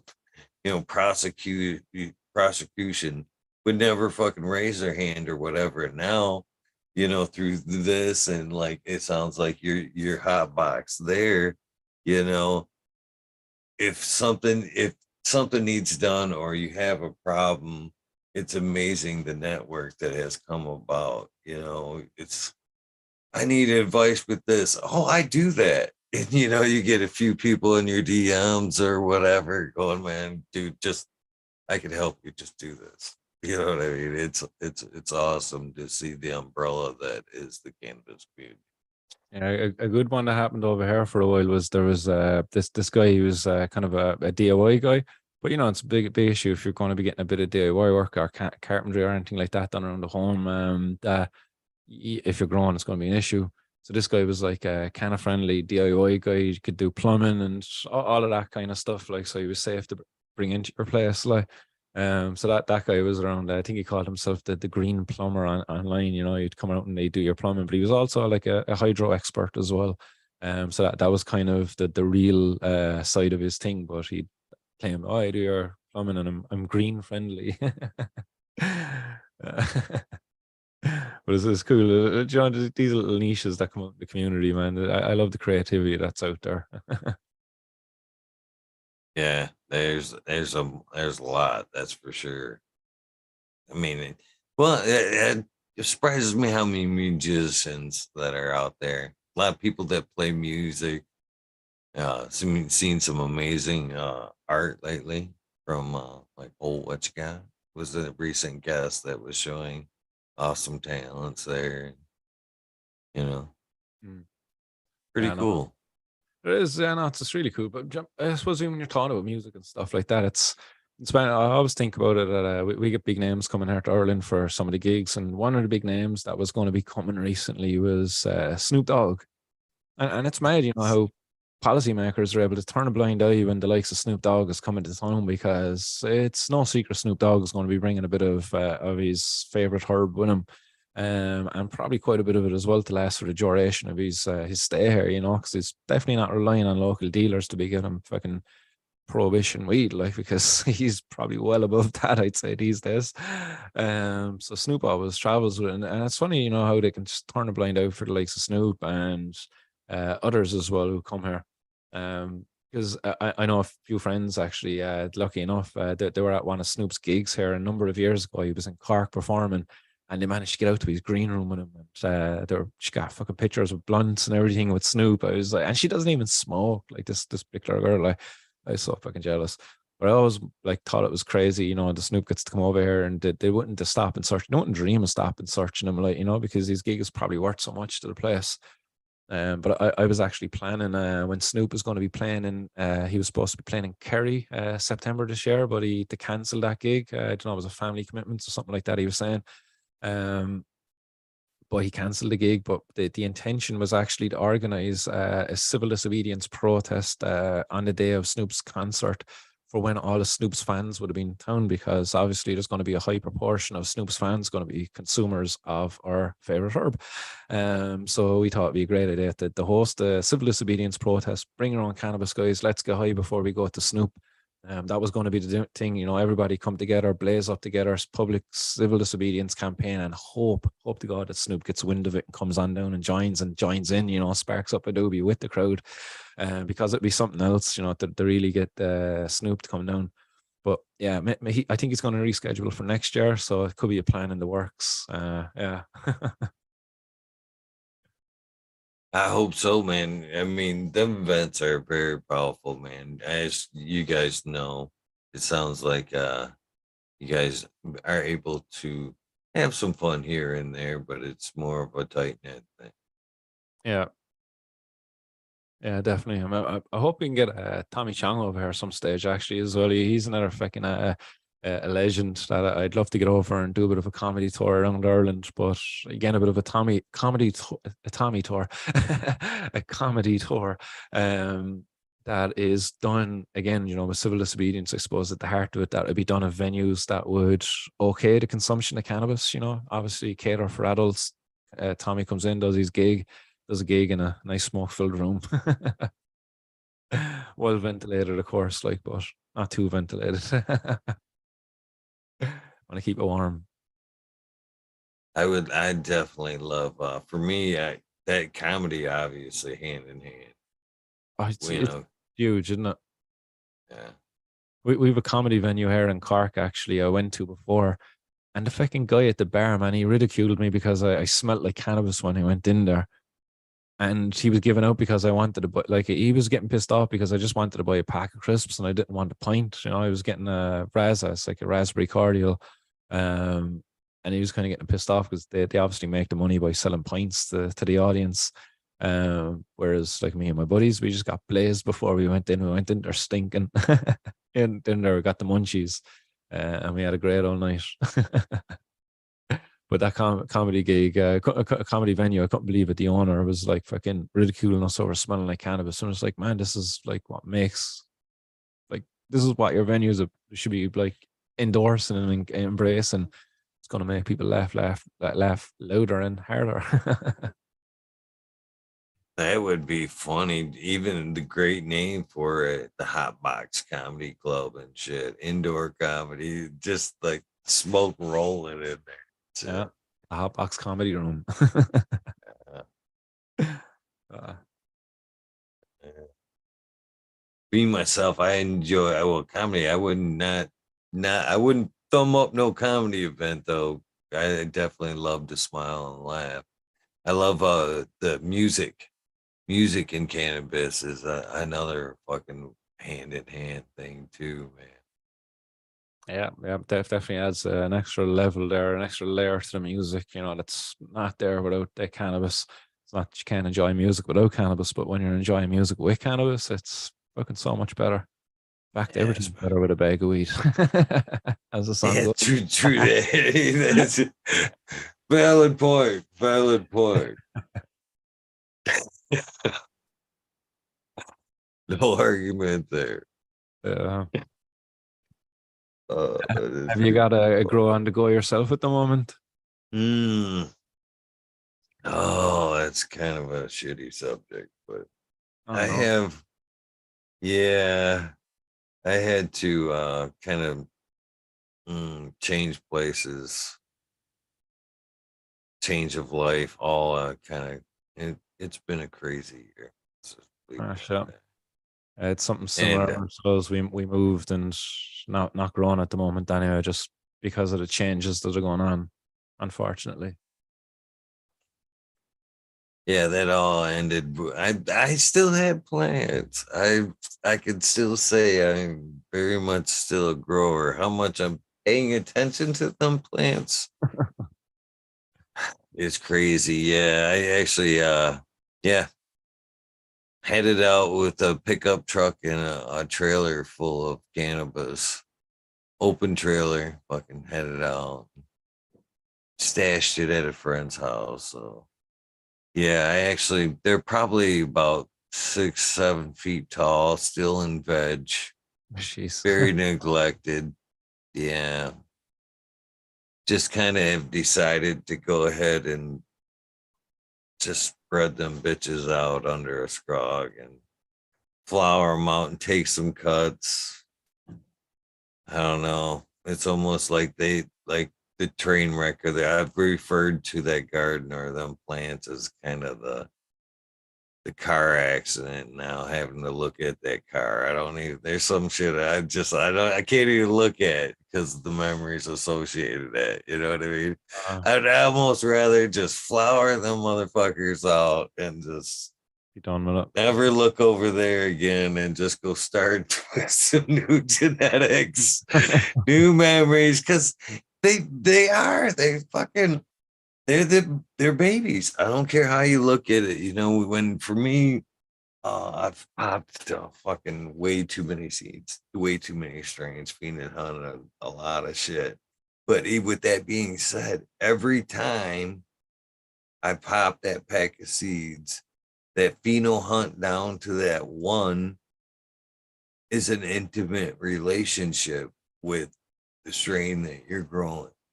Yeah. You know what I mean? It's way, way different for me than just taking in a clone. Yeah, I can appreciate that but it's almost like again, this is maybe a shitty analogy, but it's always kind of like that step kid kind of thing. You know what I mean? There's a whole lot of love, but there's always that slight little, you know what I mean?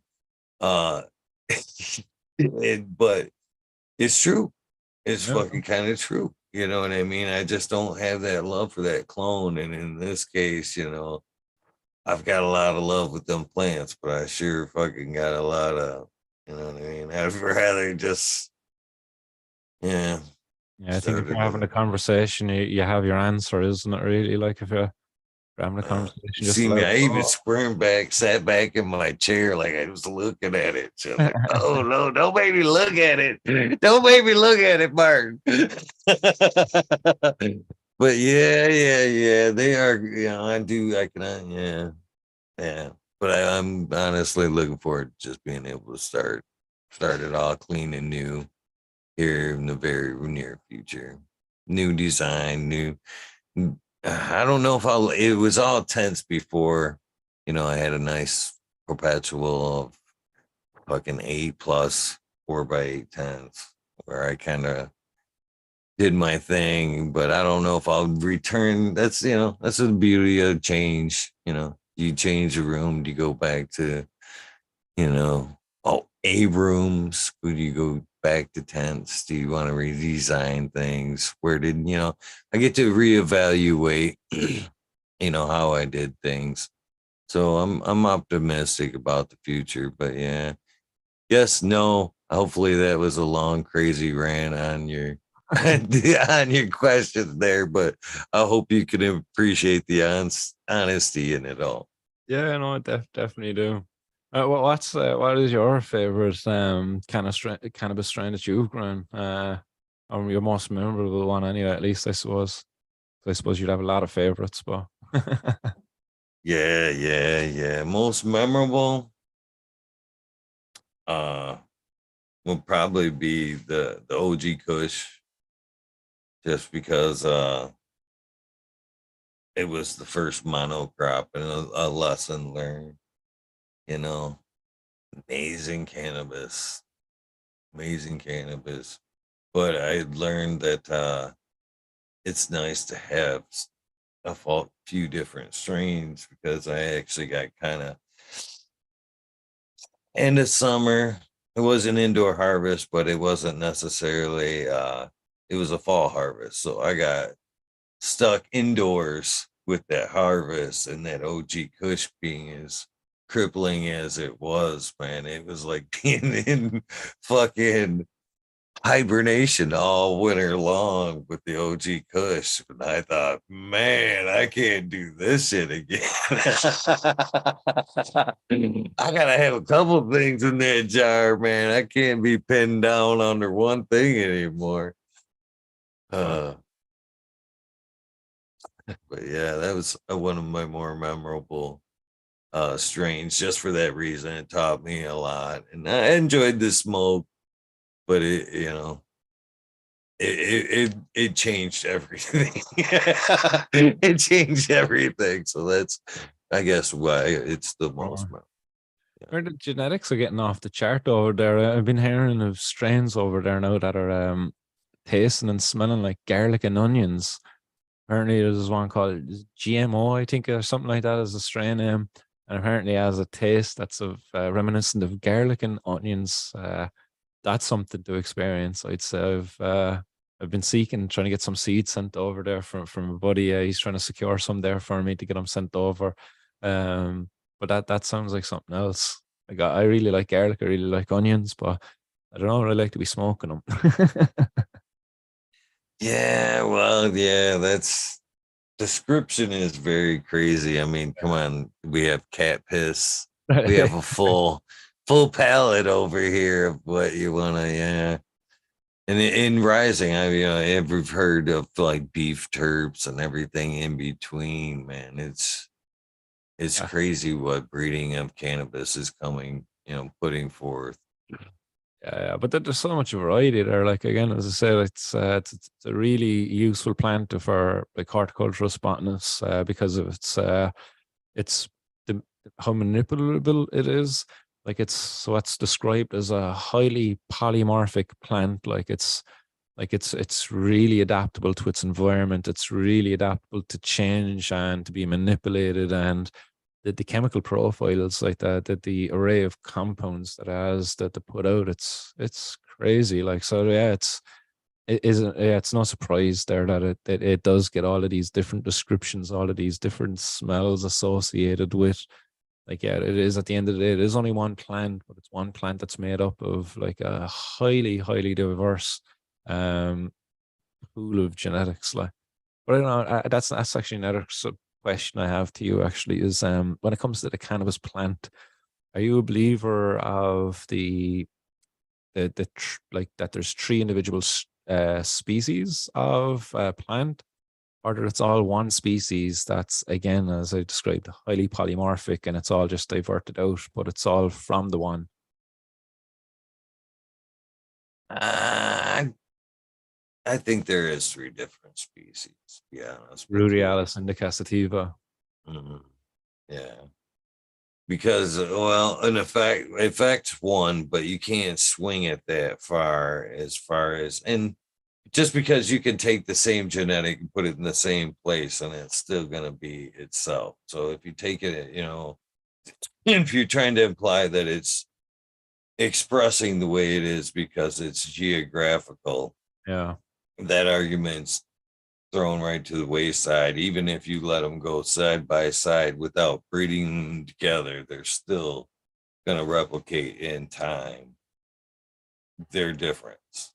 So, Yeah. yeah, and obviously the ruderalis, that's still very much the autoflower. Yeah, the ruderalis is, yeah, there's obvious difference there, especially even when we're trying to breed it into other stuff now, and still they're not equivalent to, yeah, there's definitely obviously three different things, even though, and I honestly think that I've been arguably against breeding or cultivating the sativas, just because it doesn't make good business sense. I'm doing quite honest. If you can produce close to, as quality of cannabis at double the rate, it's hard to justify, growing the long-term sativa. But I honestly think as the market falls and everything gets so bland and we work further and further away from the true breed sativa, I think that's it's gonna be I said it the other night, it's gonna be the unicorn that's gonna hold its dollar, because nobody's gonna have that long-term sativa. So yeah, that wasn't even part of the question, but No, no, that's yes. answering the question though, and then some. So I appreciate that. Yeah, I don't know where I lie in it. Like, when I was researching this back in college, and I think I still am a subscriber that it was one species that originated, that was discovered again by humans, and that was so proliferated so early on that it got distributed like right across into these different niche areas, where once it was there and given its highly polymorphic abilities, that it adapted and changed over time, not talking hundreds of years, but like could be talking like into the thousands as well, and continuously been breeding. Because you look at the different like profiles and characters of the plant, and how they meet and suit the areas of where they kind of originated from. You can kind of see a bit of a trend there, that the plant is adapting to its environment. It is making changes based upon the environment it is. And I would imagine if you were to take any of those strains and put them back into like any other environment, that they would probably over time, again, not hundreds, but probably into the thousands of years, develop back into those same, like what we would describe as landrace strains. Again, just given the highly polymorphic nature of the plant will adapt into the most suitable format that suits the environment, that where it can grow and proliferate the best way. And that's what I believe. And I think like the indica sativa, the ruderalis, they all just came about as the plants kind of got what would you say, cemented into an area, located into an area. It's established in an area. I was like, the ruderalis, it's very interesting one, and it established itself up in the very northern climates. It has a very limited period and where like it can get sunshine, so it developed this auto flowering ability. So like you think about people traveling up there over time, and as the plant was getting cultivated, going up, it's experiencing different like photoperiod zones going up there. So it's adapting as it goes. Because again, going back to a time when it was hunter gatherers and like they were trading seeds and stuff like that, it took months and years even for it to get from say a couple of 100 miles across a landscape. It wasn't a case that you could just DHL and FedEx it to the lads over on the other side of the coast. You had to walk it and you had to travel it. Like, so I think over that time that there was enough time there for the plants to be kind of being left behind in different areas as well as people travel through, they would let it there. And then those plants that were left there, they would adapt to that area. And over time, they would become unique to that area, such as, you have those short bushy plants in India, those really tall, lanky ones over in the likes of Jamaica and stuff like that, your Sativa indica, and those autoflowering ones up in the likes of Russia and those like really harsh environments. That's my belief. I do think they are all one, and they just kind of diverted out from each other. But that they didn't all develop isolated of each other. I think they all came from the one place. They traveled with humans. Humans left them, scattered them across the globe, and that's why we see cannabis everywhere. Much like, if like fucking people's mind were blown about the Amazon rainforest, they kind of discovered that the Amazon rainforest is not really a rainforest, and it was more actually a fruit garden that was planted by fucking a really powerful civilization, a very advanced civilization that we probably didn't know about back in the day. I think there's a lot we underestimate about the movement, the plants and stuff like that over the millennia as well. And I think cannabis is, again, given the value of it, as soon as it was discovered and people know the value of it, it's going to be traveling. It's always going to be traded. It's a very valuable thing, much like tulip bulbs are still traded in Holland almost like a currency and stuff like that. Hemp seeds, I'd imagine back in the day, were probably a very valuable currency to have in your pocket when you were out there nomadically traveling across the landscape. People forget that seed and herbs were the most, as you're saying, the most valuable currency. That's how you had to live. Very good point, and you've swayed me. Your viewpoint has swayed me a little bit there. I'm not gonna lie. Yeah. I was somewhat on that path. Anywho's in a general sense, but not in my arguments in breeding. With what you're saying, though, I agree. I can completely follow everything you just said, and I believe you're right. The toolbox are in the genetics there. Uh, that's why I argue for more outdoor breeding than the advocate for indoor breeding. I honestly think that the more indoor breeding that goes on, we're kind of, in a sense, weakening the genetics. Because as you said, the plants are very environmental, just as we are. Yep. Our DNA chains will adapt in time for our environmental pressures and surroundings as well. So the plants do exactly as you're saying. They adapt for the environment that they're getting. And in time, I can see, like you're saying, them swaying off into an indica, sativa, or whatever. And that's why I'm saying it's important for the outdoor breeding versus an indoor, because you have all the pressures available. So every time you do that, you're adding to its toolbox in that DNA chain of, what's in the seed there. So, you're, it's the next generation is already prepared for what this season has seen. If it's, been a dry year or whatever, I think that's encoded in next year's generation, to be a little bit more versatile or adapt for a dry period.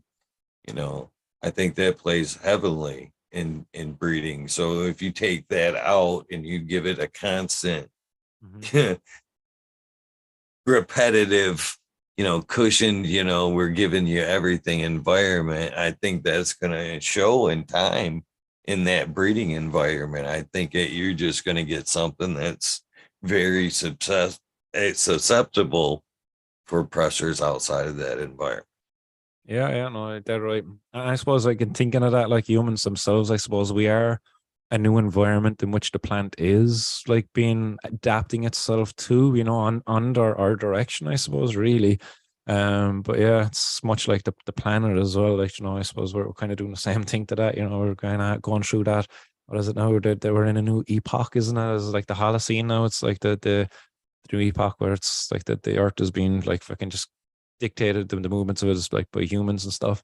Same is kind of happening with the plant now. And will people wreck it, destroy it, or will they just then make it better? Who knows? But like that, they've already patented the genetic trait, the genetic code for autoflower, I think, or the process for installing that into seeds. So there's a company out there already with the patent for that. Like, so yeah, we're heading into very interesting times when it comes to like plant genetic profiles and stuff like that. And what does that do for your what's the word I'm thinking of now? Uh like the natural gene pool that's out there for plants, and when humans come along and we interfere with that, how we wreck it, you know. It's kind of like as we've wrecked natural old growth forests, we've lost with it like some tremendous fungi, some tremendous microbes and bacteria that we might never get back, that have been there generating over millions of years. And I think we've got like 2 old growth forests left here in Ireland. Sorry, now we're going down a different road, lads, that the how humans kind of fucking wreck things and stuff like that. And hopefully they don't do it to cannabis, is what I'm saying, anyway. Well, I can see that, and that's kind of what we were talking about was indoor outdoor breeding and how sustainability that way. Tomorrow's guest, breeder Steve, has actually been working on like a cannabis that can't be seeded. The triploid type of cannabis, yeah. Yeah. Yeah, no, I've heard of that. That's a cool project to be working on. Yeah, yeah, I think something like that would be really good, and I think it would be timed well, I suppose, going to the future. Like for growers, because I think a lot of the growing is probably going to be done outdoors once like prohibition is lifted. People will use the growing season, grow outdoors, get a good crop, because like why are you growing indoors when you can grow it outdoors for far cheaper than indoors? Like there's a lot of input and cost with the indoor grows. And I think as legalization happens, prohibition ends, the cost of cannabis is going to go down to a point of like, your herbs and spices you get, like your thyme, your rosemary, and all of that stuff, your oregano. Like you see how cheap you can buy that stuff. Well, guess what? That's a plant like cannabis. Why is cannabis so much more expensive than your thyme, rosemary, oregano? When your thyme, rosemary, oregano takes the same effort, energy, inputs to grow that your cannabis does. But meanwhile, you can go down and buy 25 grams of rosemary in a little shaker for probably less than a couple of dollars. Why do you have to pay like nearly fucking $100 for a couple of grams of cannabis? So I think as the price really comes down more and more as the prohibition moves further and further away from us, that there's going to be less and less people growing indoors and more people going outdoors. And something like triploid seed that like can't be pollinated would be handy as you don't know who's doing outdoor grows and whose male pollen could be flying around then outdoors. Maybe indoor grows could be a thing actually, as people want to maybe control over the grow, put pollen filters in and stuff like that as well. That's definitely going to be a bit of a niche area as well. But I definitely think a majority of people are going to go outdoors as the cost of electricity, it's kind of going up and up and up at the moment as well. I don't know what that's like over in the US, but over here in Ireland, the cost of electricity is almost tripled for some people. I hate to say this, but I actually see, right now you can get ounces of cannabis here in Michigan, like $50. $50 and get pretty decent cannabis too. And but I think that you're gonna see the market just kind of take a shit like that. But I can actually see once it gets to be like a larger scale and more legal recreational across the board. And I guess that's a kind of something we could touch on. We're getting kind of late, but is like the availability of cannabis strains there. So I think but back to what I was saying there, I think once big business has its fang in cannabis, just like any other big business thing we've seen, the banks are too big to fail. cannabis is going to be too big to fail. I think we'll see once they're in control at that. I think we'll see like some sort of price regulation. You know what I mean? They won't let Yeah. it fall that far. They'll be like, no, no, no, no, no, no, no, no. We Pop gotta, it up. yeah, no, we're gonna hold it up at this. And you think can you ever see something like that coming into play with cannabis if big business gets involved? Yeah, quite possibly. Yeah, I could see something like that coming down the lines. But again, I just think that their big business is just going to be so powerful if they're not held back by proper regulations. Then there's going to be very little you can do then at that point to kind of slow them down because they are powerful. They can just come in and buy up so bloody much and put out so bloody much that the price will come down by their decision. They control the market then at that point. Um, so yeah, that there's very little you can do unless you properly control them through regulations, and yeah, price controls like that. Yeah, they could be in the interest of big business as well. So I definitely think the best thing to do, as mentioned earlier, is just control the market, keep it isolated for the local indigenous industry, keep out the big businesses for the best part anyway, and encourage people to around social cooperatives as well. Have the people actually control the market, for the people, by the people, of the people. That kind of a market would be a great market for cannabis. Very intelligent man. I gotta give you that, man. Uh yeah. Proud to have you as a cannabis advocate, even though you're not even fighting for it in my area. But it's awesome to know that you're holding it down where you're at. That's for sure. Yeah, We are most we fly for it in a global level anyway. Like, so we fly the flag for the whole world when it comes to cannabis. yeah, very true. We are coming up on the 420 mark here. I greatly appreciate you, man, giving me a large amount of your time, man. It's most valuable thing we have, as kind of touched about when it come to the family thing. I can't repay you for that, but I greatly, greatly appreciate your time. And I hope as I've extended the invitation out to come hang out in the weed nerd world, I gave Monday nights as an example, but if you subscribe to the channel and kind of file along, they're pretty random. No guest night, we nerd in the world. You know what I mean? If the guests, I kind of told you the time slot for the show was from 11:30 to 4:20. So a lot of nights, if the show doesn't, not everybody can go the gauntlet. You know what I mean? So the nights that are the the show goes short, I kind of take a quick break and then reopen up with a Weed Nerd World to finish out the evening. Okay. So So I've keep done your well eye there. open. I've done well Yeah, here. they I went the gauntlet, have I? yeah. Well, not many people do, hit that from 11:30 to 4:20 mark. There has been a few that I've actually kind of let go. And man, I've hit Rasta Bob was a replay the other night. He was in Jamaica. Again, smile and kind of, talk about the weed nerd world, but straight out of Jamaica that night. And Nice. 8 hour plus episode. Jeez. Session. That's class. Hell yeah. But I have greatly enjoyed tonight's episode. It's been very informative and pleasure meeting you, Yeah, talking no, with you, and I hope to see more of you in the future. And again, I encourage everybody that watches this to head over to your YouTube, your Instagram, and all that good shit, and keep up on all the good shit you're doing. And hopefully, they reach out and support you in that way. And as we talked about earlier, man, the umbrella is huge. One of those people may help you in your fight as well, be that crucial piece. yeah, you never know where people are going to come out of. We just have to keep networking, and through networking, we just continue to grow stronger together.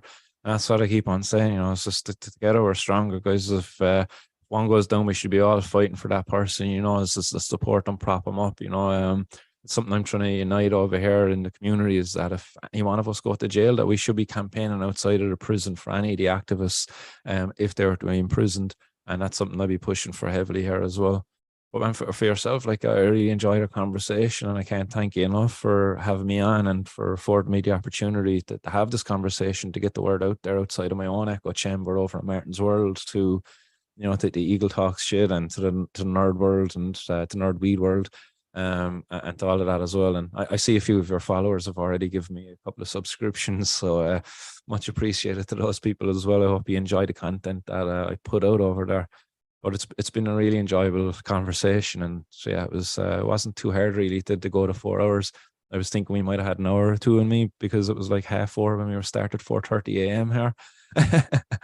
But yeah, it's like coming up at 9:30 there, or 9:20 there now, almost there.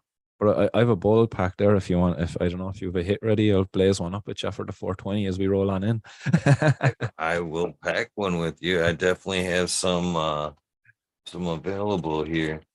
Basically, there's one last thing I need to get from you, and that's something I get from everybody that's done the show, and it's a little silly thing I call the soundbite. Basically, it will be at some point a commercial for this episode. In a nutshell, what I'm looking for on my version would be, hey, this is Eagle, and I'm on fucking talking shit. Cheers, brother. Fucking talking shit with Eagle, episode 730. You can say whatever you want after, before. I don't even give a shit as long as you say that somewhere in there.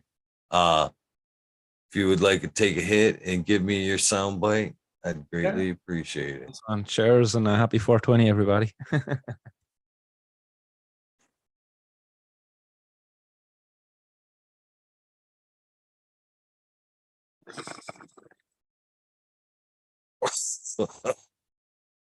There you go. I'm ready, my friend.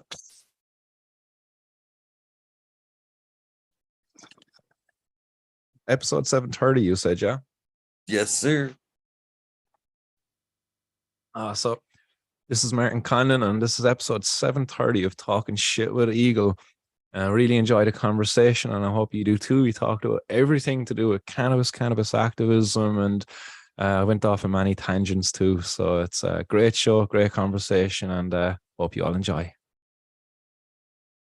Thank you so much, my friend. It was a great episode and conversation.